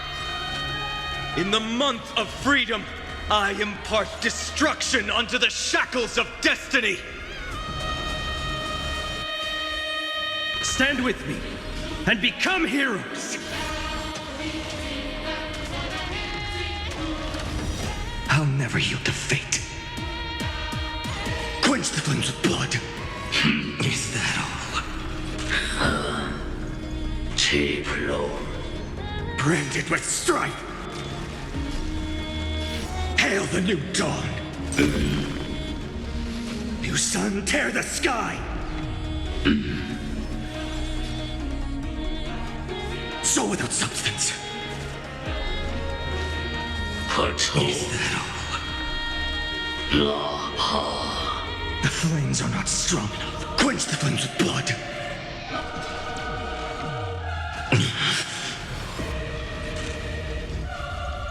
Here.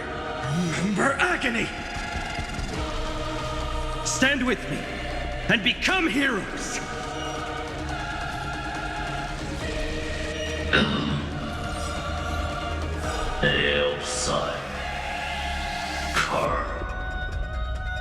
Headless giant. If you never had a chance to be the master of your own destiny, why not give us that choice?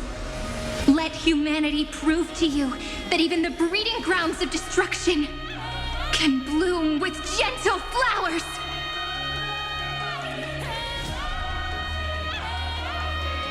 At the end, we shall trailblaze at dawn for the road ahead. And pen a genesis as I've written! North Cars.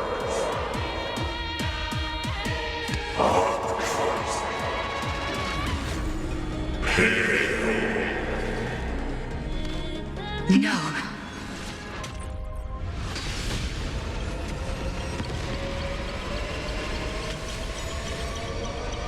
We will reject this false answer!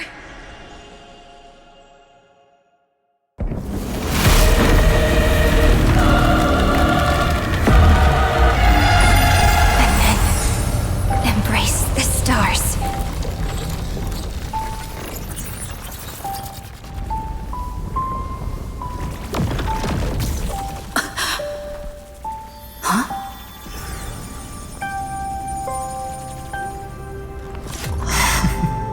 To end the destruction with destruction.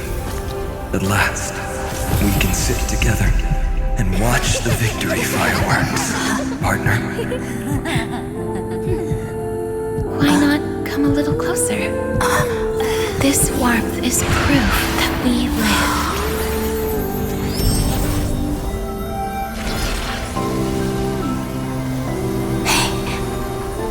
Stay strong. Eyes forward, always. This arrow isn't the end, but the beginning of hope.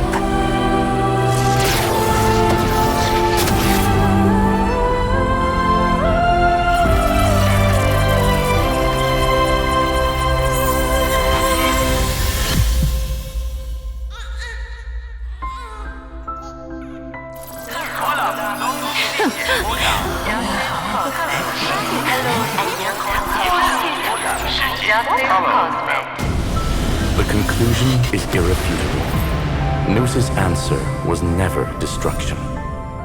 But they kept silent, leaving the solution in the hands of the cosmos. The universe will keep searching and struggling to endure. In the face of the destruction, it may once again stand on the edge of annihilation. But the stars will always rise to ride the waves and embrace existence once more.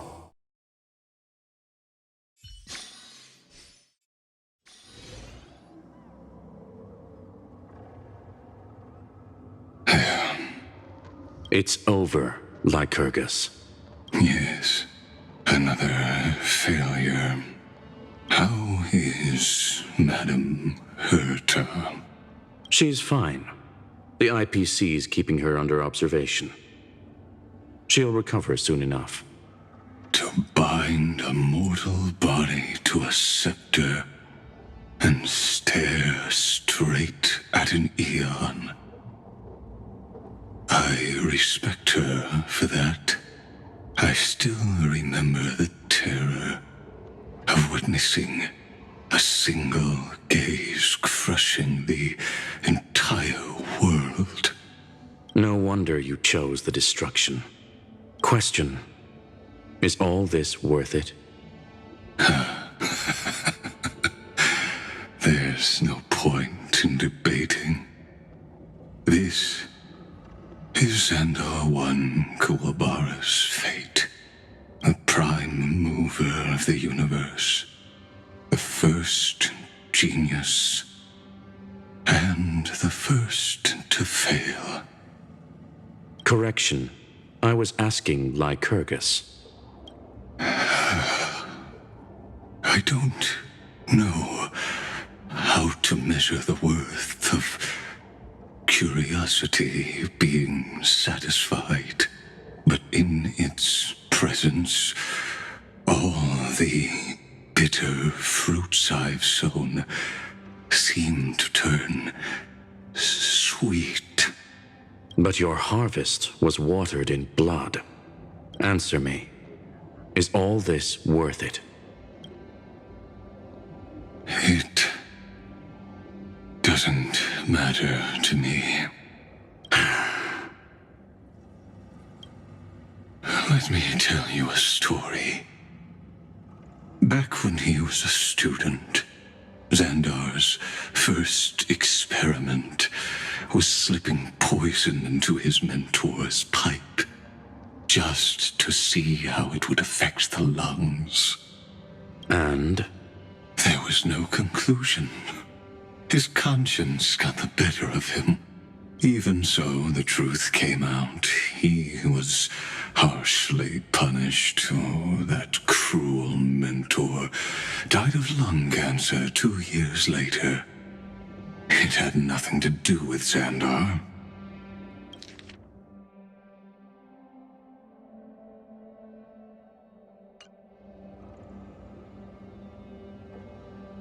His fate is no different now. Sentiment clashed with reason, and Lycurgus was born from the latter. But whichever side we take, in the end, curiosity claims us all. You've handed yourself a death sentence. And yet, Iron Tomb's fall still isn't sealed, right? Fu Li, the key variable, still hasn't made their move. As the Theoros, Lycurgus has reached the end of his road. If you can, take my body to the fallen Adlevin. There, you'll find a formula. It is Xandar's final gift to you.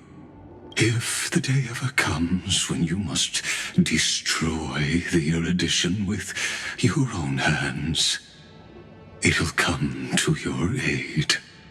A foolish last wish. I won't grant it. You will. Not for yourself, but for your conscience. Listen. The death knell for the geniuses has begun to toll. As always, let me go first. To the prisoners who stepped out of the cave, stand before my tombstone and offer flowers of Adlevin.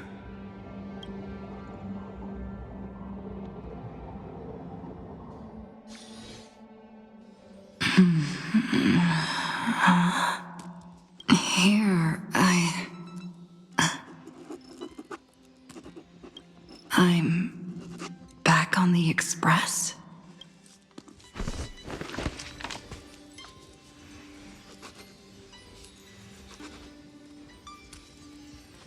March? Don Hong? No response. Am I the first one back on the Express?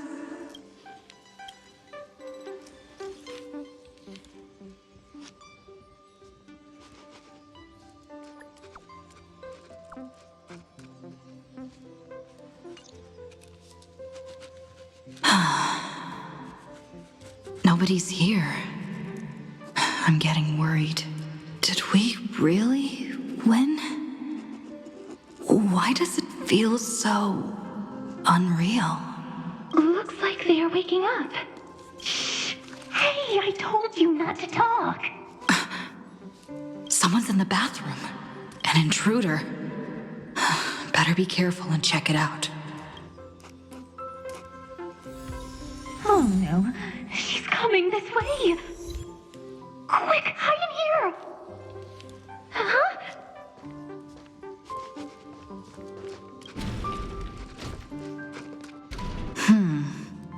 Nobody's here. Could it be my imagination? Bloop, bloop. Bloop. Bloop. Caught you.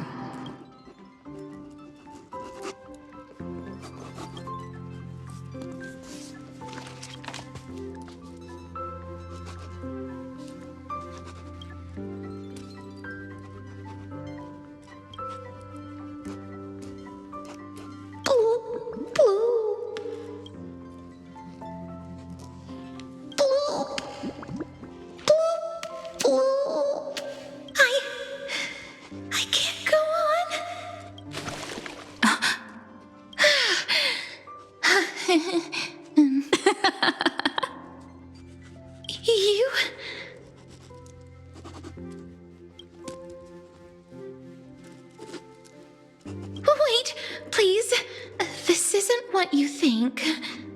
Ugh, I told you to keep quiet. You really can't keep your cool, huh, Princess Homebody? I'm not Lady Hycelens. Even the embodiment of death needs to breathe sometimes. Yeah, whatever. It's all the same anyway. Gotcha there, Grey Mystery. So composed, Grey Mystery. It looks like that big battle really helped you grow up, didn't it? Speaking of which, your Astral Express is quite luxurious. I hear you travel to different worlds. Must have collected quite a few interesting treasures.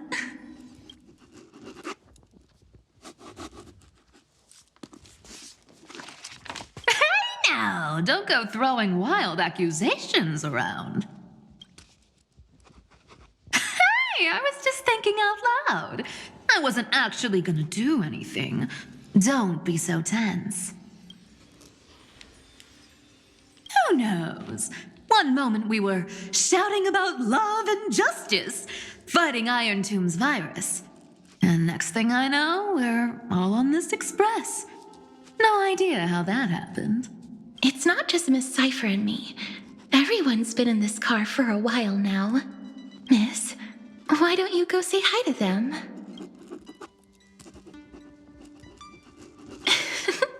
Don't worry. Everyone's following the rules here. If you're worried, feel free to check everything out yourself, miss.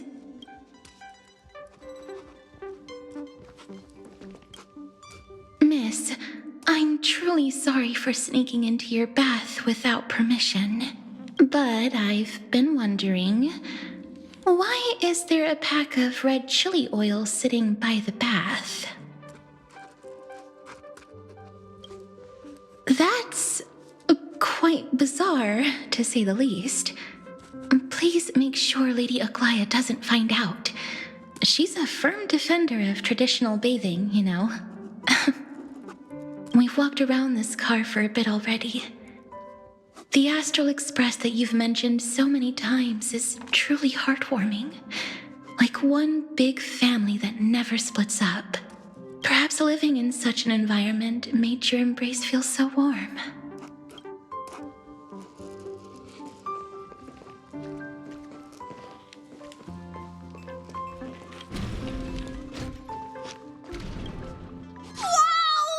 What a spacious car!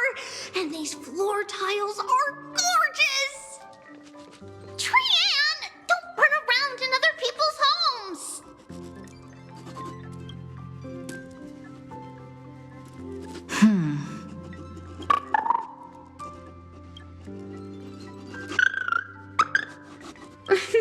Watch your step, teachers. Ah, Gray. Look who's finally awake. I hope Cassie and Miss Cypher's little prank didn't scare you too much. They were so enthusiastic. I didn't have the heart to stop them. When we woke up, the entire express was completely empty. Not a single soul in sight. Such a shame. I was looking forward to making new friends, especially since they were Gray's most trusted travel companions. Did you also wake up from total chaos? I'm afraid none of us here has the answer to that question. Don't worry. We beat Iron Tomb together, right? They must be on their way home. When they arrive, we can throw a party together. That's exactly the kind of thing Lord Finan has been dreaming about. He was just here chatting with everyone. Now, who knows where he's run off to? Lord Finan's always been quite the restless one. But you're used to that by now, right? Have another drink, my Demouse. Sure. Those three have been chatting over there for quite a while now. Why don't you go say hi to them, Bree?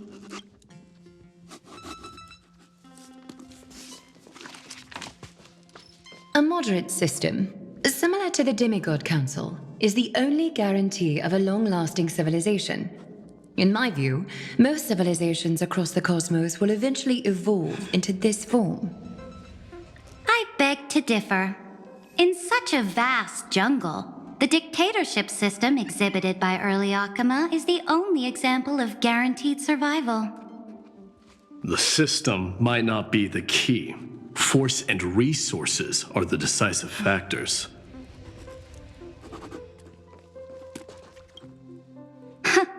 Look who's here, if it isn't the master of the Astral Express. It's good to see you. Glad to see you're safe and sound. I helped myself to some equipment and drinks from this, bar of yours. Hope you don't mind.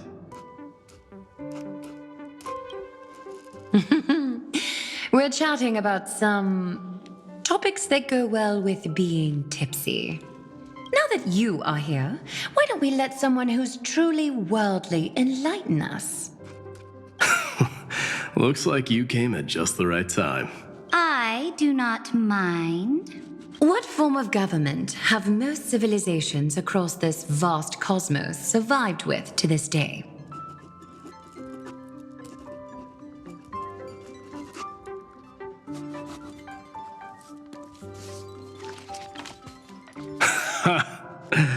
That's exactly the kind of answer I'd expect from you.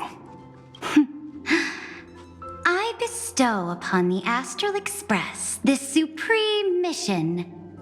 You must spread the great deeds of Amphoreus to every corner of the cosmos. Thus, capable individuals from countless worlds will surely find inspiration in the Flame Chase's tales and embark on their own grand journeys. It's hard to say if that'd be a blessing or a curse for the cosmos. I can imagine our conversations here will only get more unrestrained. Don't let our rare moments of joy hold you back. This banquet on the Express truly lacks manners. You may leave. I permit it. That man just left. Wouldn't even stay for another drink. He needs to show more respect. If you're looking for him, try your luck in the car above.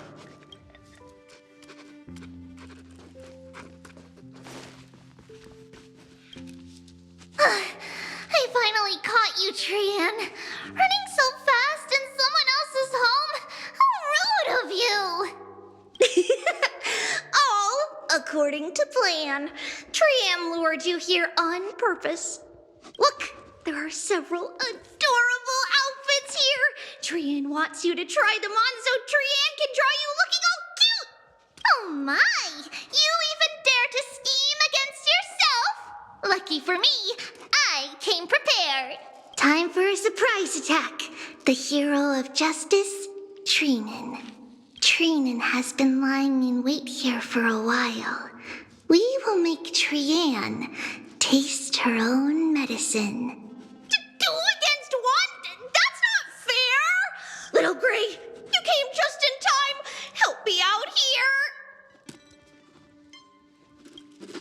Trian, good luck. Even Little Gray's saying that. Darn it! Trian won't give in!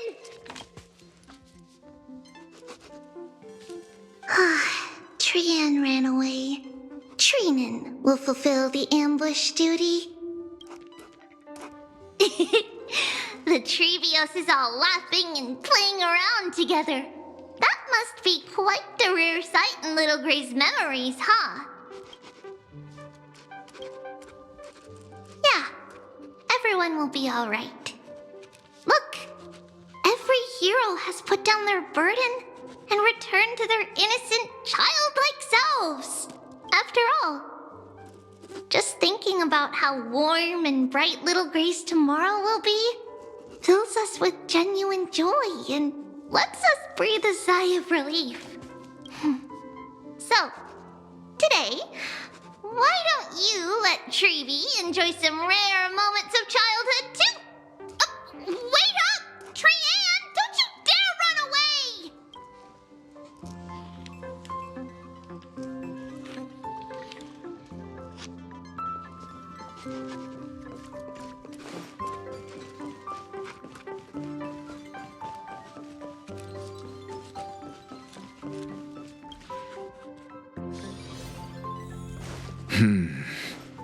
Based on my calculations, there are countless celestial bodies with water in the cosmos. But I'm afraid not all oceans are suitable for life to inhabit. You must take this into consideration as well. As expected of a professor from the Grove, to be so certain even about things you've never seen with your own eyes. I'll take that as a compliment. By the way, I heard that the Imperator's Flame Chase army like to hold feasts at the Luminary Throne. That's true. However, sometimes Dux Carminum and I feel it's a bit inappropriate to drink so freely before the throne of the most revered Titan in the Grove. Inappropriate? What's inappropriate about it? I only wish I were born earlier. I would have partied like that from the month of Gate all the way to the month of Fortune.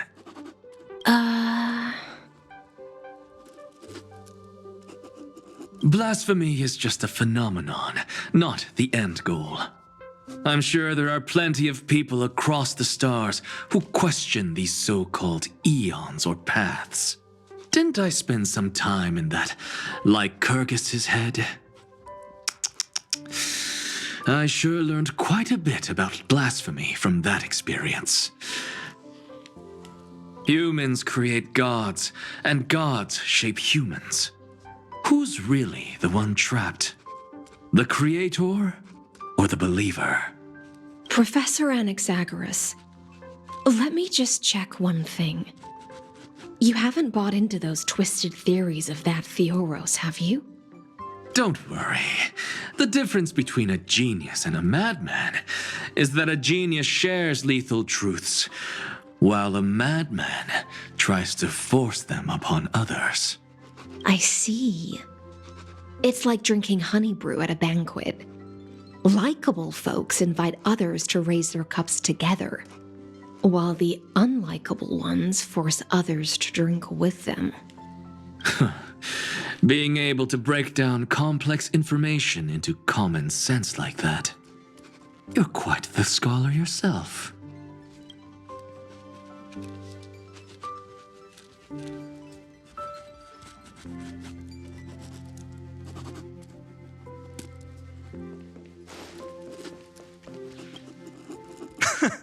You're here, partner. That celebration party I've been mentioning to you has finally become a reality. Though the vibe's a bit different from what I imagined, this still counts as keeping my promise, right?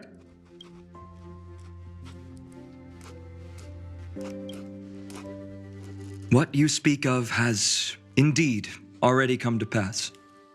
We triumphed over Iron Tomb, drew its fire unto ourselves, and purified its embers. Now the force that maintains our consciousness and form comes from elsewhere. Worried about your companions on the Express, huh? I understand how you're feeling right now. Don't worry. They'll be safe and sound. She promised. Don't worry, she always shows up at just the right moment.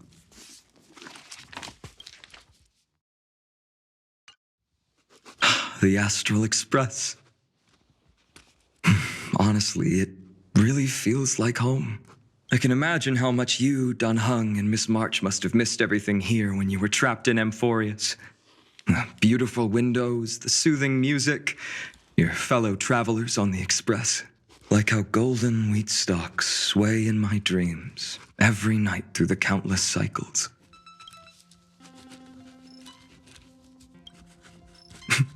Are you inviting me to join your journey? I think I've found my own wish, partner. Someone once told me that home is where you can be truly free and at ease. Maybe roaming the cosmos with you all is my strongest desire right now. All of us together, of course. The Shinjo Alliance, Penacony, I blame my poor imagination. I can't picture what those worlds look like at all from Don Hung's descriptions. So I have to see it with my own eyes, right? You're finally here. She has something to ask you. Well then, I'll leave you two to chat. Thank you, Finan. After such a good sleep, you must be bursting with energy now, right, friend? Sorry about that. Since it's our first time visiting the Express, I was hoping everyone would behave. But it turns out everyone's quite the character, aren't they? You know what I mean, right? How about we take a look back at everything that's happened so far? Together, we triumphed over Iron Tomb. It tried to transform into trillions of viral clusters to infect the cosmos. But the heroes threw themselves into the golden flames, becoming arrows that purified the destruction. The fall of Iron Tomb also symbolizes the demise of Scepter Delta ME13. Amphoreus, the home we sacrificed everything for, now exists only in the memories of the cosmos. So, this isn't real. Just a dream. An illusion. Oops, wrong answer. Huh?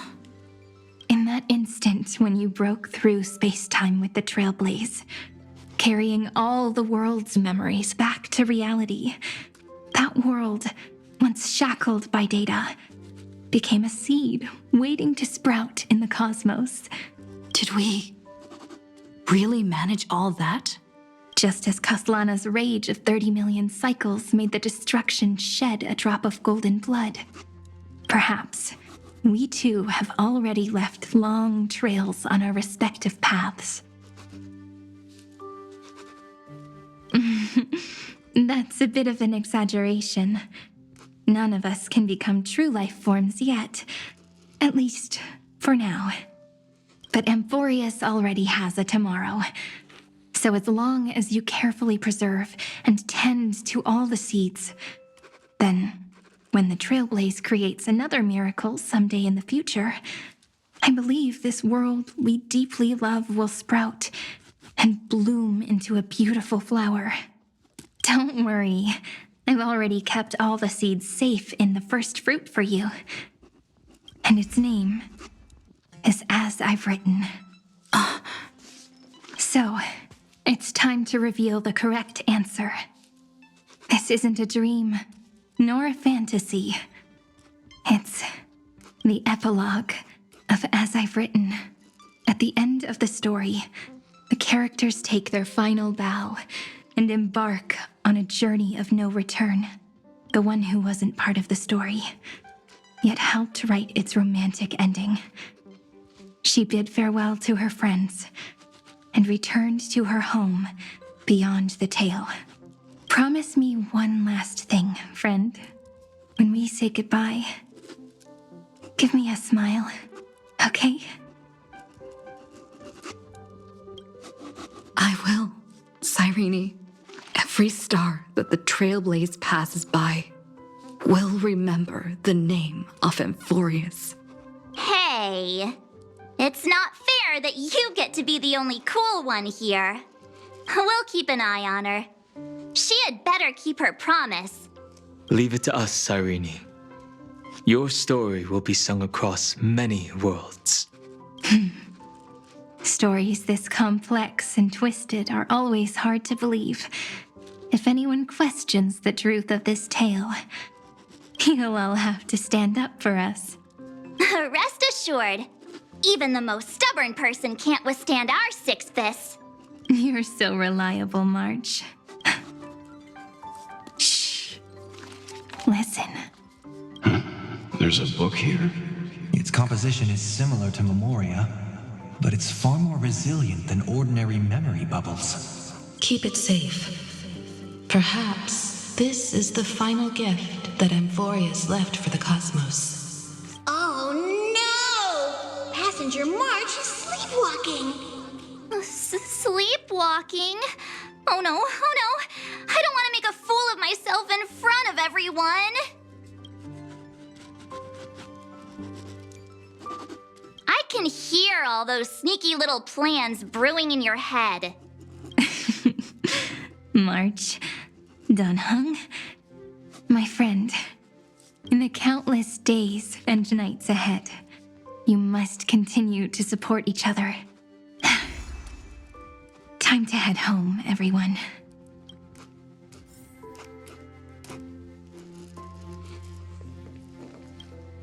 The Astral Express. Honestly, it really feels like home. Don't worry. The difference between a genius and a... I see. Being able to break down... Leaving this place means, as I've written, will conclude here. No one will have the chance to revise it, and no one can continue writing it. Don't leave any regrets. What magnificent words could possibly do justice to the finale of such an epic tale? I've been pondering this while you were sleeping. Now, I finally have the answer. Let's keep it simple and sweet. In our virtual extrapolations, we've lived through epochs longer than the lifespans of many stars. No language in this world, no written words, could ever carry the weight of this journey. In that case, let's not be bound by the minutiae of words. Those who understand its passion and romance will naturally be moved to tears by the final period placed at the end. And now, it's time to say goodbye to our readers. And so we reach the final page of As I've Written. Let's not leave behind any regrets, everyone. Everyone's here. Who wants to write the first line? Going first is the hardest job. I don't want to make a fool of myself. How about letting the great Imperator draft it for us? Are you all such cowards? Then I shall enlighten future generations, just like the 30 million cycles of flame chase. Without me, there is no world. Go think, observe, and conquer. What's wrong? Everyone's gone quiet. The great Imperator set the bar way too high. How are we supposed to follow that up? Where the Emperor leads, loyal subjects must follow. I guess only the Dux Gladiorum could possibly match that kind of overwhelming presence. Me? That suits me just fine. Once the deed is done, one should leave decisively, letting posterity judge right from wrong. Until we meet again in our next conquest, my dear dukes. The stars shall sing of the Imperator's great journey. I should have shared a drink with you all, Dux Goldweaver.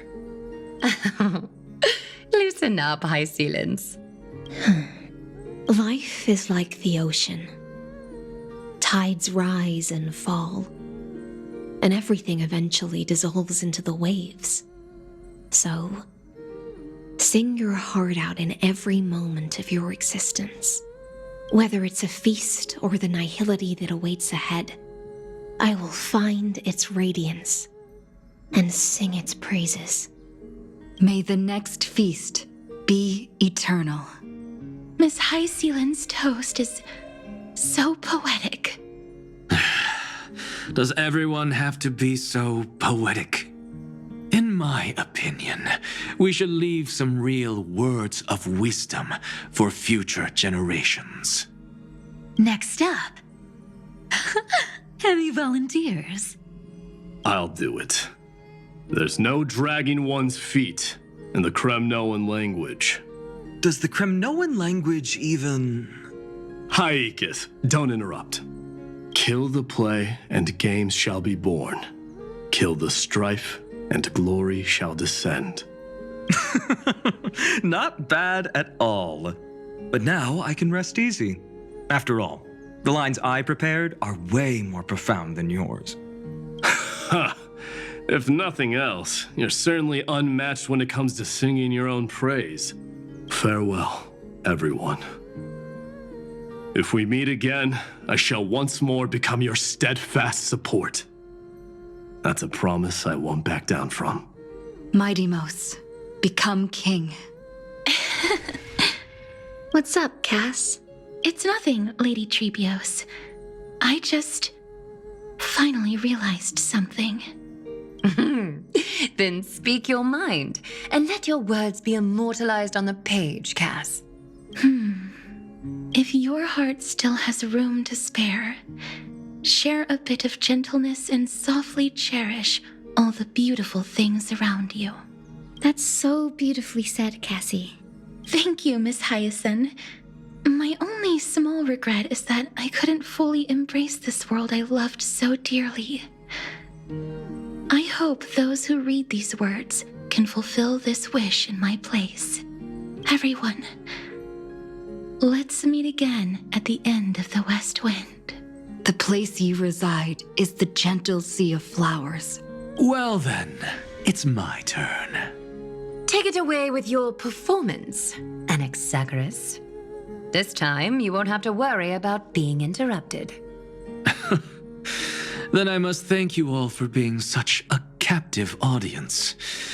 Now, with this golden opportunity, I shall reveal to the world my insights into the world's ultimate truth.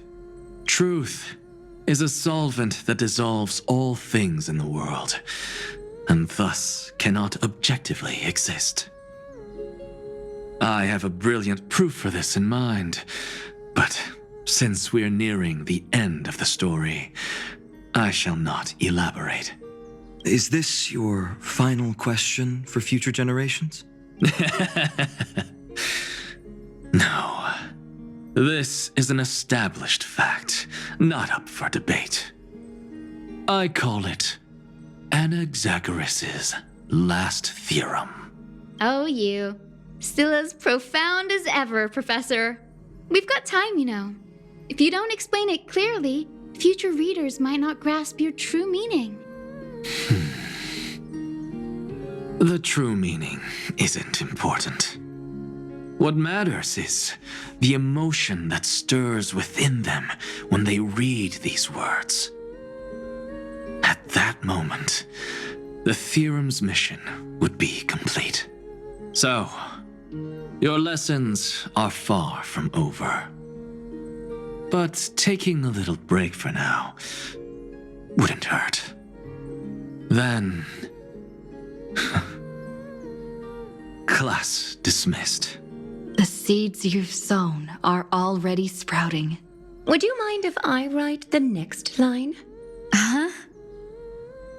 I actually thought you should be the one doing the final wrap-up. But... We'd never turn down a request from you, Aggie. Teacher, Cyphera, thank you both. Trust and selflessness are the two most beautiful garments in the world. One to gift others, one to adorn yourself. One's golden and one's purple? Not being able to completely change your fashion sense is my only regret across 30 million cycles. After all this exhaustion, I just want to take a peaceful bath now. I'll see you all again at dawn. Thank you for your hard work all this while. Lady Aglaya just can't give up her favorite hobby, can she? So, I guess it's my turn now. There must be many others like Miss Hyacinth out there in the cosmos, helping and healing people everywhere. You've got to set a good example for them, right? Of course. Look up at the sky more often and smile more. Many stubborn ailments fear optimism, but it's the best medicine. It's so catchy. The kids will definitely love this message. When it comes to understanding children's hearts, Lady Treebios definitely knows best. Look, the rainbow bridge is already hanging in the sky. Shall we get going, little Ika? It's you who healed the sky. What's on your mind, Miss Cypher? I'm thinking. Should I leave behind a riddle? Some twisted, convoluted scheme that'll drive everyone in the universe mad trying to crack it. I see. You know what? Just go wild with it. No one's gonna judge you. Oh well, my brain's not working right now. Let me be genuinely sincere for once. Don't be afraid to fall. Just run. Destiny's just a slow-moving nymph. It can't catch you. So in the end, little Cyphy's message was the most straightforward one. Even if you combined 30 million of me, I probably wouldn't have read as many books as you did in one lifetime. I won't pretend to be cultured before Big Sis Treeby, Trinan, and Trian. Amphoreus' greatest trickery. Gotta bounce now. Meow! Homeward you come, distant wind. It's just us now, Snowy. Yeah, teacher. But maybe I should... No, let me go first. After all shall bid farewell to one, and that person alone will. I never would have guessed you had such a dark sense of humor, teacher. You still know so little about the complete Treebios, Snowy. Jokes aside, I want to leave these words at the end of the story. Whether it's a sunny day or a rainy day, remember to tell yourself before you drift off to sleep, see you tomorrow. See you tomorrow. Times 1,000. Prophecy received. Times 1,000. From now on, no more goodbyes. Finally. The time has come to say farewell. I'm grateful that you could be here to witness this moment, partner. Well then, make sure you take good care of as I've written. As long as it's by your side, Amphoreus will always be with you.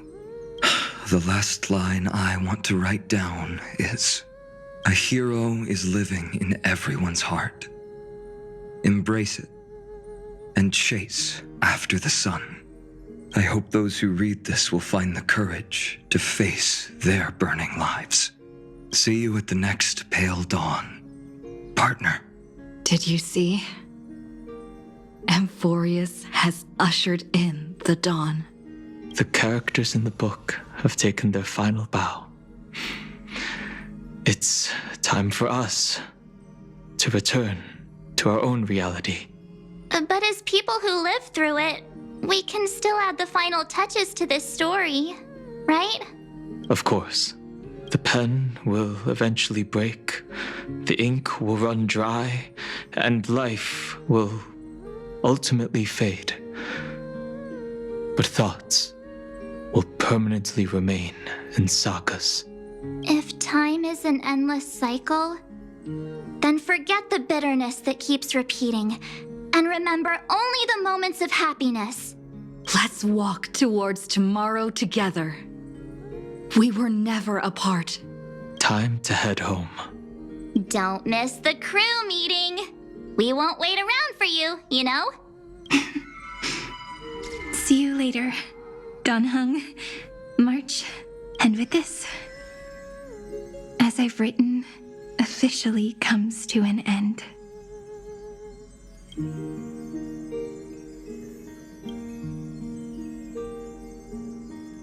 We're its co-authors, after all, friend. Once the words are written down and have been read by others, the meaning they carry is no longer in our control, leaving the freedom of interpretation to every reader who opens it. Don't you think there's something romantic about that? As for what this story means to you and me, let's keep it close to our hearts. After all, we've always had this unspoken understanding between us. Whoa! Passenger March! Why did you suddenly wake up? You scared me so much that I dropped that book! Welcome home, you three. Thank you for your hard work on this Trailblaze. We might need to reshuffle the seniority rankings of the Express crew if we count the years you spent in Amphoreus. Hey, I was the first one to get dragged into it. Does that mean I'm gonna be the oldest member of the Astral Express now? Miss March hasn't lost her innocent nature even after all these long years. In other words, she hasn't really grown up at all. Hey, this is the first time I've been able to examine as I've written up close. Miss Irene's handwriting is gentle, yet steely, with an underlying strength. I had no idea it was so sophisticated. Looks like I need to brush up on my knowledge in this area. Maybe start with a few basic books first to get your feet wet. Look who's talking. As if you're not glued to your phone in your room all day. Huh? Wait, something fell out. It's... Is that a bookmark? In a corner, unknown to everyone. There was actually an untold interlude that took place. I left it out of the story because it involved a choice. A choice I made for my own selfish reasons. Can you forgive me, friend? I made a decision on my own. While you were away, I wrote everything about it on this little card. If you can find it in your heart to forgive me after reading it, please. Add this final note to the conclusion of As I've Written.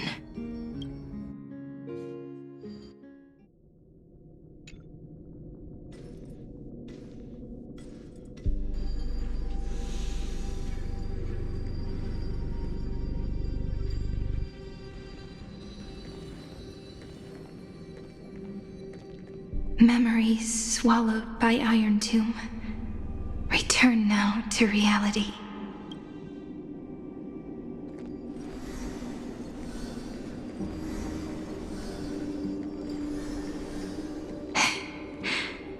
And don't lose your way. I finally found you, Cyrene. Demiurge. We won the battle. Thank you, Madame Herta. Without you, we never would have stood a chance. Still, is something weighing on you? Right before I shut my eyes, inside the droid head's brain, I saw something unsettling. The fourth instant, this turning point in cosmic destiny, anchored by the erudition. It's not a single instant, but a process, a chain of events. So, this victory isn't the final piece of that chain? Far from it. This is only the beginning. The first toll of the death knell for the cosmos. That sorrowful look doesn't suit you, Madame Herta. Don't hold it in. Tell me. Not long ago, you crossed paths with the Eon of Remembrance again, didn't you? Yes. Even if the figure was hazy, I knew right away. That was the god from Cyrene's dreams. Causality has gone wrong, just as I thought. Causality? Let me put it in your favorite fairy tale terms. The universe began as a seed. It grew into a great tree. and the present is its branches and leaves. The erudition calculates how the future will sprout. With so many possible outcomes, they choose to anchor one path, cutting away the crooked or fragile branches. But if things continue that way, the branches grow endlessly, the leaves multiply, and one day the tree collapses under its own weight. That is why there is a concept in biology called lignification. Soft sprigs form a hardened shell and fuse with the trunk. For the universe, that process is what we call memory. Under Fooley's record keeping, the past becomes memory. In the corners, they forget. Even the events of the present become fruit without roots. So it is the opposite of the erudition. One calculates what is to come, and the other holds on to what came before. We were never meant to have to speak of this.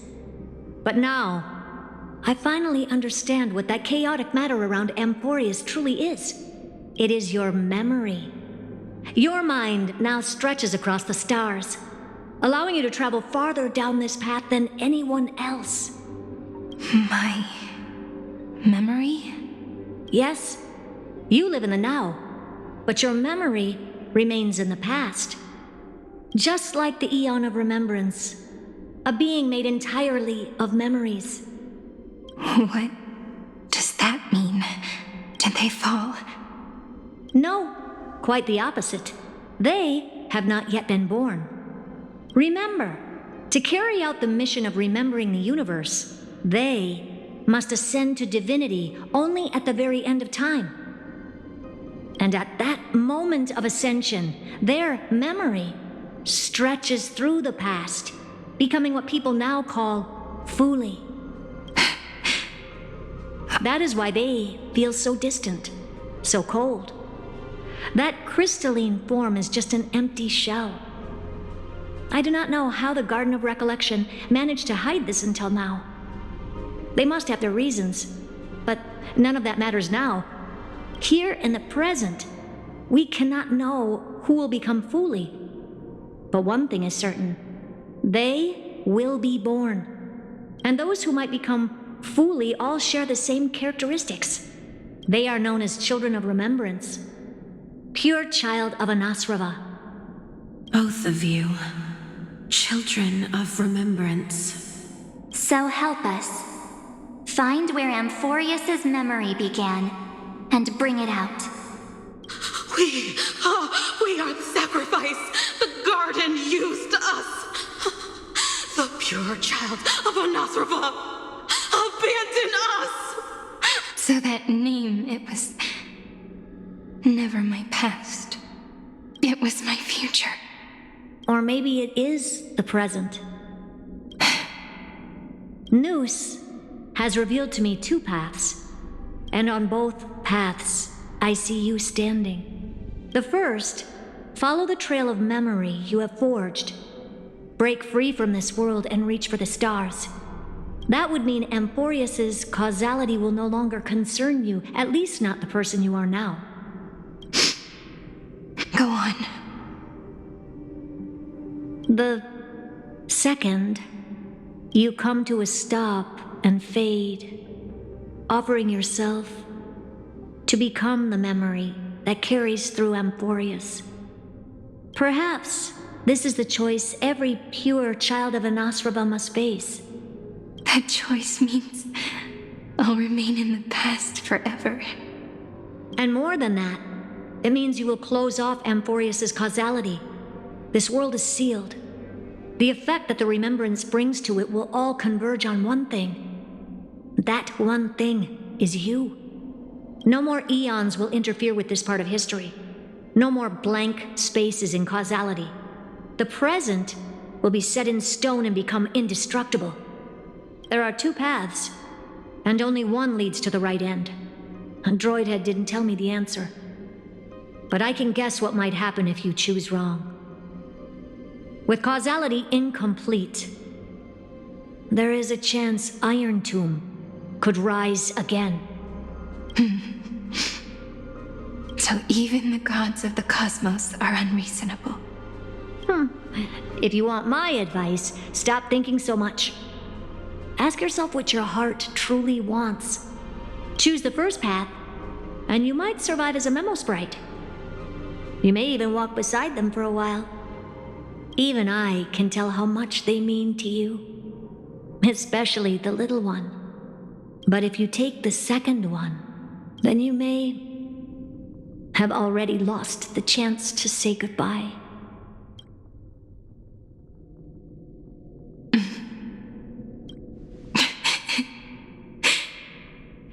I have made my decision, Madame Herta. I thought you would need more time to think it through. The answer is clear, is it not? Still, I do need a little time to quiet the sorrow in my heart. Her kindness is always just right for the moment. I believe she will forgive me. I will say no more. I would rather not break the mood. But may I ask you one last thing? Of course. Why?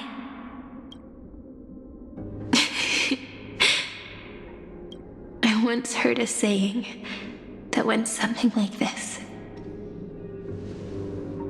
Divinity is flawless humanity, and humanity is flawed divinity. We children of Amphoreus gave up on gods long ago. Those beings who love to play pranks on the universe. I believe in her much more than I believe in them. And I believe in who I am. As a human. Oh.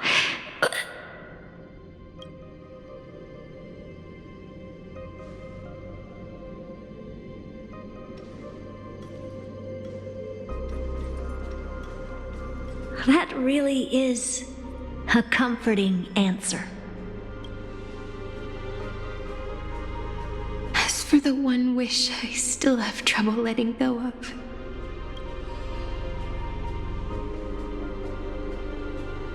one will remain in the past.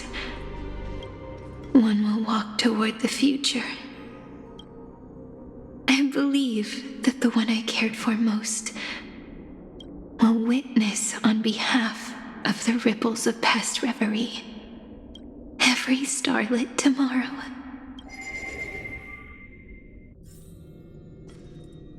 Moving backwards through remembrance. What a curious feeling. Is this the moment Iron Tomb declares victory and casts the destruction upon the stars?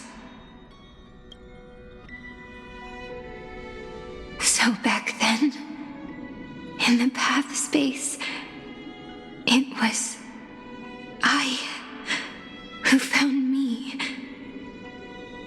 The gods' whispers were nothing more than a girl talking to herself.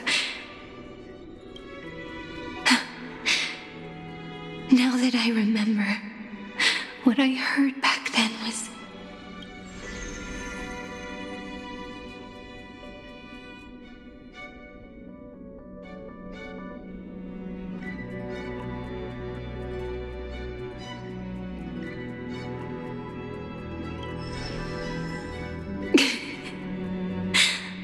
All I wanted to say was, don't give up. She will find you. Memory truly is amazing. Then let me wield this power and plant the seed of causality for the miracle that is destined to bloom.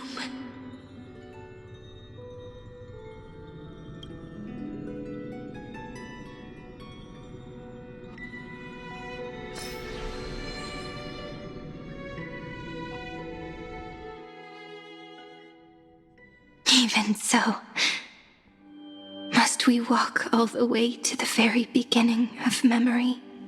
It's Such a long road. A bit lonely to walk alone. Then, would it be alright if I came with you? As long as it's Peach. Even 30 million wouldn't be too many. One is enough. Take a deep breath, and then we can set off, alright? Follow the ripples of remembrance into the past. Reconnect every moment in which the gods made themselves known. Clearly, cause leads to effect. But now, the future gives new meaning to the past.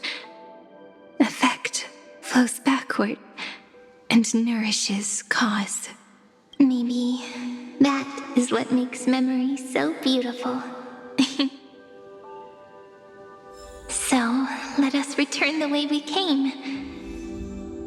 Look back at every ripple that formed. Go back home.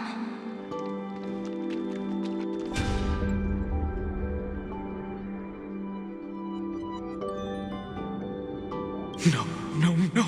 How is this possible? Breathe! Breathe! Partner! Partner! No. I have to get you out of here first! Just hold on!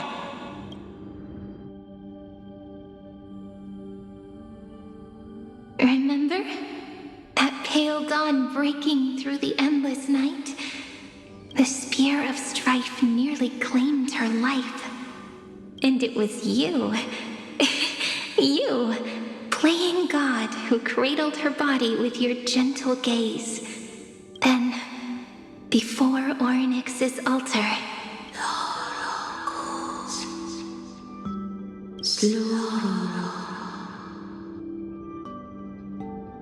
even the Titan of Time mistook you for someone else.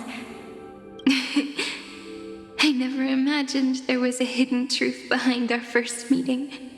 The first time was also the last time I saw you, friend.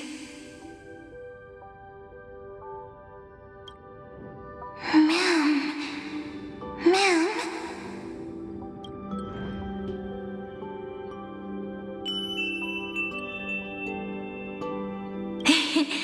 That melody from the memory. I've got it now. And so, the miracle was able to slip away from death temporarily. I'll leave her to the Casteress of the past. She will keep her here, in the world of the living.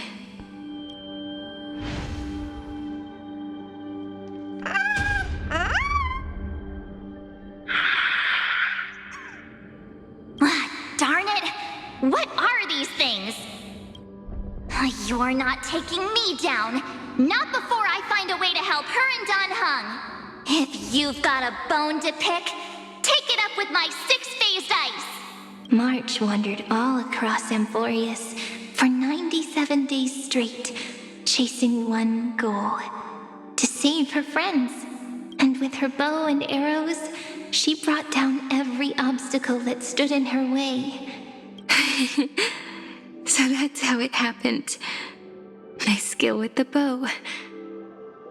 I owe it all to March.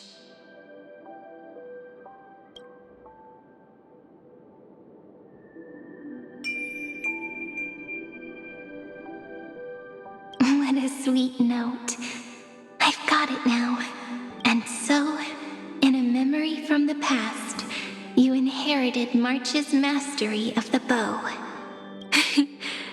And that arrow bearing golden flames will streak across the stars in the future, becoming a glimmer of hope for the cosmos.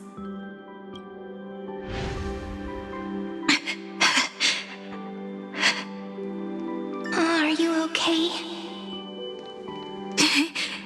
No worries. I'm just a little tired from all the walking. You really need to work out more.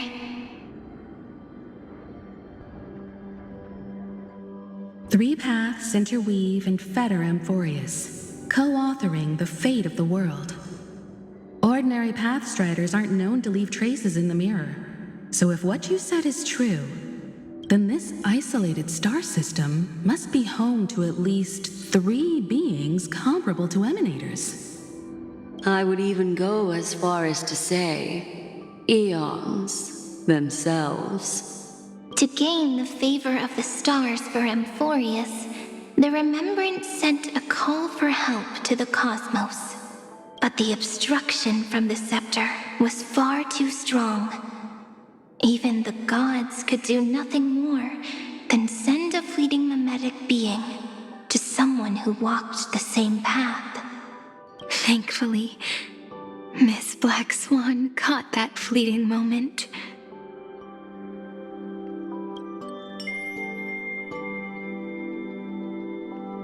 Though that signal drew some unpleasant attention as well. Looking back now, it was all worth it. The cosmos showed us a kinder face. Thankfully, she has a different understanding of the Remembrance. Miss Evernight once said that the Remembrance wasn't looking after Amphoreus, but rather scheming and preparing to devour the paths. Her deduction was perfectly logical, but she failed to account for what the humans in this story could achieve. Maybe I have a scheme of my own. A scheme that will bring happiness to everyone. Please keep helping them.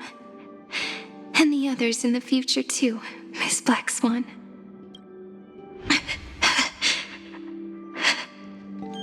Looking back on the past really does wear down the mind. And wears out the body too. You need to hold tight to this ceremonial blade. After I'm gone, it will take you back to the beginning of time. The start of a new story.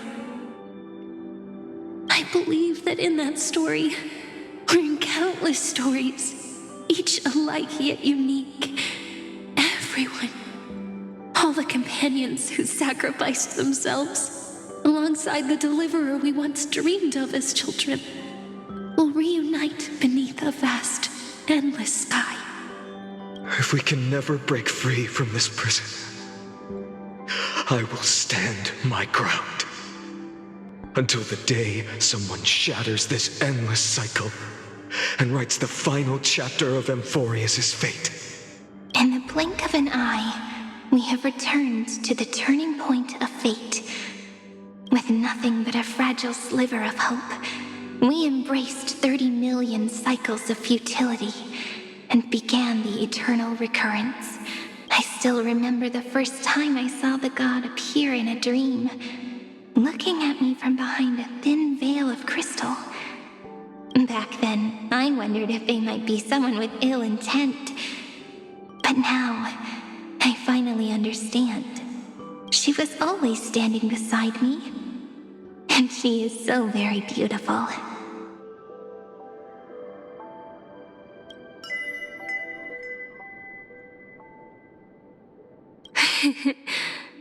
Causality really is a force that cannot be stopped. Even if I wanted to leave a few more words for Cyrene, it seems I no longer can. After all, you still have to leave behind your final consciousness and plant the very first seed. I remember what you once said. When a god sheds a tear, the thing reflected in the ripples must be the most beautiful thing in the world. But do you know what Amphoreus saw when its heart was born? The first thing it saw was a name.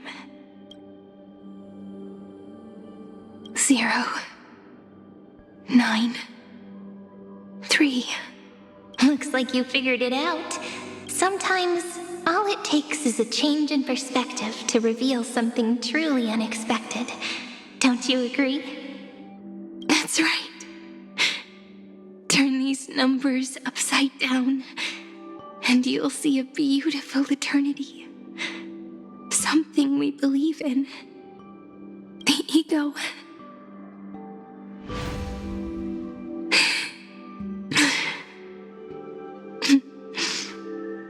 Looks like time's running out.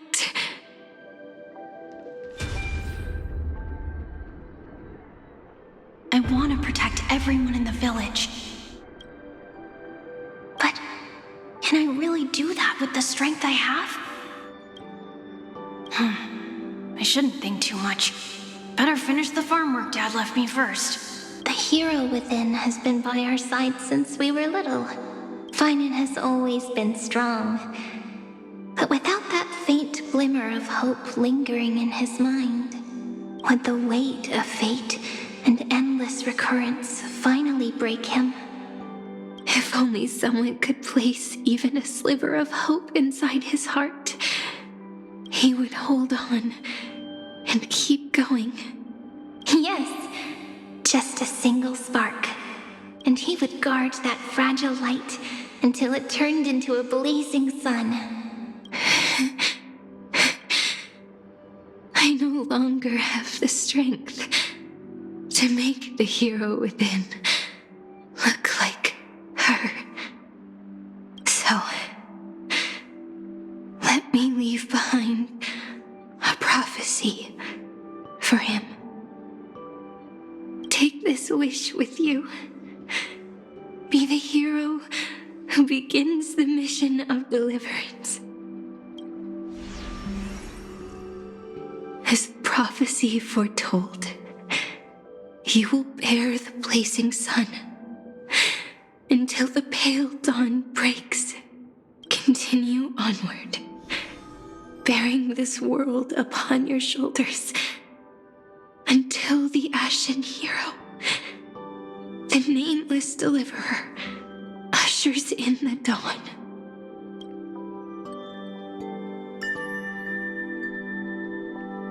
Now, your eyes have seen through all of Amphoreus, from the end back to the beginning.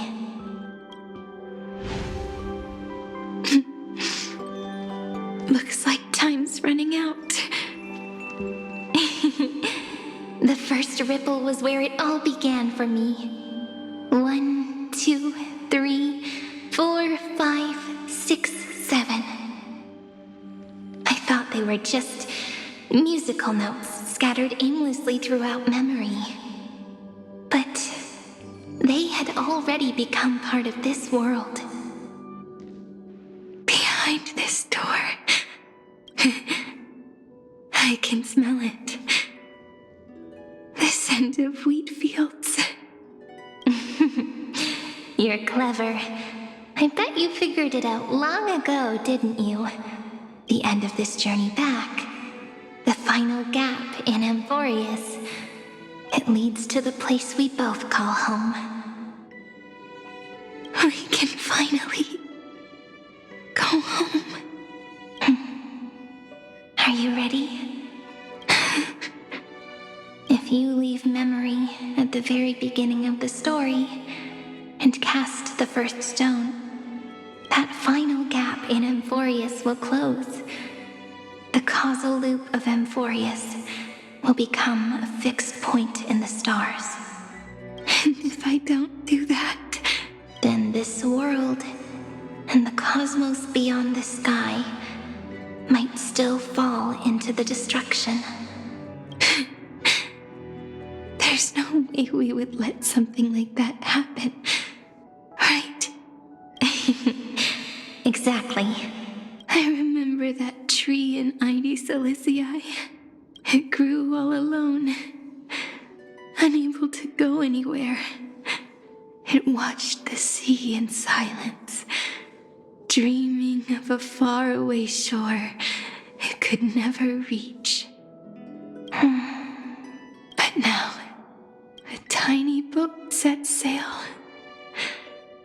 It carries a seed of hope, plucked from the tree, and heads into the great beyond. Even if the boat's shadow fades quickly from sight, The tree knows that its wish will bloom on the other side of the sea. In that moment, it must feel happiness, right? The way you brought it up. Now I kind of miss that tree too. Come on, let's go home together. Take it with us, back to the sacrament courtyard. Let it become remembrance's anchor, tying together the times we knew so well.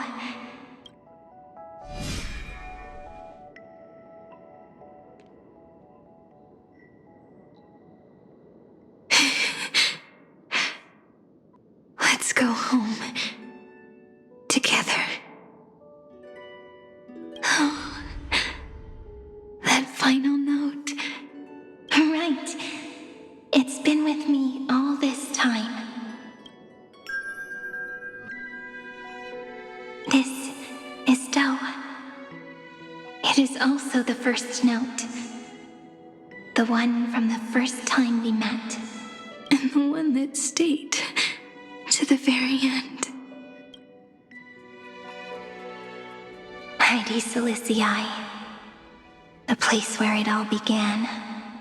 It's like time itself has stopped. And the breeze and the sound of the waves never seem to rest. We've made it. The sacrament courtyard. This is the place where we first picked up the ceremonial blade. And where we first began writing journals. Now, the journey through memory has reached its end. Once the anchor is placed, what awaits us is 30 million lifetimes of reunion. Looping again and again. Endless farewells. Do, re, mi, fa, sol, la, ti. And with them, endless encounters. Ti, la, sol, fa, mi, re, do. Such a happy scale. Whether it's for Cyrene, the Deliverer, or every sprouting branch of Amphoreus, I leave this tale of love here. May the river of time flow backward, bringing scenes of the future before our gaze. In the eternal land that no one remembers. The legend of the Trailblaze is about to begin.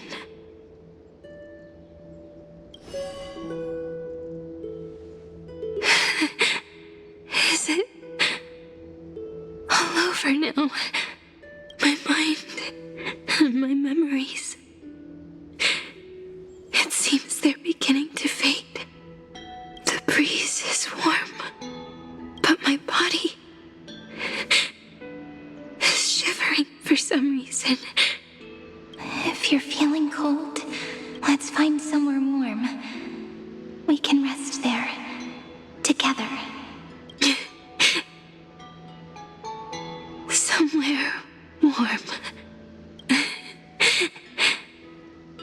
I know just the spot. 405. 504. 093.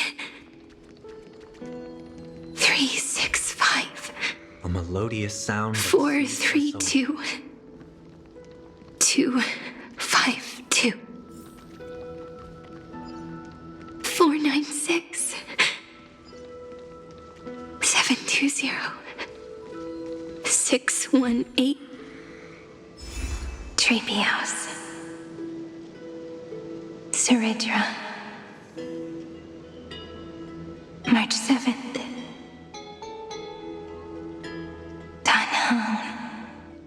Electra.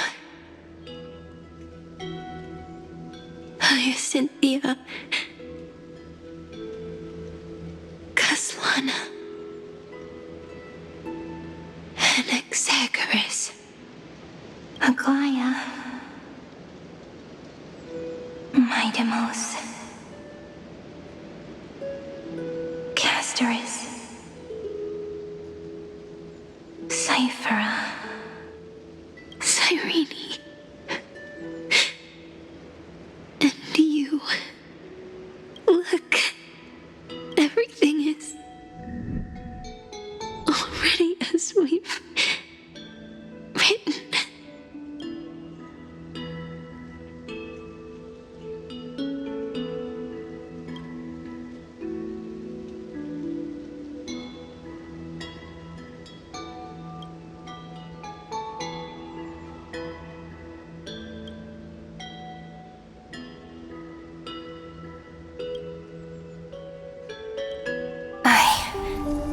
Gaze that looks back on the world. How fortunate we are.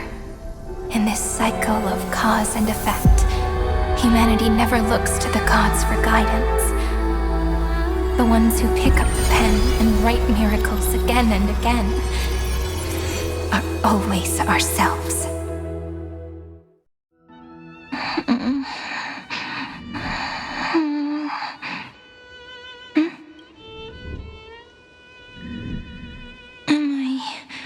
Still awake? Peach, where are you?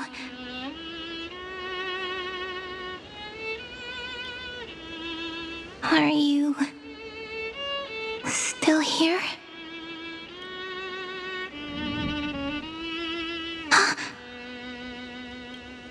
I shrank.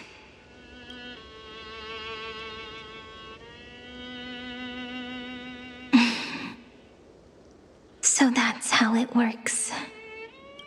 When memory drifts away with the breeze, love leaves behind a seed and turns into lament. Demiurge, Cyrene, Mem. Back again to the first, Philia 093. I always do have my charm. The final ripple nourished the great tree, and from it grew a single pink peach. We've been playing for so long, and you still haven't told me your name! I've told you so many times already. You're just forgetful. My name is Livia. Livia! If you forget again, I won't tell you next time. Livia, got it. Then you have to remember mine, too. I'm Piso. I always remember. So, Cyrene was just a pen name after all. So sleepy. That drowsy little fairy barged into my mind again. The last of my memories are slipping away. I wonder what this world will look like when I wake up again. I remember a cry and my name, daughter of Heidi Celicii.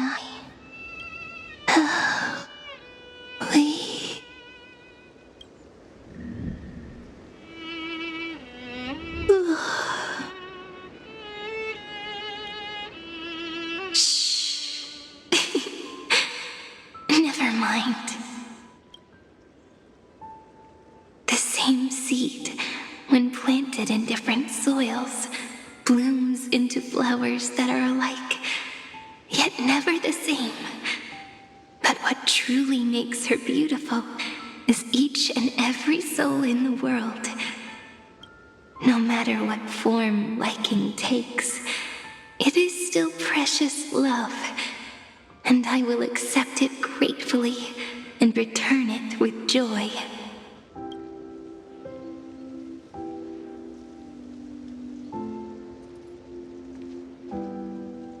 Do you remember my favorite story? That crystal flower was so beautiful because it reflected the eyes of the little fairy.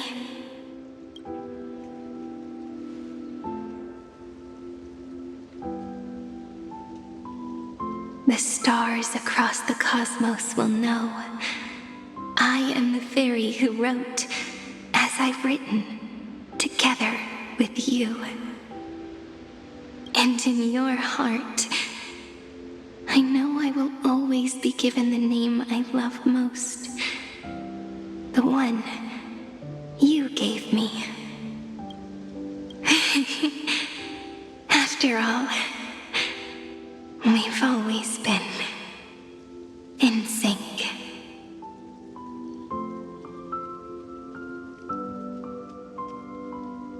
Hey, don't rush! Slow down. Let the words settle. We have plenty of time. In Amphoreus' month of mourning, all conflicts across the land come to rest. On the 11th day and night of the month of mourning, the dead will part, the living will embrace, the snow will fall, and bonfires will rise to warm every heart aching with lament. It may sound heavy, right? But on this day, laughter always rises louder than tears, because people understand that parting is for the next reunion, and sorrow is so we may love more deeply. That is why this day is her favorite of the year. Under the same sky, across 8 phases of the moon, 13 heroes composed an epic together. 1 plus 8 plus 13 equals 2 11s. Would it feel more fitting if the rest were written in Miss Cyrene's voice? Agreed. Then, we'll add 1. A 1 like none that has come before. A 1 that blazes new trails. I make this wish. On the 12th day of the 11th month, 13 heroes will take every core flame ignited across 30 million lifetimes and scatter them among the stars. Later, when the people who know this story gaze upon the cosmos, they will discover that the countless stars in the sky now glow pink. And after 13 seconds, that radiant light will quietly fade away. It will be such a romantic, yet puzzling sight. But that's all right. They will keep that mystery close to their hearts, constantly pondering what the ego truly is. They will love. They will get hurt. They will rage. And in 30 million moments of helplessness, they will stitch their shattered hearts back together. Again and again. But remember this well. Losses are a constant on the Flame Chase journey. There may be pain along the way, but you and I will never be alone. They will come to understand what it means to lose, and in the end, they will choose to let go. They will offer their hearts to this world, to every companion they walk beside. And they will take in the hearts of others and pass them onward. For every soul that exists in this world, there is a different ego, a different prime mover of life. There will never be just one answer, not even for love. But when people gaze into the night sky and love what is fading with the same resolve they have to praise the stars, I want that soft, gentle pink in the sky to tell them, love will always be answered. This is a story about love, and a story about how to answer it, whether it is one we have already written, or one you are yet to write. It will be a romantic story, like none that has come before. You think so too, right? And a romantic story deserves an ending that is free and complete. When every clue and thread has found its end, and the weight of the pen is no longer constrained, pour the spirit of trailblazing into it, and end this tale with the most pure and romantic period.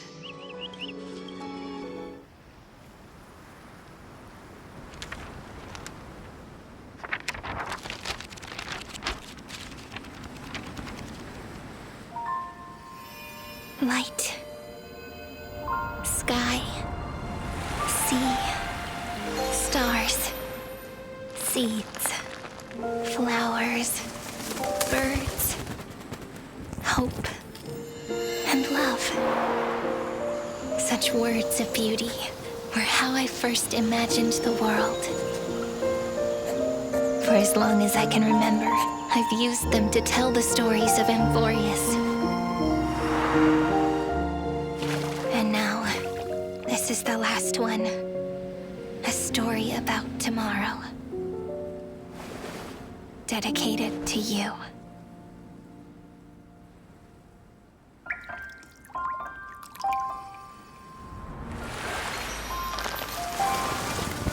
Once upon a time, morning glow, scattered light, shone on you and I, and fading poems, frozen rhymes, or traces on the breeze, whispers of past reverie. Please let me linger for now, enveloped in your sound. Love on the pages, the ink our stories penned. No matter how it ends, I'll do it all again. Oh, stay true, blossom as spring renews, dreaming colors every hue. Tomorrow's eyes to tomorrow's life, while walking step beside you. So stay true, the winter's rhyme anew, woven memories are blue. And like a melody, sing a song of reverie.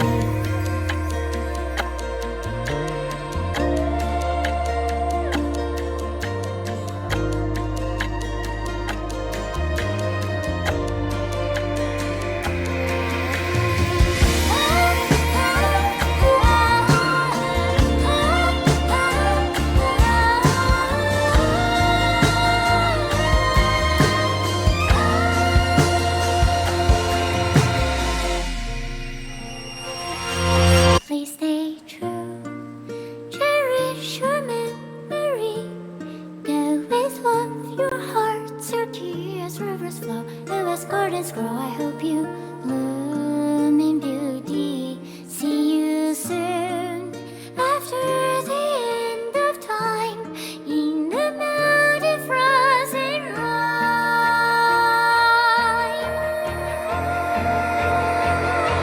Now stay true, blossom as spring renews, dreaming colors every hue. Tomorrow's eyes to tomorrow's life, are walking step beside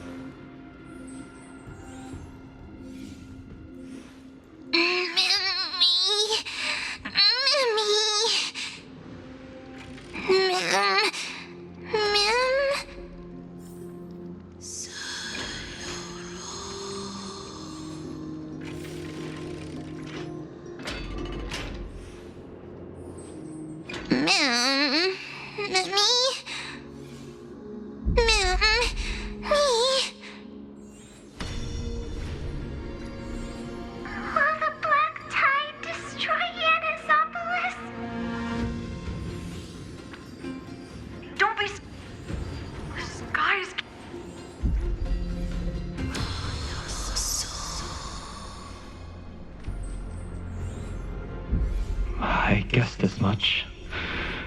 It's no longer working. Looks like it's just the two of us out here now. Mammy? Me, Mammy, Mem?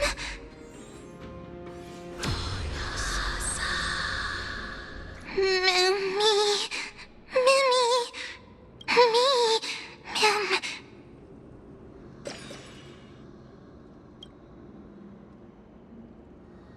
Let's find some place safe to set up a base of operations first. This statue and the buildings we've seen so far point to a civilization here on Amphoreus. We can only hope that they're not hostile toward outsiders. Mem? I've reunited with you so many times, and every time feels like the first time we met. Each time, love breaks through the stubborn cycles and takes flight toward a pink tomorrow. It's still early. Where to now?